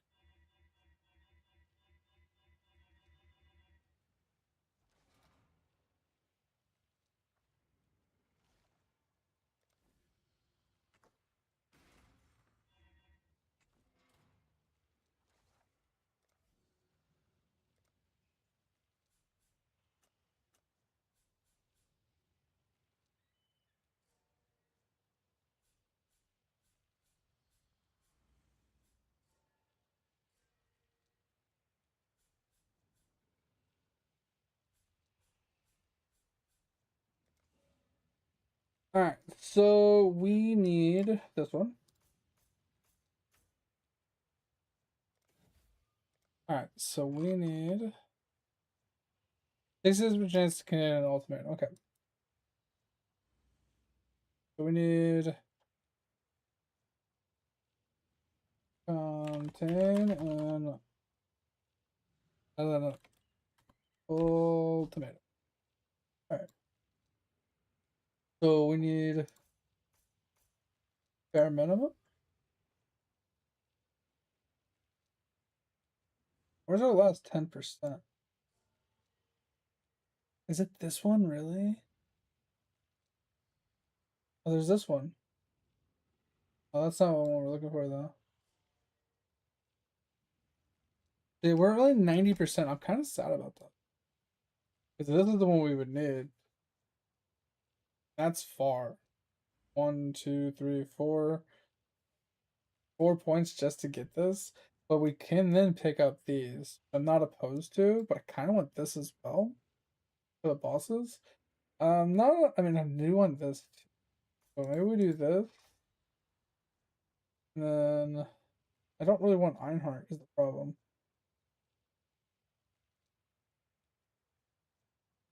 But the only other option is to come this way, which is more points.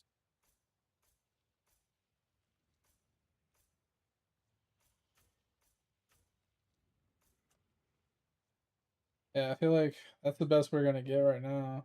But I don't get these. 2, 3 plus. Do 5. I have to drop one thing to pick that up. Drop one of these, I guess. 5% back. I think we can do that. So let's. I feel like we don't need this. We just needed this for the guarantee. I feel like not having 100% is bad.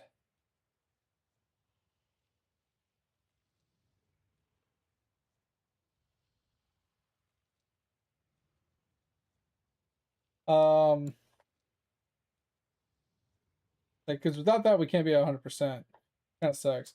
But at least with this, we can do this. Have the 100%. Have the chance for currencies. From these. I feel like this is kind of okay, but not great. 20% chance to get inscribed ultimatums. And them to have currencies. But we need 1 point so we can get bosses.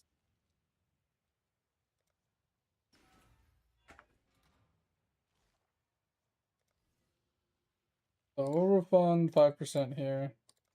Just to get bosses. We'll try out ultimatums. I wasn't a huge fan of ultimatums for the longest time, but like it doesn't feel too terrible. Like there are some buffs in there that could really cuck us, but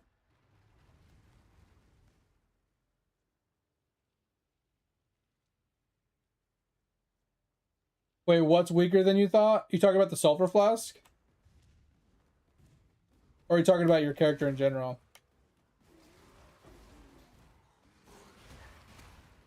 I feel like the sulfur flask is very minuscule. Yeah, it's like I said, it's a 40% increase. It's not that much. The very generic small increase.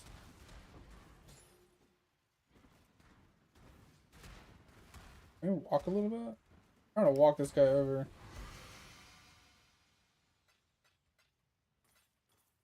Yeah, the increases that aren't that great. If you haven't noticed, increases are kind of minuscule. It's the more multipliers you're really worried about. Anything that has a more. But with that said, increasements are still strong. Because if you look at things like the nebulous, right? It's an increase. It's not a more multiplier. It is an increase, but it's so much, right? Like if you think about it, it's 450% increase when you're at 90, 90, 90 res.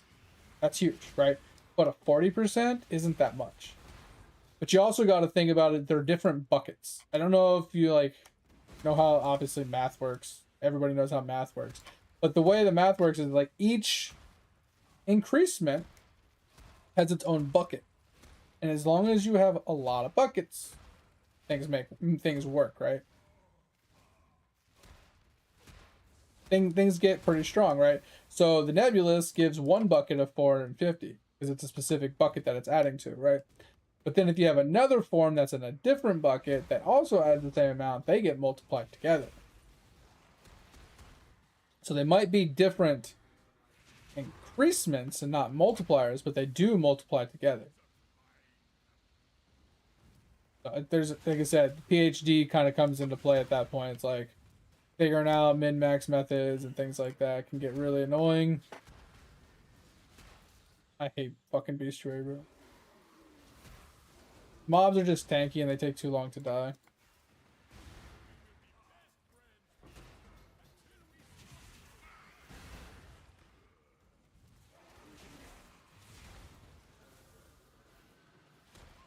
Chaos.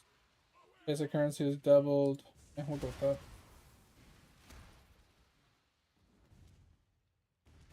Ultimatum time. Your luck will run out soon, challenger. Sladen amongst the flames.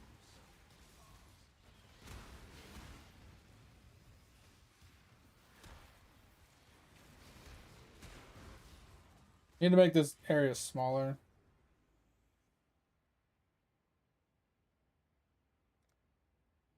Confront that which you release.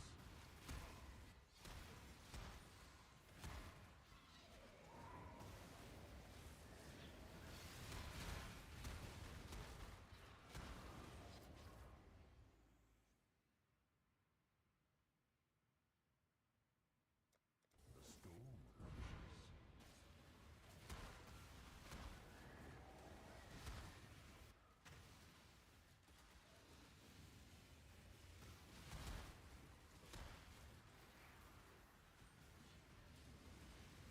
And we're in a really bad map setup right now.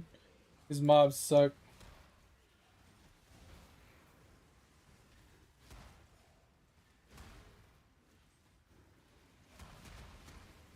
Because we're a smaller zone, kind of comes in handy. This one's fine. But I set their res anyway, so it doesn't matter which extra res they have.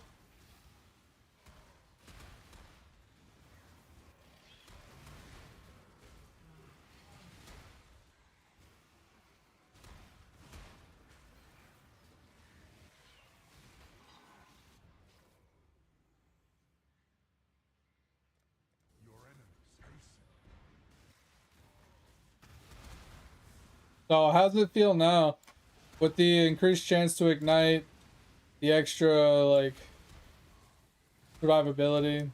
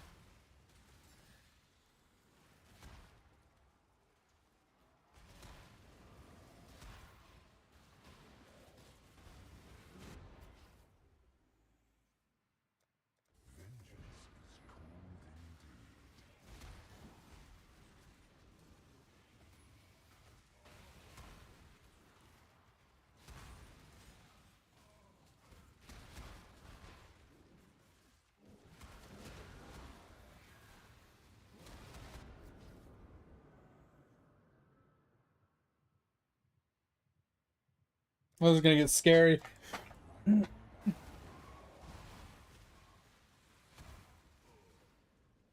Yep. Like I said, the damage will come. Like I said, as you start scaling your HP, as you start putting in better clusters, like I said, your clusters are bad. That would be the next thing I'd probably focus towards. Like, obviously you have other, like, upgrades you could do on gear as well, but, like, I think your big thing is your clusters right now. And making a swap from tree damage to cluster damage would be a huge help for you as well. So not relying so much on the tree to give you increasements to damage, but taking those points from the tree and putting them into large and medium clusters will carry you a long way. Or going more for an Adorn's life stack kind of setup. Oh, it's 5 a.m. Holy shit. Okay. Well, thanks, mate. Yeah, I started my stream late, so I was not expecting it to be that late by now. Appreciate you, mate. Hope you had a good time. Hope you have a good rest of your day. Thanks for being here. You know, talk to you later. See you. Bye, bye, bye. Thank you. Okay, we don't need to run this, but we're just gonna take the rewards. Oh, maybe if I would have ran... Oh, I should have ran it because then I fight the boss, right? Oh, I forgot about that. Forgot there's a boss at the end. I messed up. Well.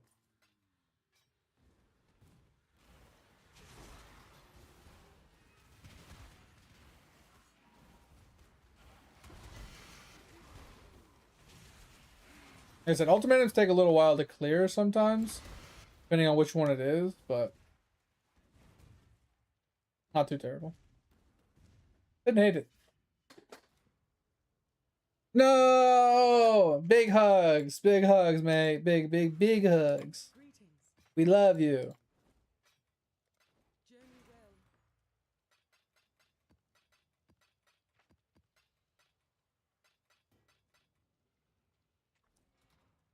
I woke up so late today. I just want to play for a little longer. But yeah, Zamp, getting a better large cluster would help a little bit. Getting into some medium clusters can help quite a lot as well. And like I said, taking damage from the tree and putting it into clusters can carry you a long way as well.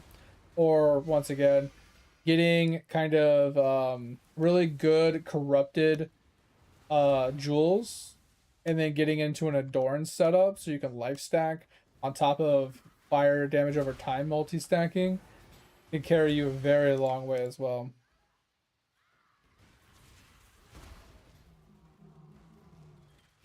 But that's a ridiculous price increase. Going for an Adorn's play is very expensive. Like, each jewel is like 5 divines. Like, not exaggerating. It's a ridiculous jump, but it's because it's meta. The meta way to play RF at this point. So people make a lot of money just Adorn jewel crafting. They just make jewels for Adorns and they sell them for big money.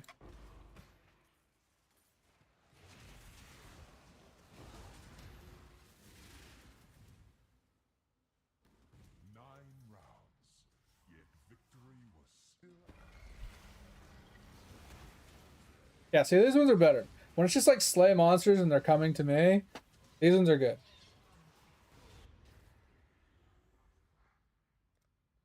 I like it when it shrinks the area, because then it forces the mobs to me.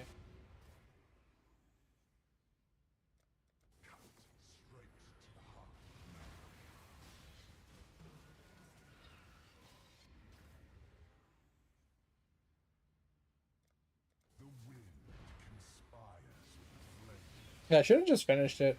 I didn't think about it. I just took the reward because I knew I didn't need the last reward. I was like, oh, okay, whatever.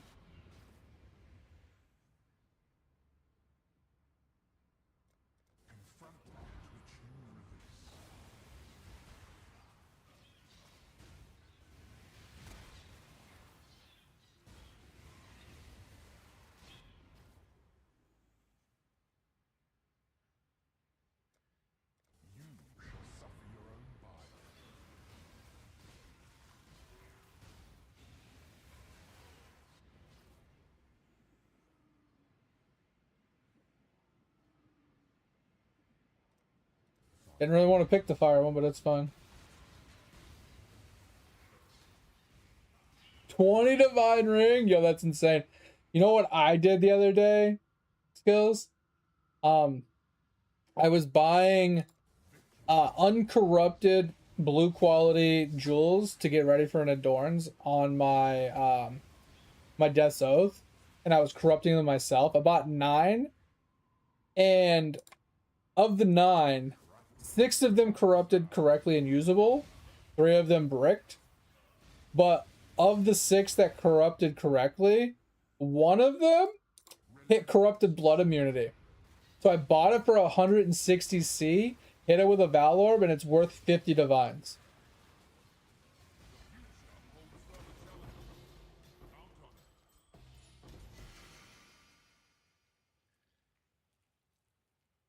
You had more expensive, bro. I'm telling you, like the items you have are inflated as fuck because they're the meta shit, and then you swap it out for like older school stuff that also works just as fine, but also, you know, it scales in a different way, still works, and it's so much cheaper. That's why I say I play the way I want to play. I don't play the exact meta. I do take it like information and knowledge from the newer stuff, but I don't just rely upon it.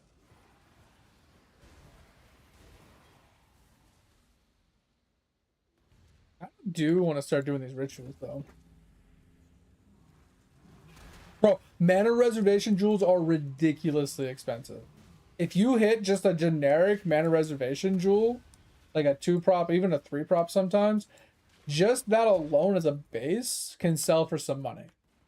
If you roll it a little bit and hit something good, it's even better.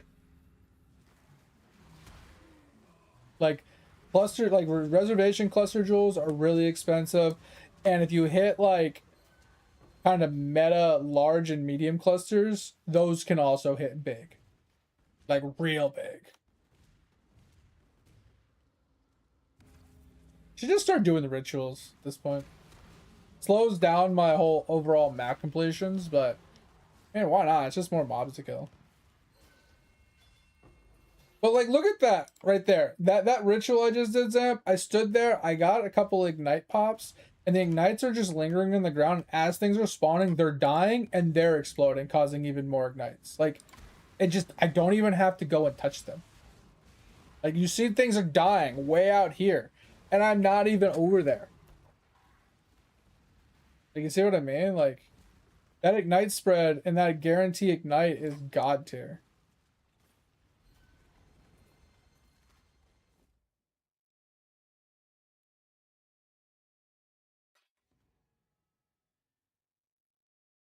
I honestly don't know the price of like Arabs, so.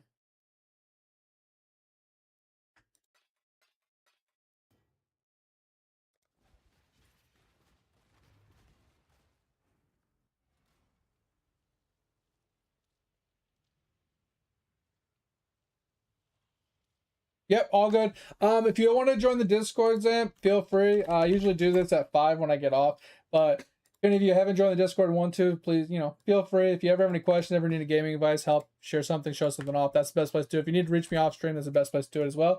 You can ask me questions, just at me at any time. As long as I'm up and available, you know, I'll answer your guys' questions, help you out. But I'll be working all throughout the weekend as well, Zamp, so I won't be back until Monday and Tuesday. So if you need me over the weekend, just at me. I appreciate y'all. Take it easy. For anybody leaving, I'm gonna hang out for a little longer, just kind of map blasting. So if you want to hang out and chill, feel free. If not, you know, lurk, hang out, whatever you want to do. I'll be here. Appreciate y'all. I just wanted to give out my my thingy, so if any of you haven't joined, you guys can join. Kind of was in the middle of like doing my automated exit strategy, and then I was like, wait, I'm not leaving yet. Sorry. All right, let's pop this in. See ya, Zamp. I appreciate it. It was a blast. Appreciate you. I love having conversations about builds and helping people. Like, that's literally what I do this for. It's so much more enjoyable than me just blasting a map in silence.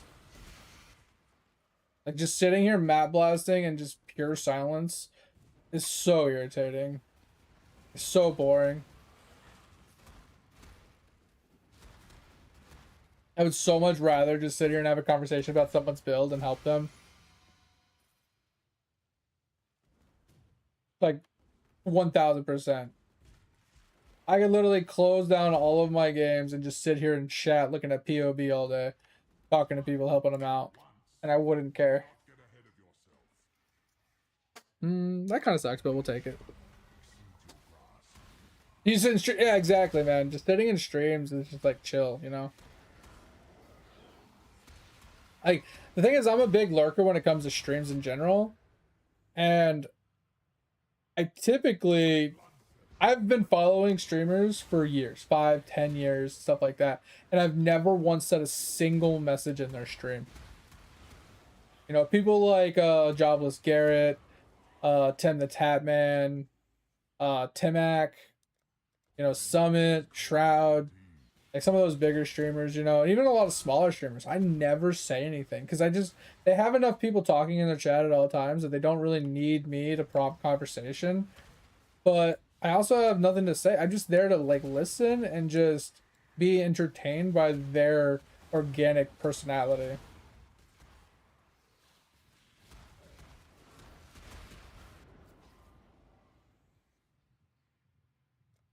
Slay them amongst the flames.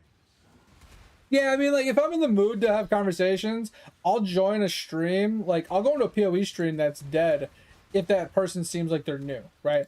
Or like Guild Wars 2 or like RuneScape streams. Like, I'll go into like dead streams for people that seem like they're new to a game, right? Or need advice or stuff like that. I'll go in there and I'll help them, right? When I played Trove, I went to Trove streams and helped people learn Trove. When I played, you know, Dauntless and a couple other games, you know, I'd go in and I'd try and like give them advice and help and push them along in the right direction. Because like they're streaming, they're not going to streams to find help. They're streaming to get help and to make, you know, try and build a community, get viewers and stuff. And it's good. I mean, I'm not gonna lie, it's a good strategy to play a game to ask for the community's advice and help because you get viewers coming in to help you. It's a great way to get viewers to come to your stream. Death's cold.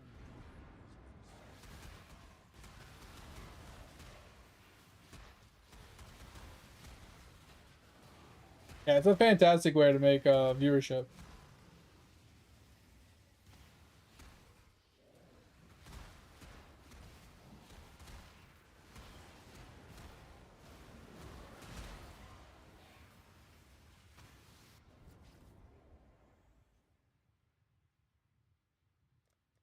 Prison of hell.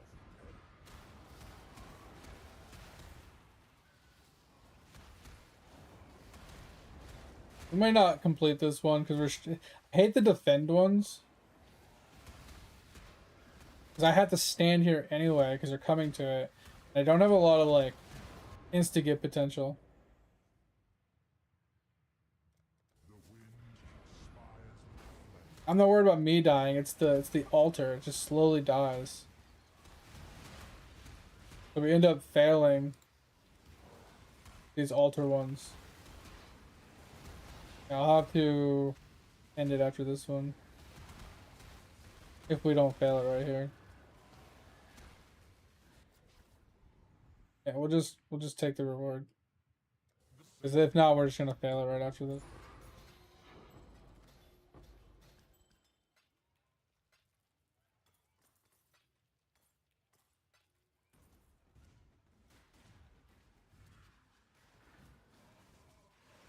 Hey, play Trove on your account? That's funny.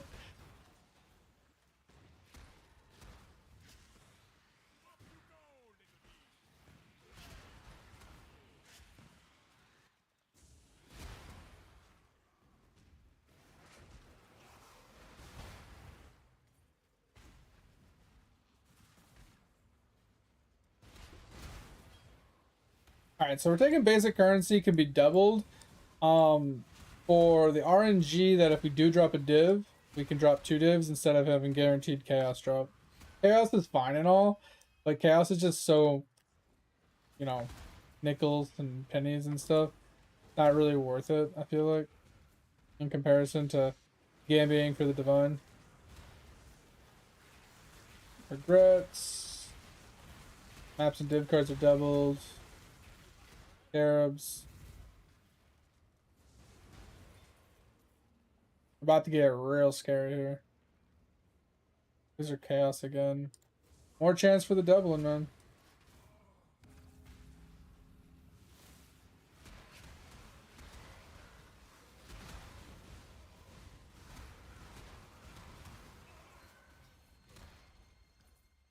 You know, I'm not gonna lie, Trove is actually a really fun game, but it gets really boring really fast.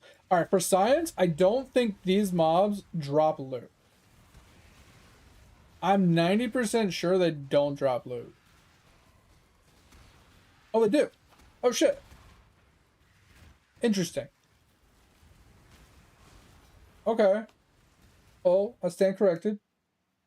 Div cards at basic. Maps, scarabs. I'll just do this. I like the div cards that drop currency because it has a chance to drop like mirror shard currency and div card currencies. So I do like the div card one, or the div cards for currencies. No. So what happens with the abyss mobs is the abyss is on the ground, right? And there are organic mobs from the map standing where the abyss is. So those mobs drop loot. But the mobs that spawn from the cracks and the crevices don't drop loot. Unless they changed it in the last week. You know, because I don't really read a whole lot of patch notes. Unless they changed it very recently, those mobs specifically don't drop loot. But I know what they did originally is they buffed the loot that drops from the chests. Because the mobs weren't dropping loot, the loot was supposed to come from the chest, so they buffed the chests. I know they did that. Because people were complaining that the mobs weren't dropping loot. Now, I don't know if they fixed it to where mobs actually drop loot. But I feel like if they did that, Abyss would be busted. Because it drops way too many mobs.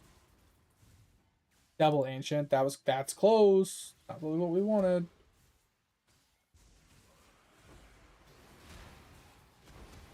Just wanted more mobs. That's the only reason why I picked it.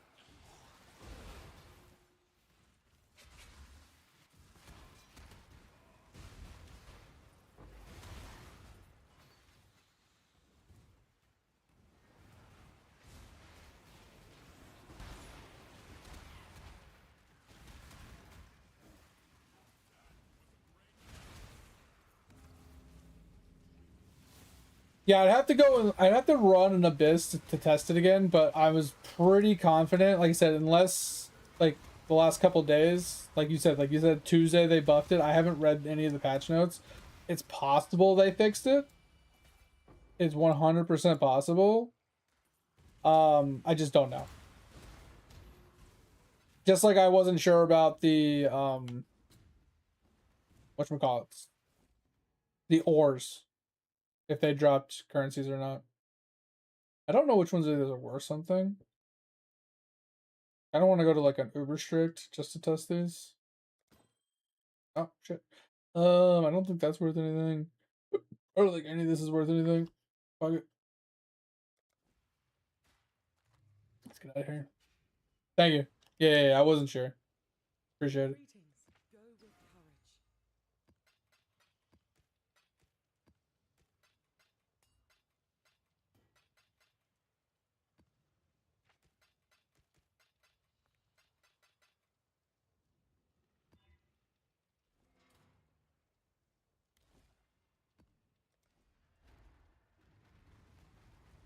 I mean, I'm not hating this setup. Ultimatum, ritual, with the occasional bestiary, with the searing exert. Like, I'm not hating this setup.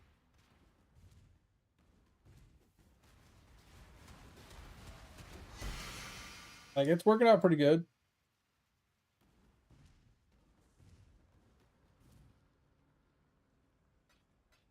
Now, ideally, I should do all the altars before I do my rituals, but that's a lot of backtracking that I'm not interested in. So, let's do this. We'll get E-cores.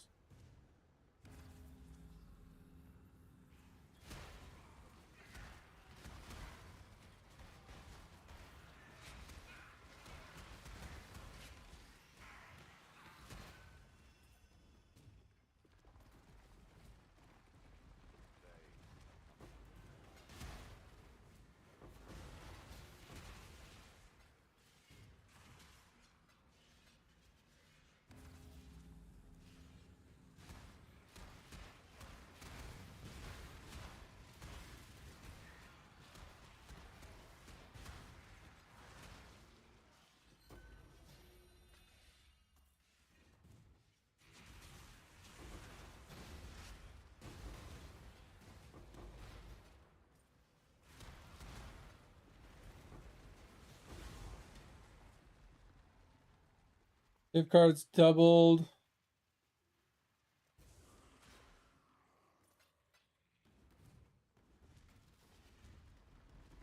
Really good, because if we do get a good div card drop, it's fucking god tier.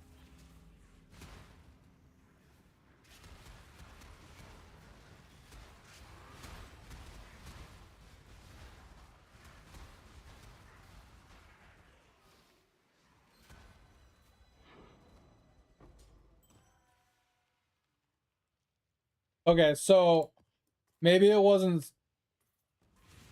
I don't know. I mean, that implies that they drop loot,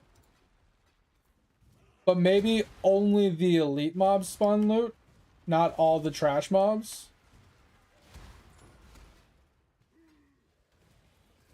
So, I mean, it's something's better than nothing, I guess.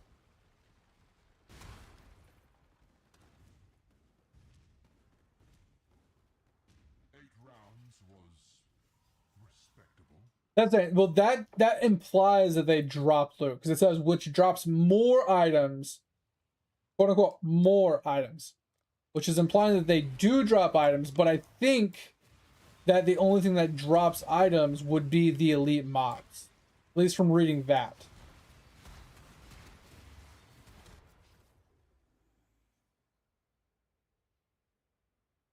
Can I gain flash? That's really bad.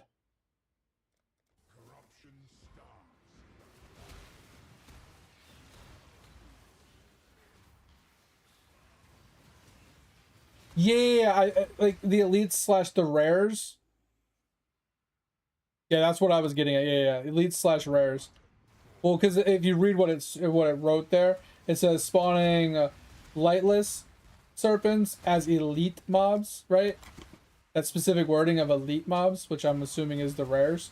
I'm assuming that's what they were implying, right? Is that the rares that spawn can drop loot, but the trash mobs can't.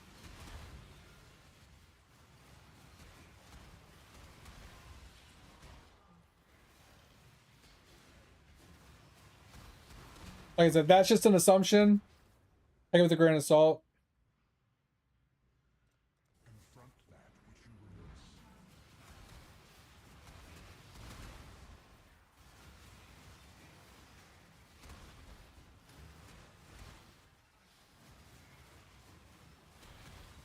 But I mean, at least that's something though, you know? Not just like a straight up, oh, I can't give you loot. It's just limited.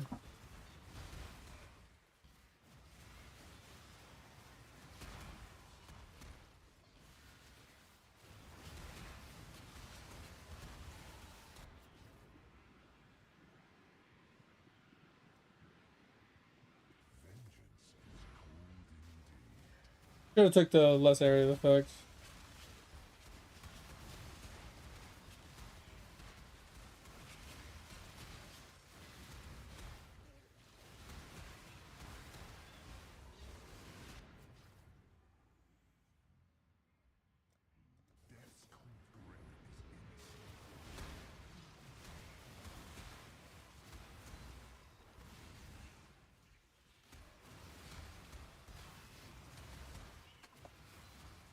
Oh.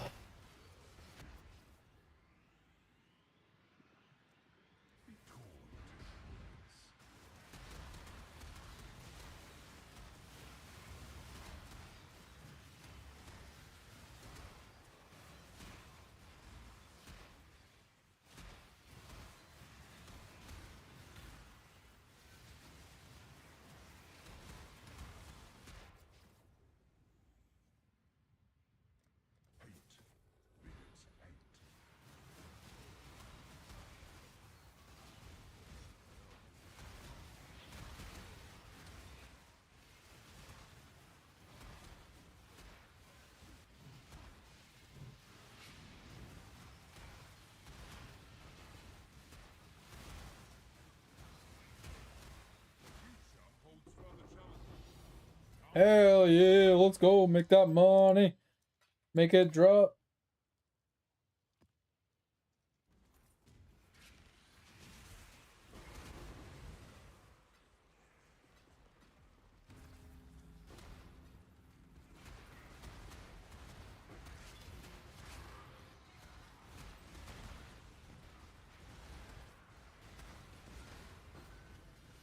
Just everything just spawned on one spot and just died. That's crazy. And this is fine. Dog. Can defer the 2 chaos.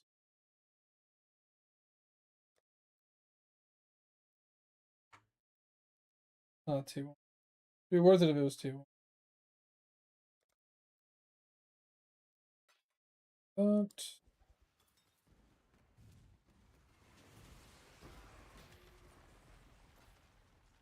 not really interested in the blessers, honestly. Not really worth a whole lot. Graders are just better anyway. Grands would be ideal. Val gives with basic.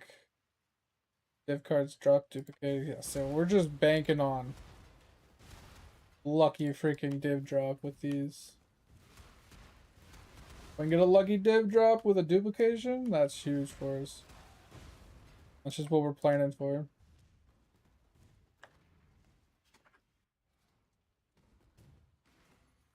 Greetings. Go with courage. I need that catalyst. Put it on my amulet.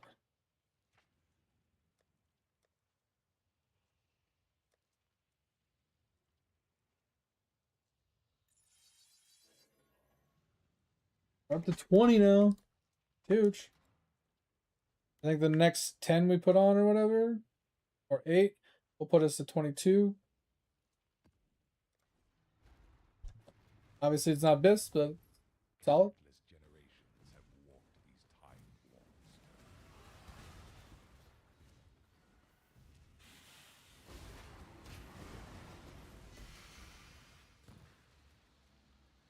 I would take this for the grand. The 2 grands. The grands are actually worth money.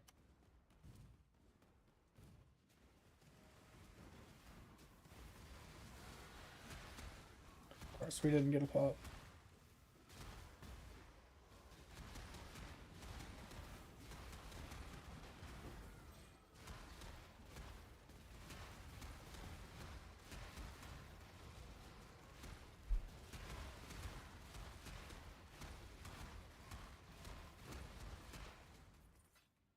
There's the grand we wanted. Head of a ritual.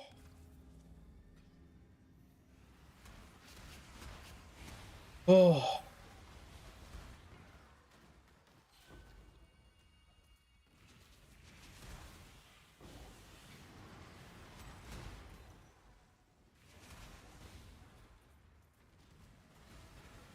I might start running Searing over Eater because I did discover, and I forgot that they did this, that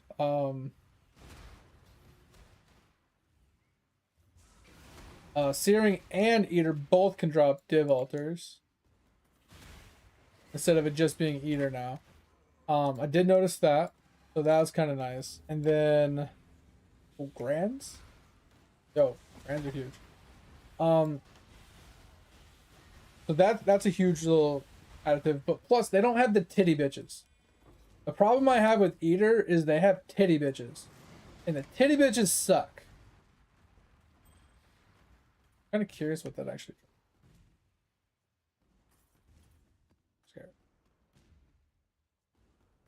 Yeah. So map dupes are nice, especially if you're farming like nightmares and stuff like that.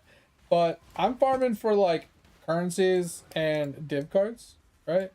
And like scarabs. Not so much maps. Like I think you can get map dupes in reds as well, or in Searing as well. I'm not 100%. I'm pretty sure. I don't think there's a specific, like there used to be, you can only get this modifier from doing one or the other. I think they kind of got rid of that. I think the only difference in Searing versus Eater now is one is more consistent because it has more like modifiers to choose from, like more bonuses, and the other one has increased effect. So you don't get as many positive modifiers to show up, but the ones that do show up are 50% larger. So it has the potential to give you bigger juice, right? So instead of like a 15% juice, it's now like a 20-something% juice. Instead of a 30% juice, it's now a 45% juice, right? Versus this one, it just spawns more of them. So it's less percent per buff, but you get more buffs to choose from. So you're more likely to find duplication ones. You're more likely to find a div altar. You're more likely to find, you know, div card ones or whatever it is you're looking for. They're just not as percentagely as high as the eaters are. So a lot of people kind of prefer red over blue for that aspect, but blue is more of the gambit side of the things that, like I said, if you get one to drop, the percentage is higher, so you're going to get more of them, right? If it's maps can be duplicated, instead of getting like a 20% one, you now have like a 30-something%, you're going to get more maps, right? Percentagely speaking, you'll get more maps. But the odds of you hitting it is less often than red. But personally, for me, the thing that makes me want to do red over blue is I don't have to worry about those titty ranged shooting bitches. You know those like fucking tentacle armed ladies that shoot those fucking tentacle spears across the map at you that do lightning damage? Those things suck. Those things kill me all the fucking time. Switching to red and I don't have to deal with that it's literally a no-brainer for me. Especially knowing that I can still get div altars with this. The divine altars is really the crux, right? It's like you're searching for divine altars. If I find the divine altar more often with red, even though the percentage is less, I feel like I'm gonna find more overall divs than having a higher percentage chance of hitting one, right?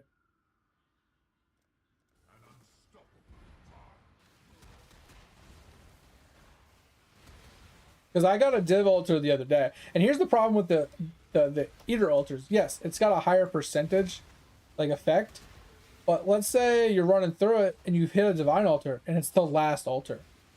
Who the fuck cares, right? If you have more chances for it to pop up, you're more likely to find it before that's the problem. Before it's your last altar. Or even if it is your last altar, if you're finding them more often, like instead of one every 100 maps, you're finding one every like 50 maps, you know, the odds are in your favor that you're going to get more divs in general.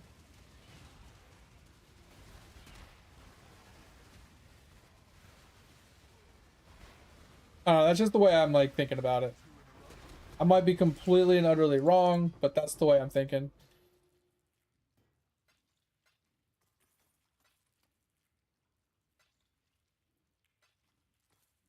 I'm not gonna sit here and just around the fucking thing. Jesus Christ.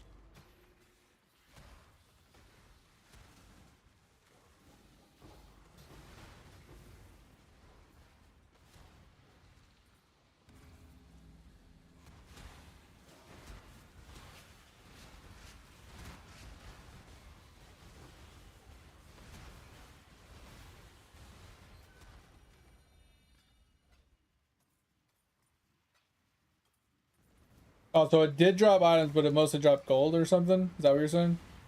Like the non rares dropped gold. So maybe the loot isn't that high tier. I don't know. As long as it can drop loot, that's really what matters. But yeah, look, I have an abyss right here.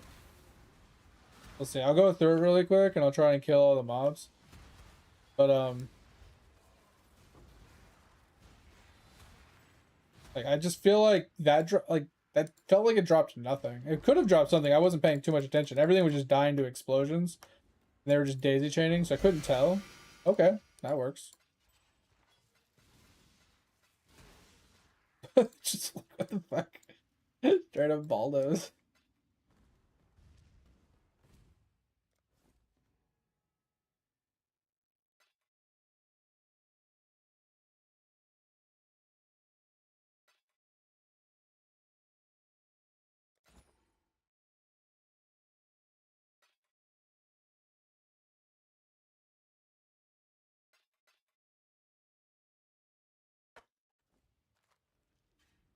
Oh.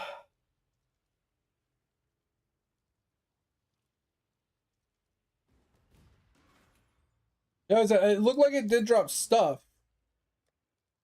So, I mean, that's better than nothing. It just did feel like a lot. I think I saw a blue on my loot filter. And some gold.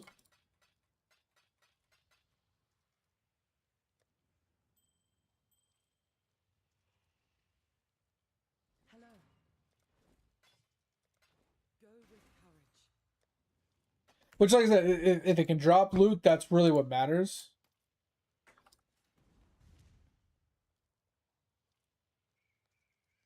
Yeah, I mean, that was me last league skills. Is like I never really made it too far in the game, like currency wise and stuff. And then last league just kind of hit, right? Hit good. I was making tons of currency. I was map blasting. I was scared, like I was scarab juicing and like buying like map pack size maps, and like I was just fucking having a blast last league. And then this league just feels awful.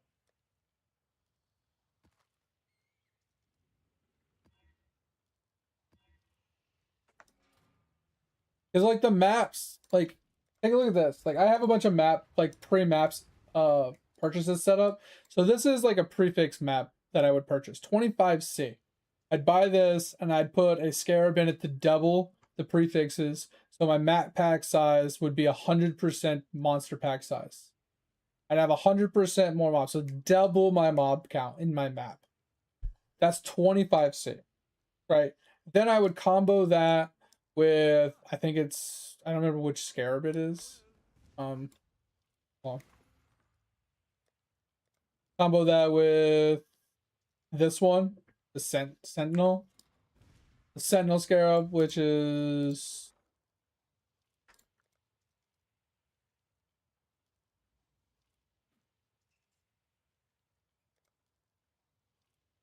2C, let's say 2.5C. And that would get me to 100% pack size. And then I was doing Harvey farms, which are expensive, but you could do anything with this from there, right? If you were to throw in, let's say, ultimatum, right? If I was to throw in some ultimatum scarabs, like increase area contains ultimatum, so I could do this to save some points, but increase experience, 2 additional rounds can give us a lot of extra rewards. Unique boss if possible, pretty useful. Offer catalyst, this is expensive. It's absolute all hell. Same, I think with these two can be super expensive, but like, you know, like something like this, it's relatively cheap. It's like 1.5C, right? And then this one is always leads to a boss if possible, 4C. So these ones aren't terrible. But like this, 230C, like, bro, come on, for catalyst, bro.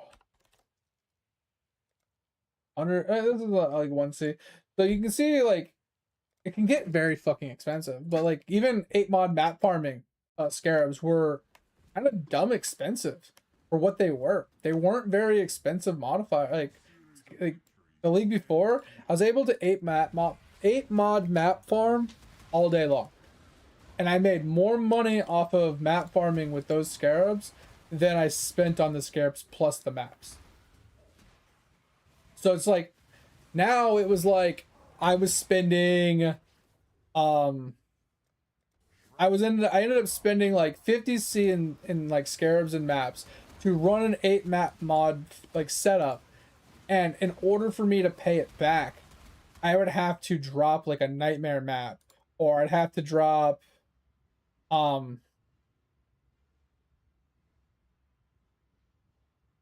whatever. Like, you know what I'm saying? Like, I'd have to sell a ton of maps to make my 50C back, or I'd have to hit a div, or I'd have to hit a bunch of bubblegum currency or something. Because, like, selling the maps for like 2 to 3C each doesn't really pay back a whole lot of that currency. It felt bad. Because last league we were just dropping raw currencies. Yo, what up, Mark?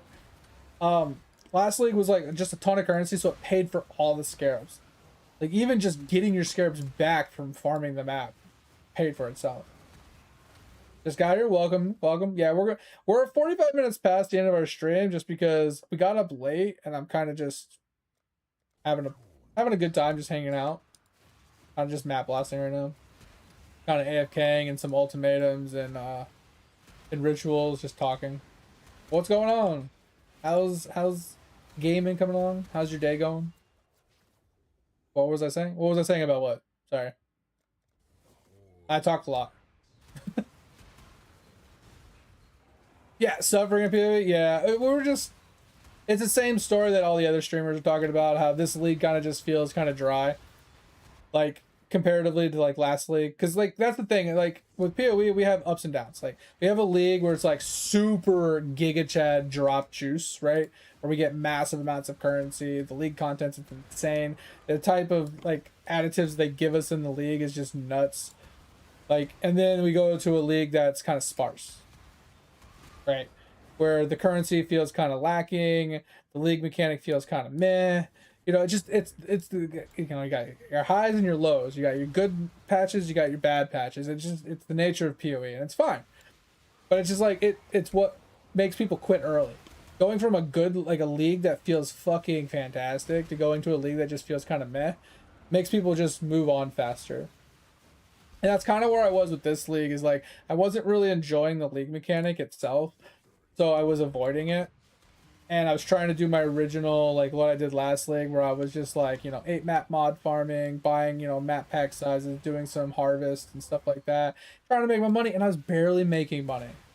Like, I was making a little bit of money from harvest farming, but the amount of money I was spending on scarabs and maps were like cutting in so hard to the profits from it. It just wasn't really worth it. I went from getting like 50 to 75,000 yellow harvest juice per like 5 to 8 maps to this league I was making like 5,000, right? It was night and day difference because Mirage was nuts, right? So it didn't feel good. And then I tried to just do some 8 map mod farming, and that same problem happened. Is I was spending like 50C in investment to do the map, and then I'd have to sell every single map I got unless I got like lucky currency drops or something, or like I got a double like a nightmare map or something just to break positive. It wasn't really feeling good, and it's not really feeling good. But then I got into the league mechanic itself. Bro, the league mechanic is dumb, like lucrative. It's dumb. You don't even have to pick up the loot on the ground. All you have to do is drop a fucking chart in, spin around in a damn circle, get some dead man's juice, and that's it. You sell the dead man juice. It's more profitable than running harvest, and you don't even have to invest anything into it. You literally run a white T16 map to get a chart, and you jump in and you make fucking 10C a fucking chart, easy. And then you go into a big chart, like a big plan chart, and you make like fucking 4 divines without even trying. Not really, it's like 1 divine. But that's not counting like the bubblegum loot, and like if you like have a really good like chart setup or something, you can make a lot more. But it's fucking nuts.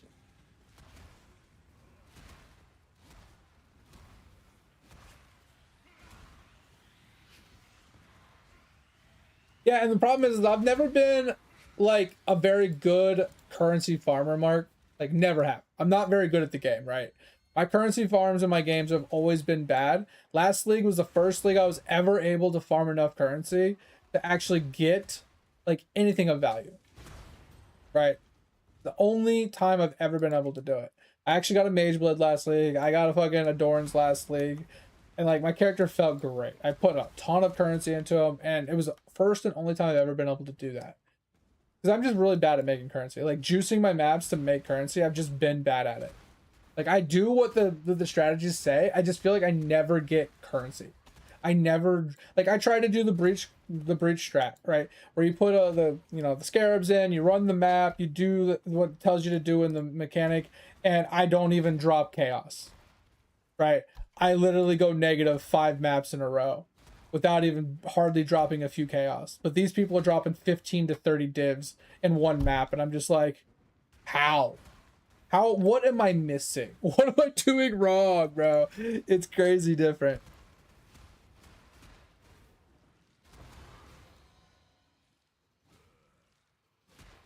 But I mean, like 20 to 30 div an hour is like respectable. I mean, not compared to last league, obviously, but for this league, that's respectable, right? This league is struggle bus, right? And honestly, people are making more money bank standing in their hideout just crafting than they are actually playing the game. Because they sit there, they buy the dead man shit, they buy all the currency for crafting, they buy the base, they sit there and they spam craft jewels and items and stuff. They turn around and sell that shit for like fucking multiple divines, buy back all their mats, and they just rinse and repeat. And they're making profits. Hands over fists of profits. That's all they're doing. And I mean, hey, if that's what you enjoyed, if you like sitting there bank standing and crafting and not playing the game, sure. But I feel like for me, that's not why I play this game. I play this game to actually run around and kill things. To kill bosses, to kill, you know, map mobs, and to watch the explosions, and to do the you know what I mean? I mean, and crafting sucks for me. I hate it too. But like, I want to play the game. Like, if crafting, you know, crafting here and there is fine. But I want to farm the map. I want to farm some currency. I want to farm some bases and then craft those items that I have found. I don't want to literally stand in my hideout, buy a base from somebody playing the game, right? From somebody else map blasting, to then buy crafting materials for somebody map blasting, to then buy dead man material from somebody that's map blasting, to then be like, all right, I've done all that. Well, let's craft some items so these people that are map blasting have items to put on. You know what I mean? So you're making money from people map blasting by buying things from people that are map blasting. It's just like, if there weren't people crafting, map blasting those things wouldn't make you as much money, right? Because now you're not making money because these people aren't buying it. But then now there's nothing for you to buy. Right? Like it's a vicious cycle. You have to have crafters for the crafting materials to be worth something, for it to be worth you farming that content. Right? But there needs to be people farming that content for the people that are crafting to be okay. There's a divide. You know what I'm saying? Like, it's a vicious, rough cycle. Not much we can do about it. It is what it is, but it sucks. Whatever, I'll just grab this. I don't care. There's a market for everybody, man. Like, I'm not gonna knock it. Like, if it works for you, it works for you. It's just one of those things that, like, for me, I want just map blast, like, right? That's why, like, league mechanics that require me to gather material in one area to then spend it in another area have never been fun for me. I never liked heist. I never really liked doing harvest when you had to actually build the harvest tables and stuff. I love Toda. Toda was the exception. But like anything that like Metamorph, I fucking hated. Like having to run the map and remember to click the thing at the end to fight the boss, to get the material, to bring it to the other place, to build the boss, to then kill the boss. Necro, where you had to get the corpses and then bring it to the fucking the crafting area to like put them into the ground to do some. All of that shit fucking blows. I hate every single one of those.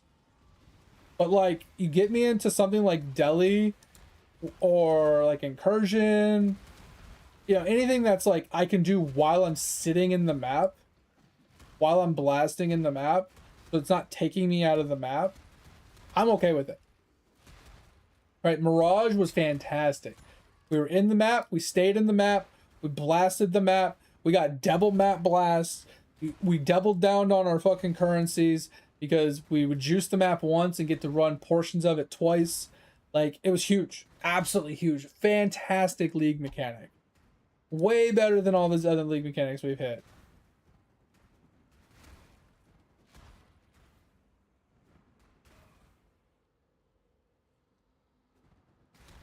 This is my league. Yeah, skills. I mean, you can make so much money with the crafting from this league. Like, you get a base jewel, you alt spam it a little bit, you hit a base, and then you go and craft it. You hit a big number, you make big money. Super easy. You just buy a bunch of alts. So easy.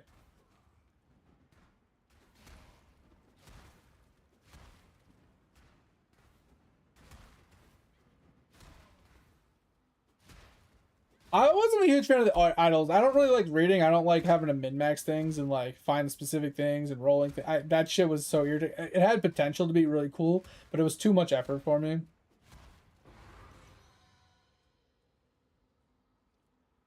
RT 17 map. Oh, that sucks. But yeah, I mean, there's pros and cons to all of it, obviously. But like, I'm a map blaster. I'm not so much of a bosser myself because I always play RF, right? Now I do like AFKing and Sims. Sims are really fun to AFK with this build once you get enough damage to do it. But I will say, last league with this build, I juiced it out a lot more than it is now. It felt so good to go into a Scarab T17 map. It was so good. I would literally go into a T17 map and I'd stand there and AFK for the boss, kill the boss. I'd drop the fragments that I'd sell for big money. I would drop. I was getting the stun on ward break or some shit, whatever it was. That thing was worth like 9 divines last league. Now it's worth like 5C. So I was making good money off the ward break thing. I was making good money off of all the shards. Like, it was so much money. I was getting so much money just running T17s straight up scoured. It was crazy how much money I was making. And it was pure AFK. I literally would shield charge to the boss, spawn the boss, and I would basically just stand there and do this. Now, I would occasionally have to drop my penance mark on the mob just to approximate extra damage or whatever, but that's all I had to do. Literally just stood there and let him just beat his ass to death.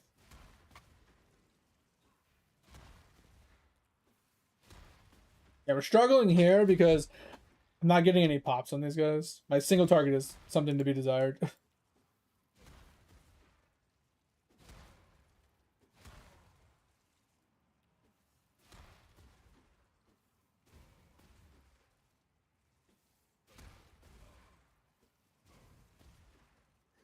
Bro, the prices of this league have driven me insane, Mark. Like, I'm not even exaggerating. Every item that I was selling last league for money is worth literally nothing this league. And things that I would never expect to cost money cost money. And this happens every league where they change things and someone comes up with a build and it makes a worthless item worth something again. Yeah, league started regular RF, got to T16, segued into cast on stun. The intention was to segue into life stacking and then segue from life stacking RF to life stacking RF with retaliation with the Gray's axe. So instead of relying upon the cast on stun variation of doing damage, instead I would block the hit and then I would just retaliate and have a guaranteed hit, rather than sitting here waiting on like explosion procs. It was my idea of getting a more consistent damage output without having to actually like put any effort in. Still being able to stand there AFK.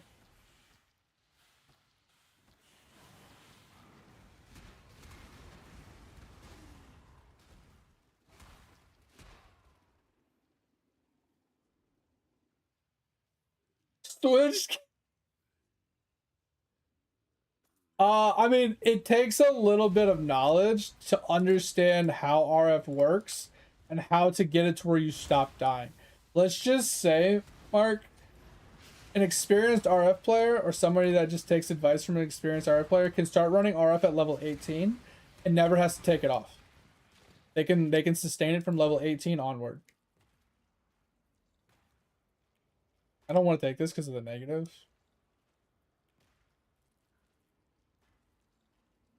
I didn't look at the negative on that one. That's a bad idea. Yeah, it's crazy. I can show you a few little like tips really quick if you want. The first one being this mastery, the fire mastery. 1 life per second per uncapped fire res. As a chieftain, it makes it fucking brain dead.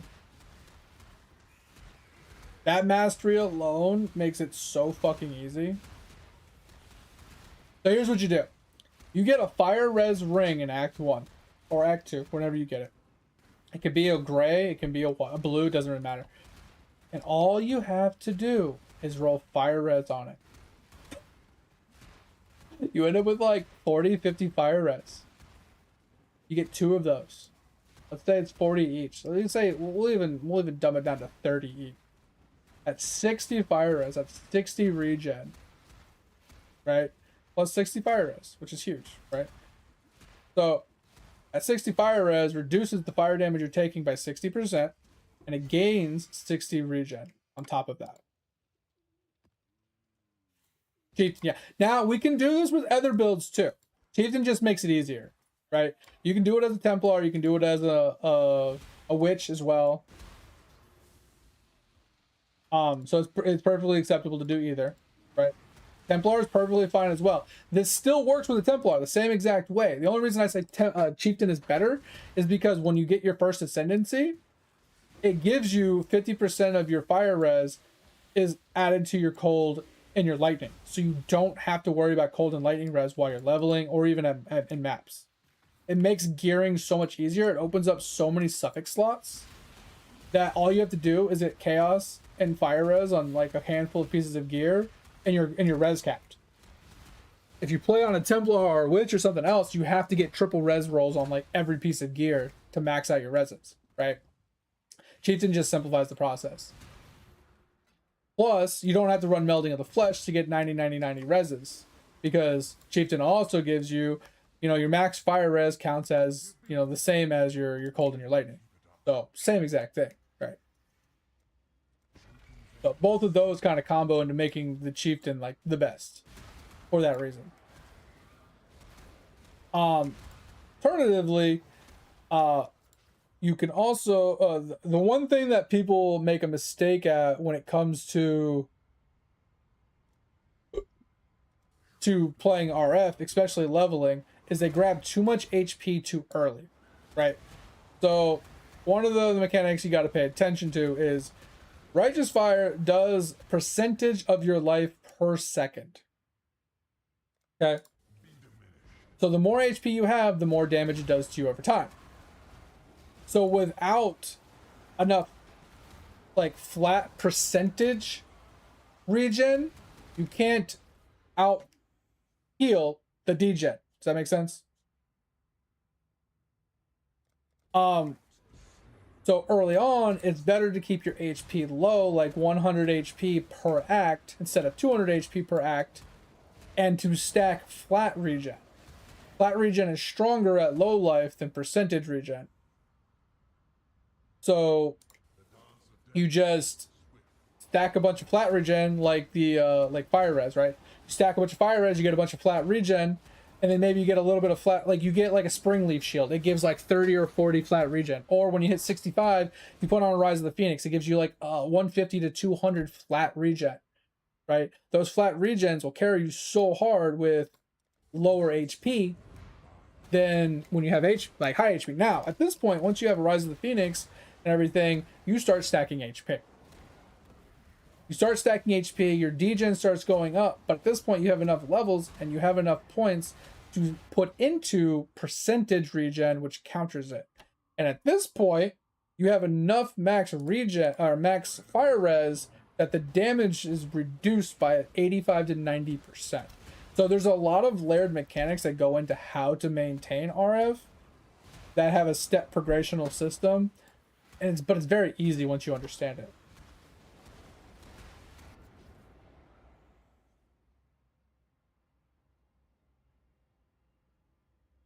Like if you look at my character right now, just sheet defense, I have 2,500 life regen, but this doesn't calculate in my degen. But if you did the calculations, I have 5,600 HP. That's 90% damage of that per second, which is what?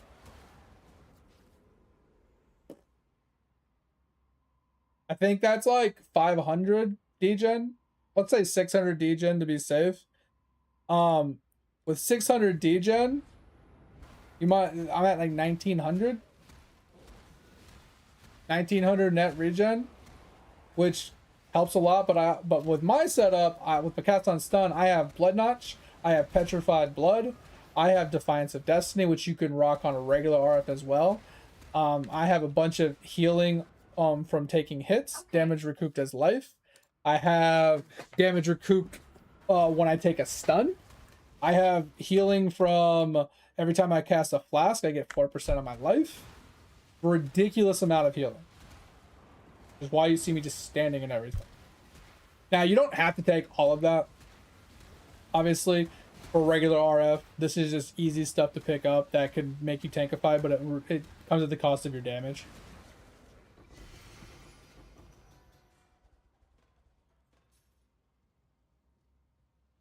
So, for me, Rise of the Phoenix is the cheapest, most important pickup of the build because it's usually 1 to 5C on day one. Literally day one, you can buy one for like up to 5C. And the reason it's so strong is because you need max fire res, right? Max fire res is the only way to really counter the degen. Because it is percentage based of your HP, and it does, but the damage gets reduced by your max fire res. So if you have 80 fire res, it's going to get reduced by 80%. If you have 90, it gets reduced by 90%, which means you need less regen to counter it, right? Or less forms of healing. So life on block. So if you go 75-75 block with glancing blows with a life on block shield, that works fine. It counters it quite a bit. You know, you can have less regen at that point. If you have Defiance of Destiny, that significantly reduces the amount of regen you need as well. Because every time you get hit, you just regen anyway. Like, there's lots of different ways to go about it. You can even do life on hit with, like, Jesus Christ, what the fuck? Like, it just shoved me across the entire map. Like, so there's another variation, cast on stun with Firestorm of Pelting with the life on hit Watcher's Eye from Vitality. That works pretty well because you get like 28 life on hit and your Firestorm of Pelting hits like 50 times a second. So like there's lots of different ways to go about it. But the key is you're shooting for 90% fire res, or as close to it as possible, with a handful of life regen percents. Roughly 5% with conk effect if you can get it, which is another 5%. So ideally you're shooting close to 10% life regeneration rate is what you're shooting for, or life regen. And you want to get a couple of life regen rate nodes, so 17% on my boots plus another 7 or 8% on the implicit. And then you can get it like on helmet and boots as well, other places. This belt is god tier for early game as well. 300% flat regen. It helps you get your regen up without sacrificing much of anything. Like I said, there's a ton of little cheap items that you can get early game to sustain you until you get big ticket like HP and regen nodes. It's just a whole slew of different ways to do it. And that's what I'm saying. You can start. The crazy thing about RF and why people like to league start it, Mark, is you can get to red tier 16 maps on day one with basically blue gear, maybe some yellows. There's only a few key pieces that kind of you spend your first couple chaos that you find on, and if you spend the money on those few items, you have no problems getting into T16 maps. Now, don't get me wrong, scaling into T16 maps to make them faster, to make them stronger, so you die less often or less likely to die, or to juice them in any way, shape, or form, that takes some currency, right? Like, I feel like to scale past getting into red tier maps, like to start speed farming T16 maps, you're going to need a couple div.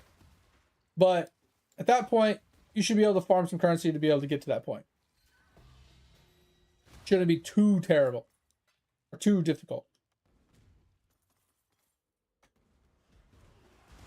It's just easy. The problem is the reason why RF is so expensive and why it requires a lot of money at high end is because a lot of people play it and inflate the price. People watch Pox. People look at Pox builds. And they're like, oh, it looks so easy. It's so fun. And look, everybody's playing it. And they just inflate the price of all the items. So an item that normally would cost you like 5C now costs 5 divines. And it's just like, that's so stupid. But it is what it is. Like, at the end of the day, you just deal with it.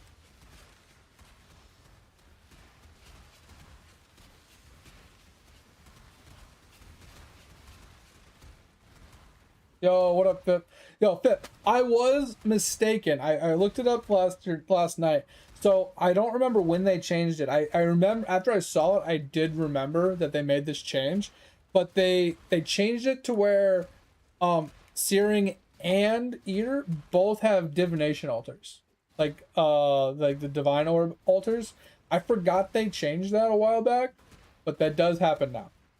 So there is no real difference other than what we said before. One's more consistent versus one is like more Gamba style, where we get the more effect versus the increased chances of more upsides kind of thing. So with that said, you know, take that with a grain of salt. Like I said, I was wrong. Just admitting to it. It is what it is. But yeah, Mark, if you're interested in trying it, feel free. I don't mind helping you out. Like, I do have a Discord. You can always ask me questions in there. I will be getting off soon because it's 6:15. Everybody in the house wakes up around 7, so I'll be getting off soon. Yeah, I know I don't really worry about it, Vip. I just wanted to clarify or at least retract my previous statement in case, you know, you were going off of what I said was true. I didn't want to give you false information and be wrong, so I just wanted to give you the truth of what I found so we can be on the same page. But I do have a Discord. I do have a VODs channel. I'd appreciate any help you give us over there. And come back, hang out anytime, lurk. You know, don't have to talk. You don't have to do anything. But if you do want to give it a shot one day, and you need any help, feel free. I will say, I don't know if you've seen the new meta version of the build, but they life stack, and it's actually insane. It's super, super, super expensive, but it's so cool. They take advantage of the Foulborn items, like the Foulborn Wrathpith shield. They take advantage of that. They take and then they use Adorns and they life stack, and they just get as many jewels as they can to get as much HP as possible. They get up to like 25,000 HP, and then their RF gets up to like 40 million damage, and they don't even have an active skill. Hilarious.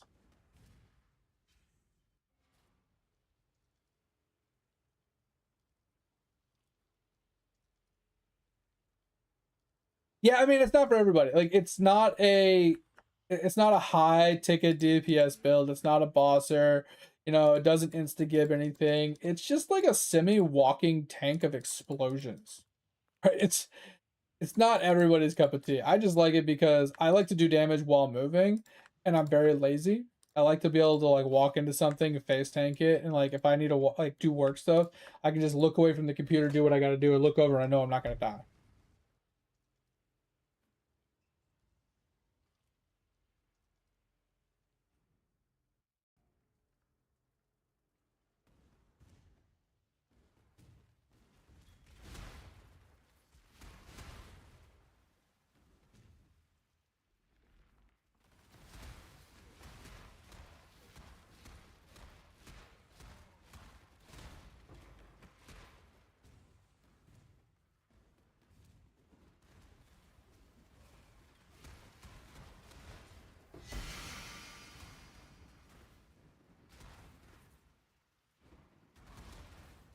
You know, low key, Pip, I kind of want to try that block of glad you showed me.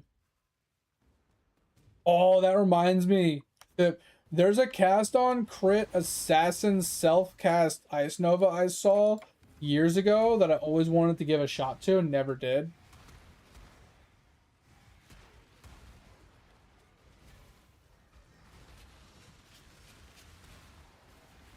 I played Kinetic Blast one time. It was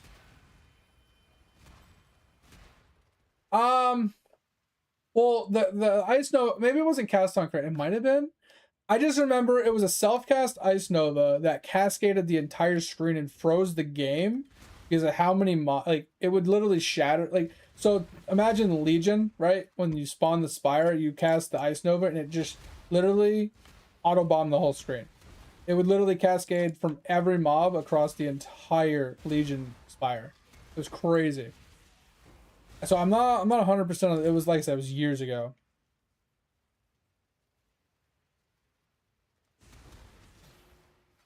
I could be wrong. It might not have been cast on crit because I think the Ice Nova was self cast specifically. but he was playing it as an assassin, as a crit assassin. And I thought it was like it was casting something else when he would crit with the Ice Nova, but I'm not 100%.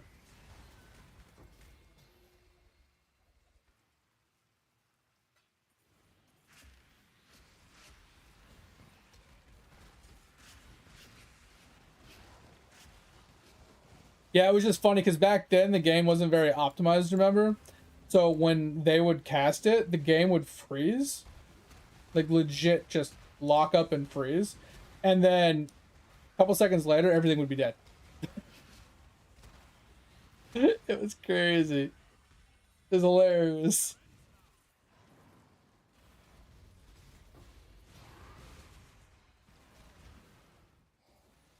Yeah, because like it hits so many mobs in such a short period of time. The game has to calculate everything, and it takes it a second to realize what's going on.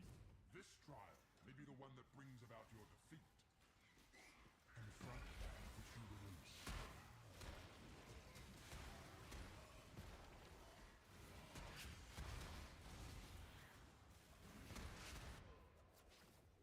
Yeah, I don't know what that one scarab does off the top of my head.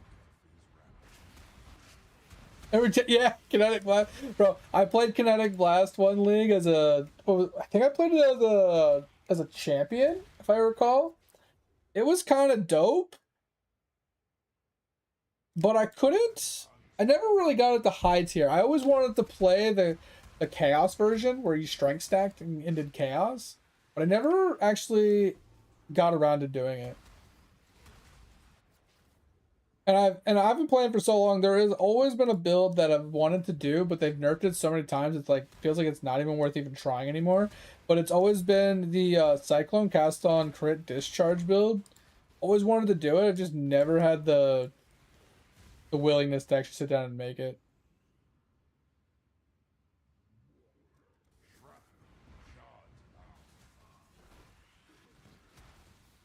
Oh, you kill them all 5 times. Got you.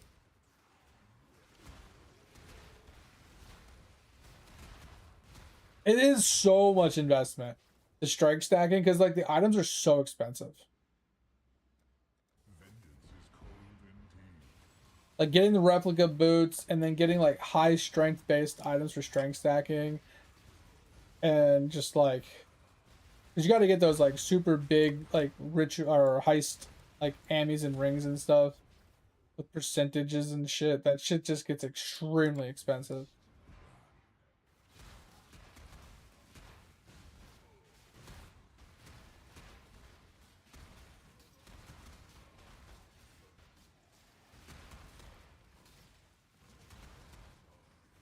His PC couldn't handle it. That reminds me, so back when I was like newer to the game, I used to play with a buddy of mine, and he was a lot better at the game than I was.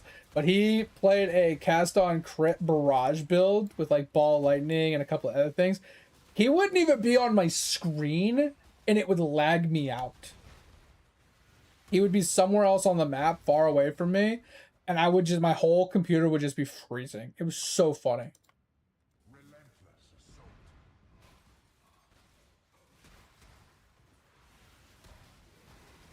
I mean, I'm not saying they're necessary, Pip. I'm just saying, like, that is one of the items that you end up eventually going for, and they're just dumb expensive.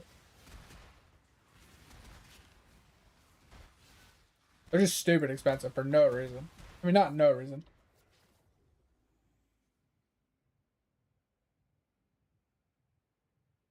Yeah, I mean, that's the thing. Like, skills, like, when you 8 map mod farm and you have the right setup for it, you make a ton of maps. What just happened? Oh shit! What do I do? What do I do? Okay, this is the first time I've ever done this. What do I do? Can I face tank this?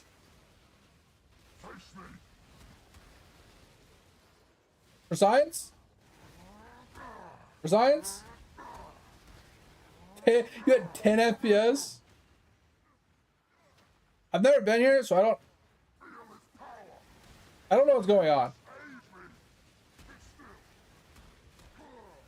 I honestly don't know what's going on.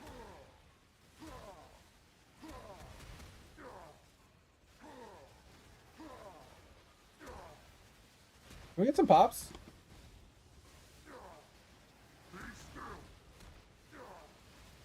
They still? Okay. I'll stay still. If you stay still, I'll stay still. You stay still, I'll stay still. Come on. Who's gonna fall first?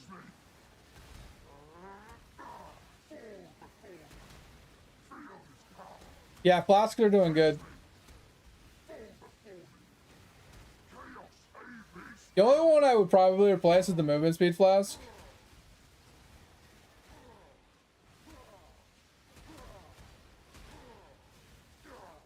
Oh, and I can drop the Amethyst Bleed Flask for an Amethyst something else Flask as well. Because I have Corrupted Blood Immunity and I have Bleed Immune.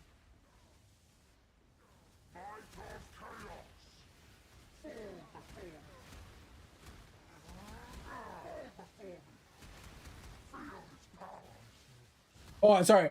I have Corrupted Blood Immunity on the tree, but... And my service continues. Yeah, I mean, I could drop the Corrupted Blood Immunity there, but I'd rather just change the Flask.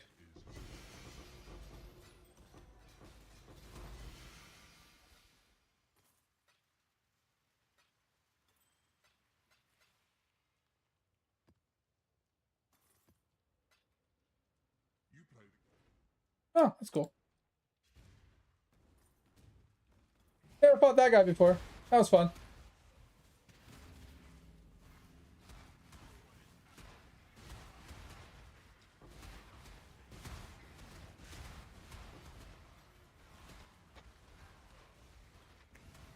I think he looks cool. Like, I think he's got good graphics and stuff. I honestly couldn't tell you what the fuck was going on in that fight, though. So confused on what was going on.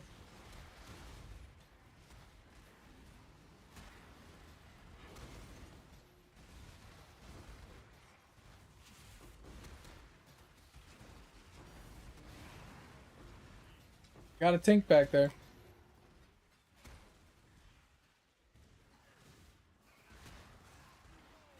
Another Baldos. That's 2 Baldos, bro, from Abyss. That's crazy. One dropped from a box, one just dropped from a mob. I mean, I don't know if it dropped from the Abyss mob itself or one of the mobs that was just standing there. But that's 2 Baldoses from the last 2 Abysses we ran. It's actually kind of nuts.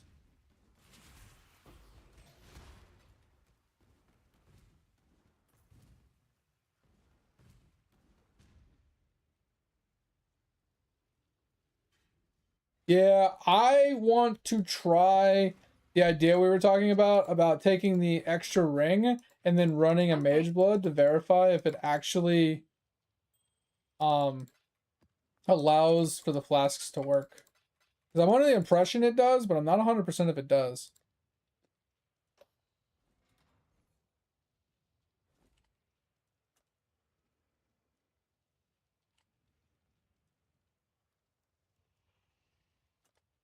Never seen this ring before.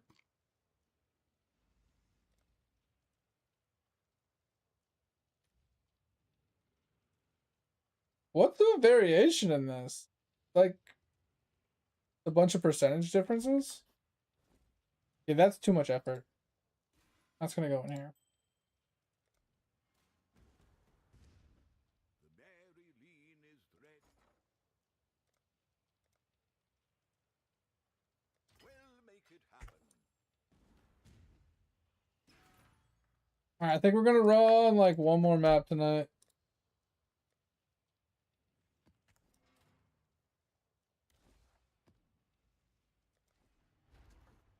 Oh.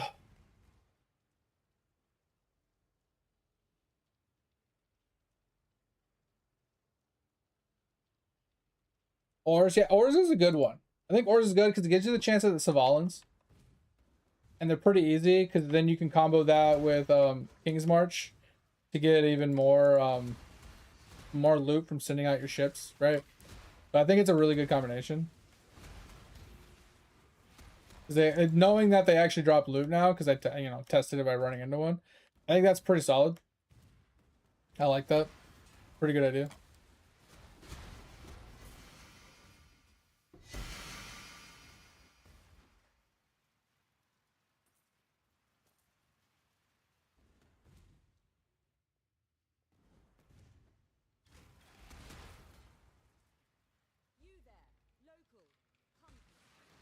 Yeah, I like the Atlas now. The Atlas is actually pretty sick. I'm not a huge fan of how to get my void stones because I hate having to kill like Maven. I always have to have someone to like kill it for me. But like Searing and Eater, those ones are always easy. But having to kill like I don't know, I feel weird like forcing people to have to kill these in-game bosses to get their stones just feels bad. I wish there was a better way of going around it. Like entry level fights rather than like boss fights themselves. I feel like that's a better option. Instead of forcing people to actually do the real Maven fight to get their stone or to do the real Cortex fight or something. I feel like having like an entry level like quest version is better.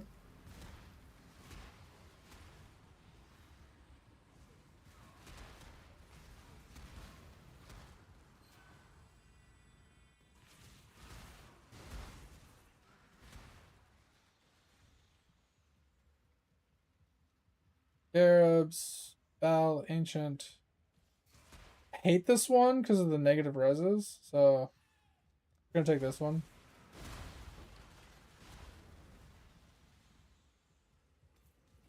Yeah, the memory game itself isn't hard. It's getting into a position to be able to see it without dying to like anything on the ground can sometimes be a problem.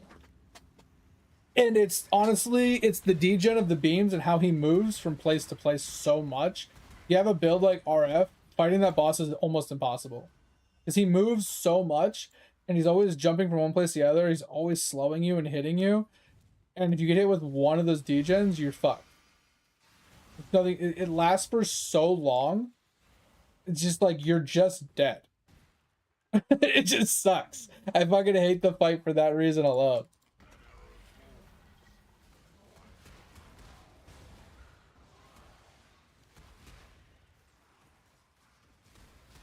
Most people on memory phase, they intentionally just fail it to spawn back in and skip it. Honestly.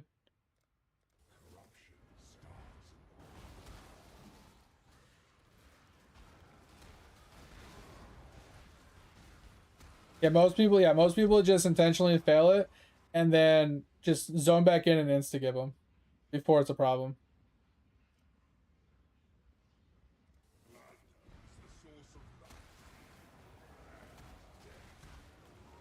That sucks skills, yeah.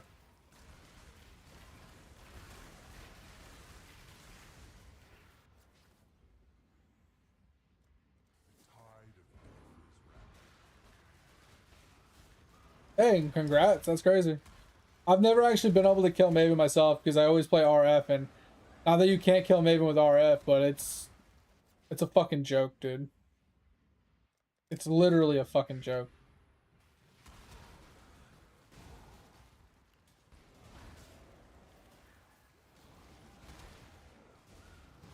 Yeah, well, the degen balls can be annoying if you like aren't paying attention or you miscalculate it or you know what I mean. Like those ones can be like the degen balls can kind of cuck you a little bit.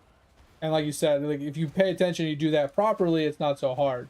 But if you fuck that up, it kind of fucks you. Why can't you believe it?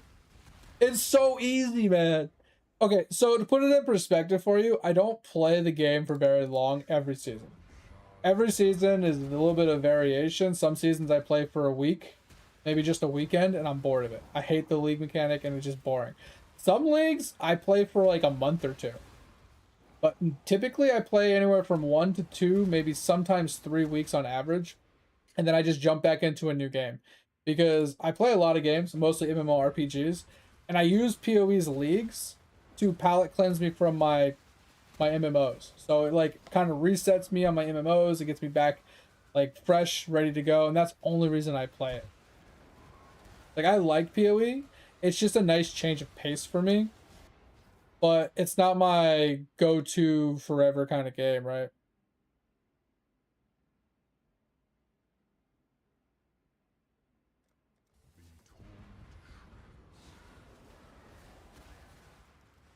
You just lurk. It's all good, Mark.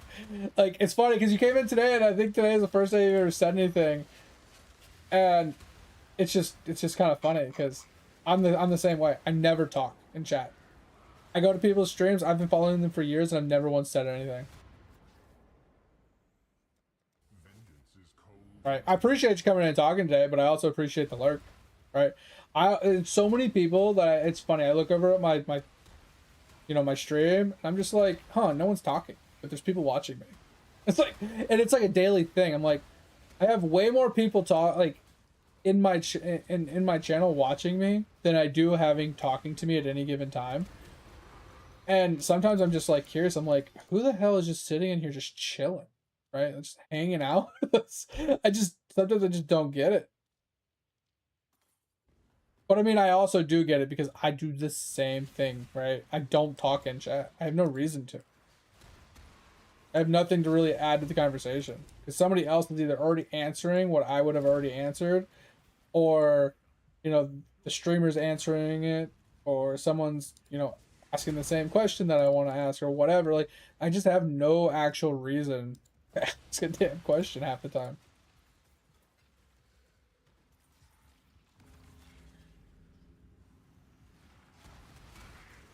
Yeah, no, you're right too, because a lot of people that come in here, they just listen to me to banter. They just come in and listen to either me complaining about my video games, or they come in to listen to me just banter about whatever it is we're bantering about, like whatever game I'm playing, or whatever random conversation gets prompted or whatever, and they just listen to my banter. Most of the people that are hanging out in here. Some days I have some really off the wall, like, just rants that I know I lose viewers because of, but sometimes I get on a topic and I can't get off of it.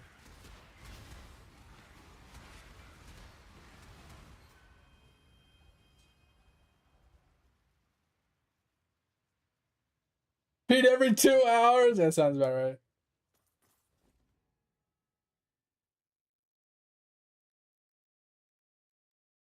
Oh.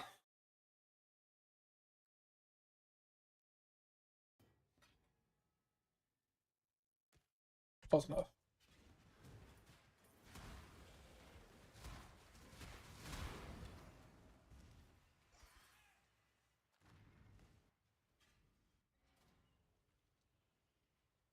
The funny thing is, like, I need to get off, but I kind of just want to keep smacking maps. I got 30 minutes before people wake up, so I mean, I can hang out for a little longer, I guess.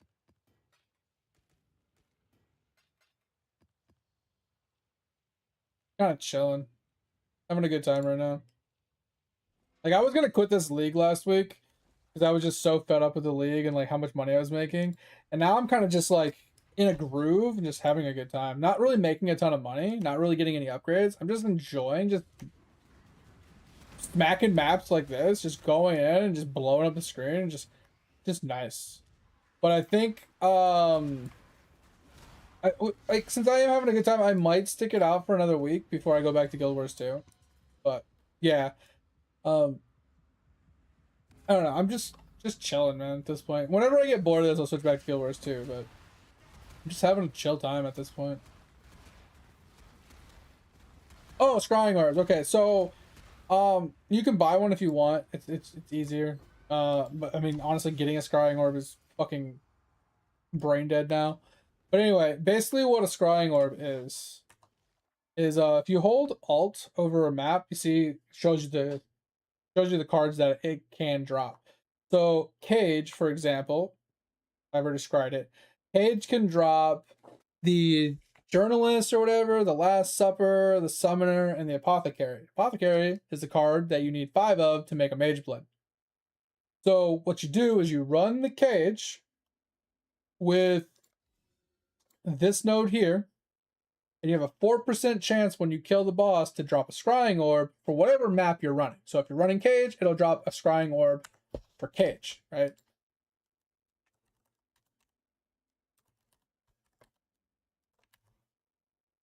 Can't spell. Right? Drops one of these. And then you use this on any map that you want, and it'll move the cards from the Cage to whatever map you put it on. 500C, basically. So I used it on City Square. So it moved the cards from Cage to City Square. So now I can get the Apothecary to drop on the map that I'm running. Now, a lot of people do Dunes, I think, as well. Because Dunes has the divination card for 2 divine orbs for 12 of them. It drops more frequently than the Mage Blood, so it's a little bit more consistent currency. But there's a couple other ones that you can also look into for other div cards and divine, mirror shard ones and whatever. They're just, the more rare they are, the harder they are to find. So some people take the more consistent dropped ones, like the one I showed you from Dunes, and that way they get consistent currencies from the divines that they get from the cards. But basically that's all it is. In order to get one, you need that one node on the Atlas tree. You run the map that you're trying to get the cards from to drop the scrying orb from the boss. Then you use the scrying orb on whatever map that you want to be running to move the cards over. And then you start spamming your map, and that's it. Literally all it is. And if you want to make money from it, you spam a map to drop the scrying orbs to sell to other players. So if you wanted to make like 490C for a scrying orb, you can go and run Cage all day long, drop a bunch of scrying orbs, and then sell the scrying orbs. Another way to add money to your overall map progression, because you do your regular, Atlas run like you normally would do, whatever it is, rituals, ultimatums, deli, whatever. You do that, and you at the end you have the additive bonus of dropping a scrying orb, which is additive money to your overall, profits. Some of them aren't worth anything, so it's not even worth getting scrying orbs for some of the maps. So you don't have to do it on every map, but certain ones that are actually worth money, it's worth.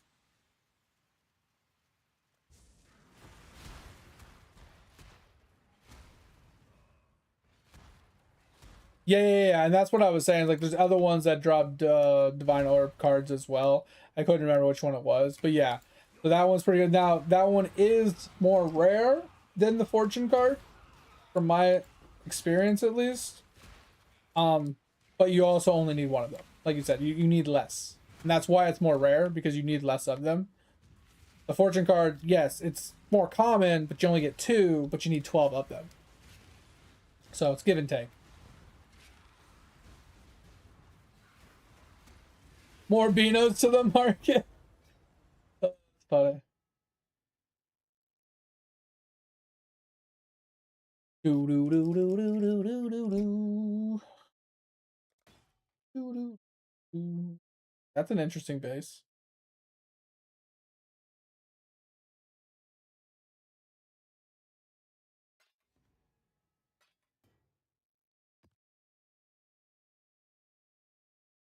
Oh.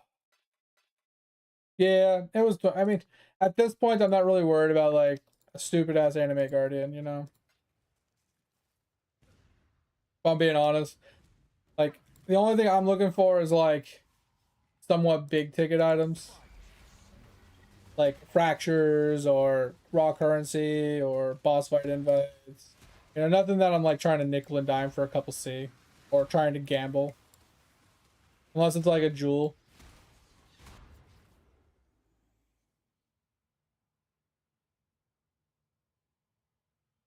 Gave you a divine as a tip? Bro, why? You don't need to actually find them. I've never dropped a mirror. I thoroughly have over 10,000 hours in the game, but I've never hard farmed. So it makes sense why I've never found one. But yeah, I've never found one myself either. I don't like these ones. The defending ones. Because I have to stand on the thing. Kill the mobs and then it gets the thing hit. I've never found one myself. I've never even found like a mirror shard or like a card for it or anything like that. Might die to chaos in this fight.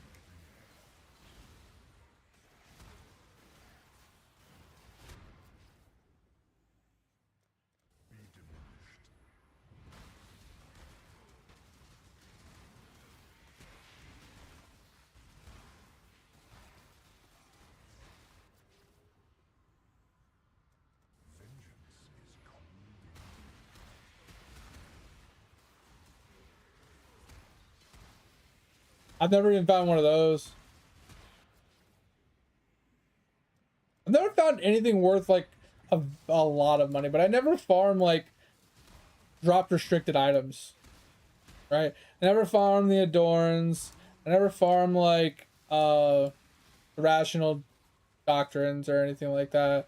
I don't farm like Falborn items all that much. Like I don't really farm big ticket like item restricted items. I think the highest thing I've ever dropped was the apothecary card.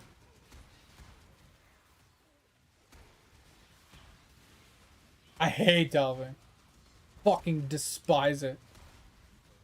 I've hated it ever since they released it. Fucking dreadful. And it's because I never make my build around it. Pure and simple. Like, I feel like I wouldn't hate it if I had phasing.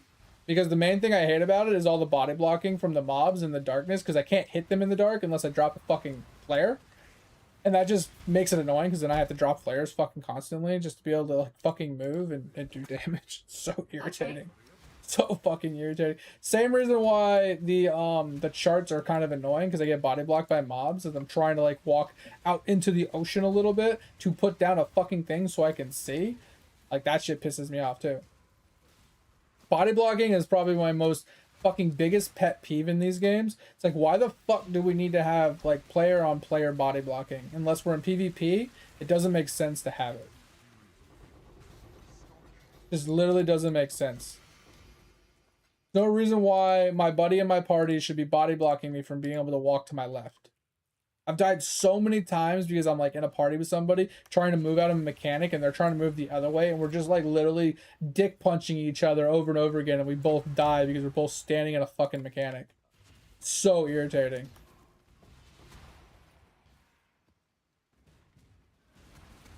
Now, when I had my Mage Blood last league, it was really nice because I wasn't getting body blocked by anybody. I was just freely moving around. It was so chill. I liked it a lot. So much better. But without phasing, man, this game can suck it. I fucking hate playing with other people because the body blocking is just so dumb.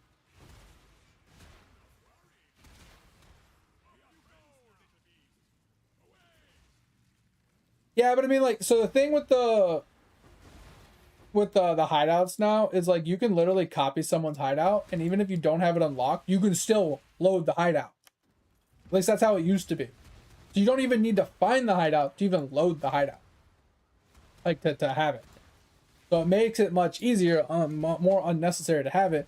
And then they're so easy to find. You just fucking keep reloading a zone until it fucking spawns. Not hard.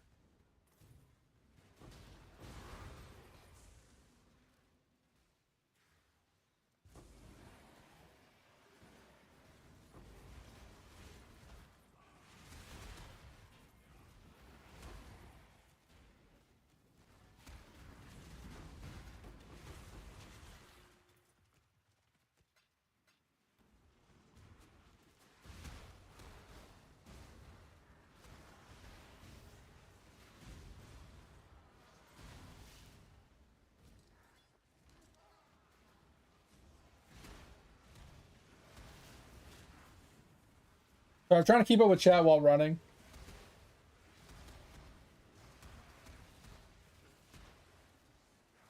Like I said, RF isn't a problem when it comes to delving. It's literally having to drop flares everywhere and having to use the hotkey to drop flares constantly just to be able to do damage. Like I said, if you have phasing, running through the darkness isn't that big of a deal, and then dropping a flare when you get to where you gotta go. It's just you need phasing to do it.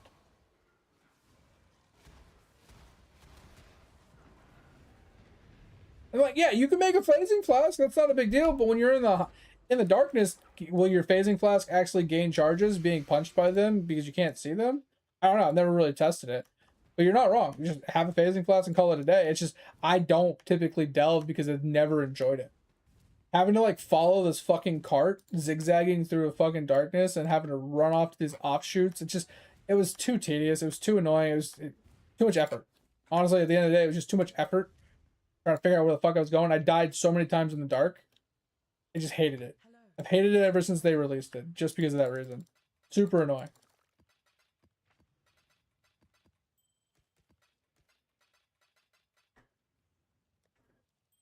I'm very particular on the things that I like in Path of Exiles, and there's a lot of league mechanics that I fucking despise that I wish would just go to hell and never come back. They're just fucking awful on every level possible.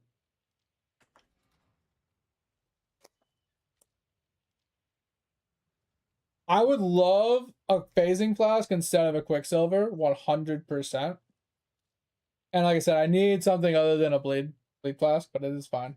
Doesn't really matter. I don't really care. I'm not interested in really tinkering with my build right now, so.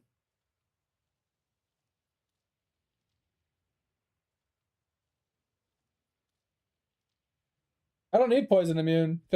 What?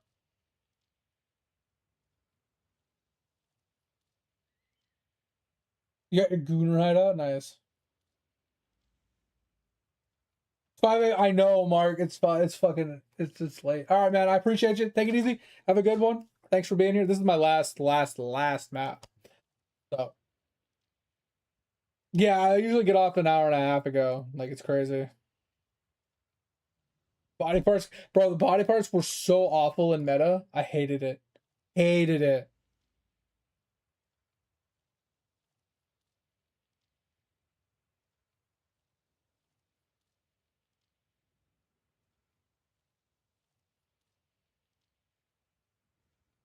Well, yeah. So, I mean, like you said, I could drop this 1 point. I could drop 1 point in my tree, and that's it. Because my bleed immune comes from my ring. And that's why I say it's like not really worth dropping 1 point in my tree when I could just get something better than corrupted blood immunity on this, right?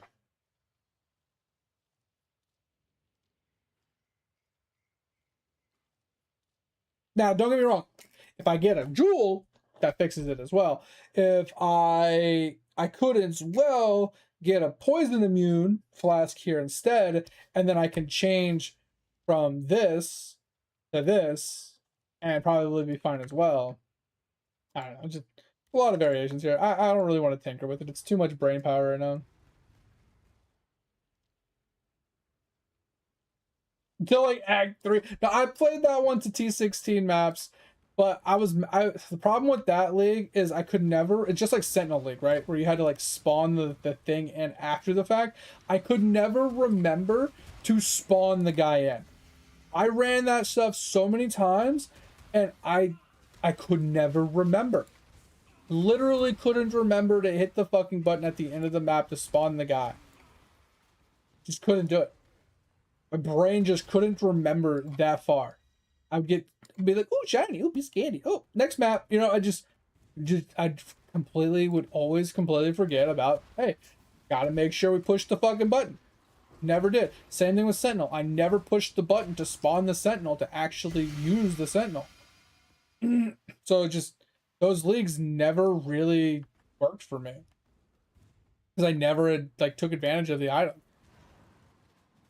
And the Wisp league pissed me off too. It was so irritating dealing with the Wisp. Because you had to zone into it, then you had to follow, you had to find your way through the darkness, you had to go here, you got to go there, you got to try and follow the right color, you got to fight the mobs, and then you juice the map, and the juice was cool and all, but it was so annoying. So fucking annoying. I have a problem with almost every league mechanic we've ever had introduced to us. The only league that I've actually engaged in that I liked on league launch was Tota and Mirage. Those are the only two leagues that I've ever actually been a part of on league launch that I was like, damn, this is dope, let's go. You know what I mean? I had a blast. I enjoyed it. I didn't hate doing the content. It was super fun. I played it for a long period of time. There's only two leagues. Every other league I fucking hated. Every single one of them I fucking hated.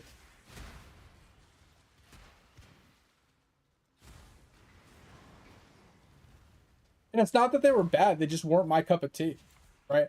I don't enjoy heist. I don't enjoy farming currency in a map to then go to another map to then juice that map and to make money, right? I didn't like having to spawn the things in meta, to then farm body parts, to then bring that body part to another place to spawn a boss, to fight a boss, to get currency, right? Like, none of that stuff was fun. Like, Necro was awful. Harvest was fucking dreadful. Because you had to set it all up. Once it was set up, you had to plant all your stuff, and then you had to run X amount of maps so they would grow, and then you would have to harvest them. It was so fucking awful. Now it's not too terrible. Like I said, now that it's part of core and they simplified it a lot, it's not so bad. Now, fucking don't even get me goddamn started on this fucking stupid ass Kingsmark bullshit. Hey guys, let's add gold to the game. But guess what? It's gonna have its own pouch with no limitations. It's not gonna impact you in any shape or form, but we're not gonna auto put it into your pockets. We're gonna force you to walk over it. Why? Fucking why? Why the hell doesn't that shit just... If I can get XP from the mob, it should just go into my goddamn pocket. It pisses me off so fucking much. Every league that I have to deal with that shit, I get pissed.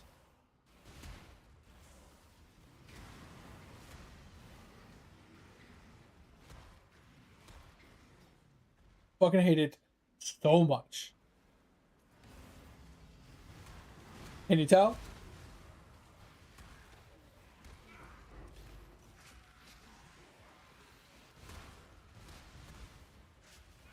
What gave it away? Piece of shit, dude.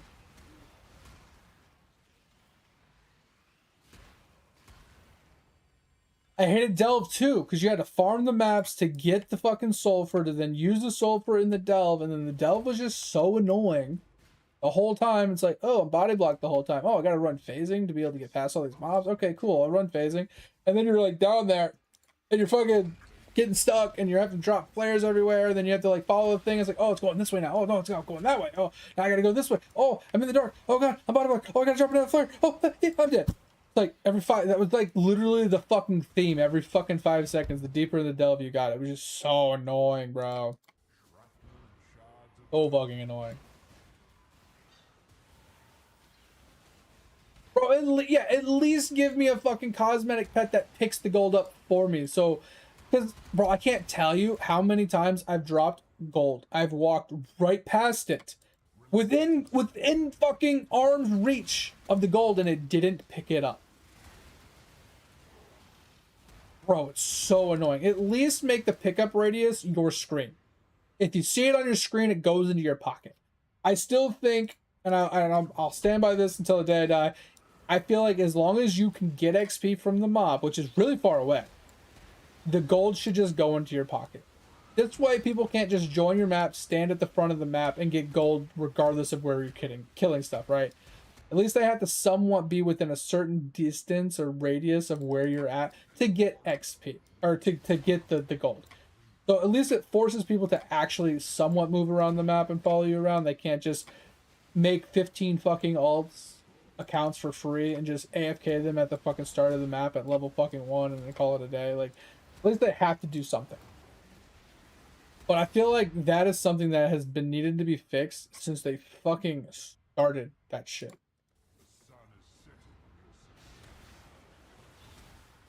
It's so annoying.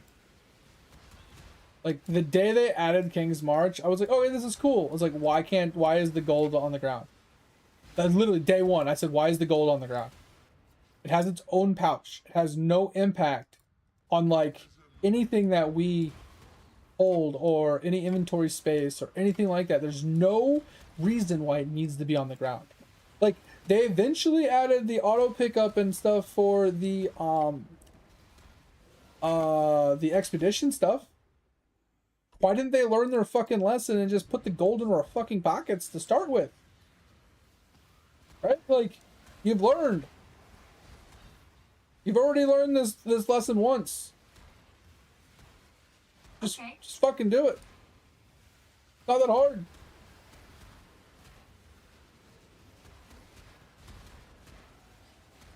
It's not that hard. Jesus Christ.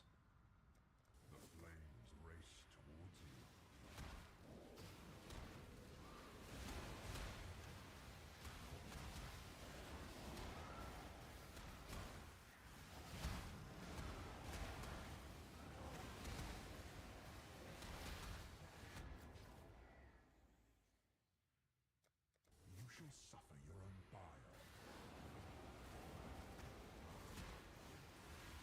That's where the saw blades like stood in place. Oh, I'm stuck. Oh, I'm stuck. Oh, that's bad. The hinder really fucking me. No!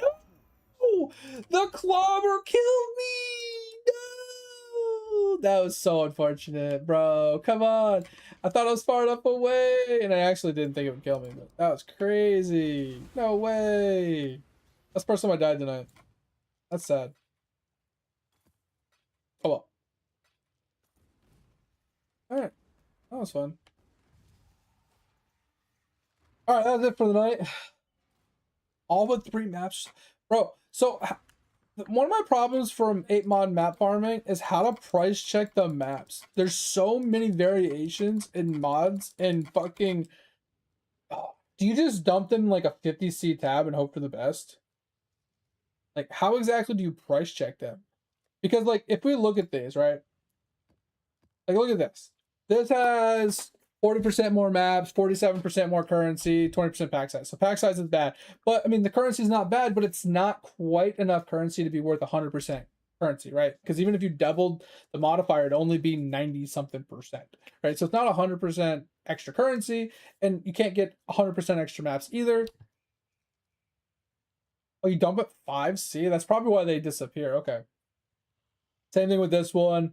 There's nothing particular insane about it. Those would have to be crafted. Nothing particular crazy. Like some of these are like, you're just looking at the scarabs, you're looking at the maps, you're looking at the currency percentages, and I get that. But some of them aren't very apparent. Like I'll show you one in a second. So this, for example, is worth 25C.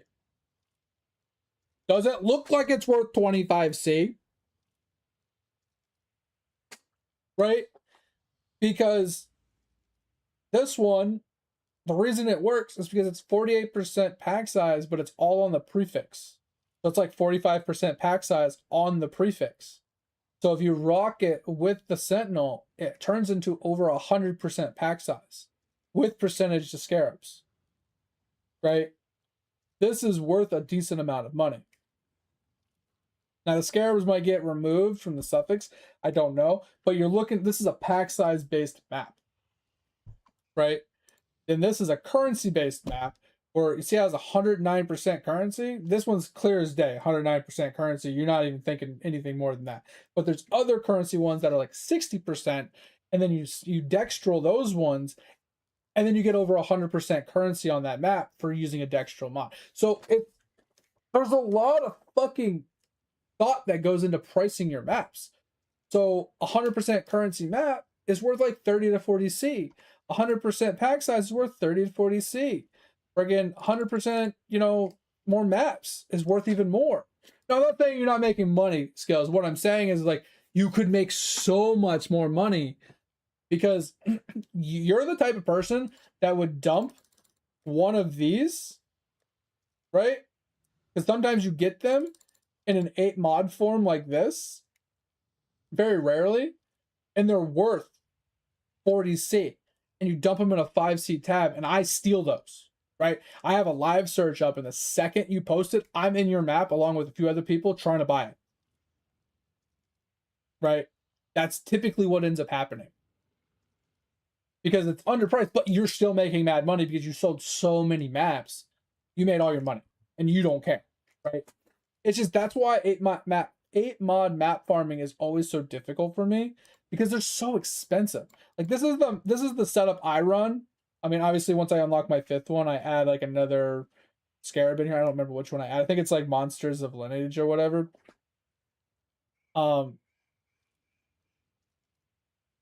Yeah, but this is what I typically run. And so like Corrupted, Escalation, Devil Magnitude, right? And then you can run like a Monsters of Lineage if you really want. It doesn't really matter what you add in after that. But like if we like price check those, right? I'm gonna get off here in just a second. Right. So if we price check the escalation, so we can get extra maps, right? That's pretty cheap. Actually, that's really cheap. It wasn't that cheap not that long ago. I don't run risk magnitude. So we run 2 of these, so that's 6C. So that's like 7C. We can always inflate it by an extra C when we're done. So that's 7C. And then we got this, so 9C. That's like 16C, and you need a map to run it, right? So we'll say 18C plus map, because you want to run a map that has increased map, more map modifier, right? So here's a search for it. So 100% more maps, 40C. So you're looking at 60C investment, and if you come out of that map, you're probably gonna come out with a ton of maps. Don't get me wrong, you're gonna come out with a ton of maps, but you have to make 60C from that map to break even, and then anything past that, you can easily make money from this. I'm not saying you can't easily make money from it. It just feels like that 60C investment is such a huge like bottleneck, right? It's that part where it's like, I need to make over 60C or this isn't worth it.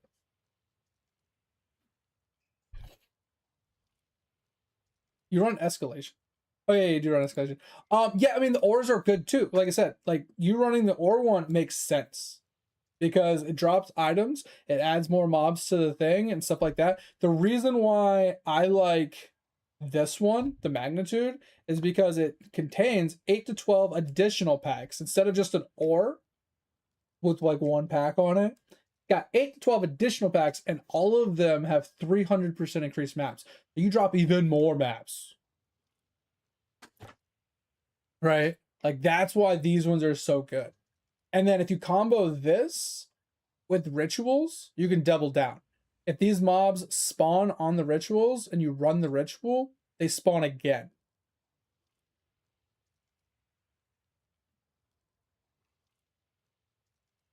Yeah, I that's the problem I had. I bought stacks of 20, and this was 2 weeks ago, right, when scarabs were more expensive, and it wasn't profitable for me to run 8 map mods.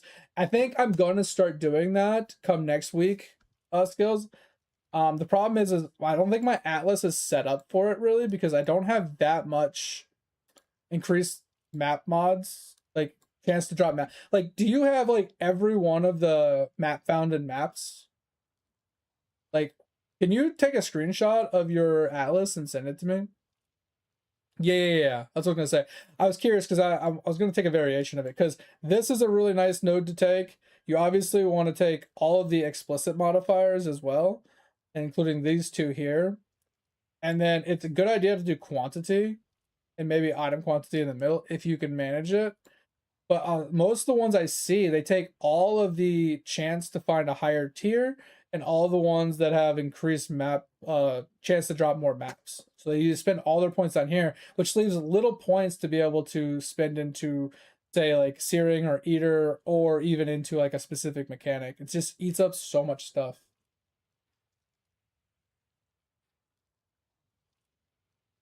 Yeah, so I don't like this one personally. Are you using an astrolabe as well? Because that's what you would use that for. And then you got, yeah, ores. You got ores. I don't understand this part, unless it's just for the map mods here. I don't know. But you got map mods. Yeah, so you grabbed a bunch of extra maps. Then you got your ores here. You got your map. Yeah, so you did all the maps. You avoided the quantity in the middle. Is there any reason why you didn't take this one or this one? Did you run out of points?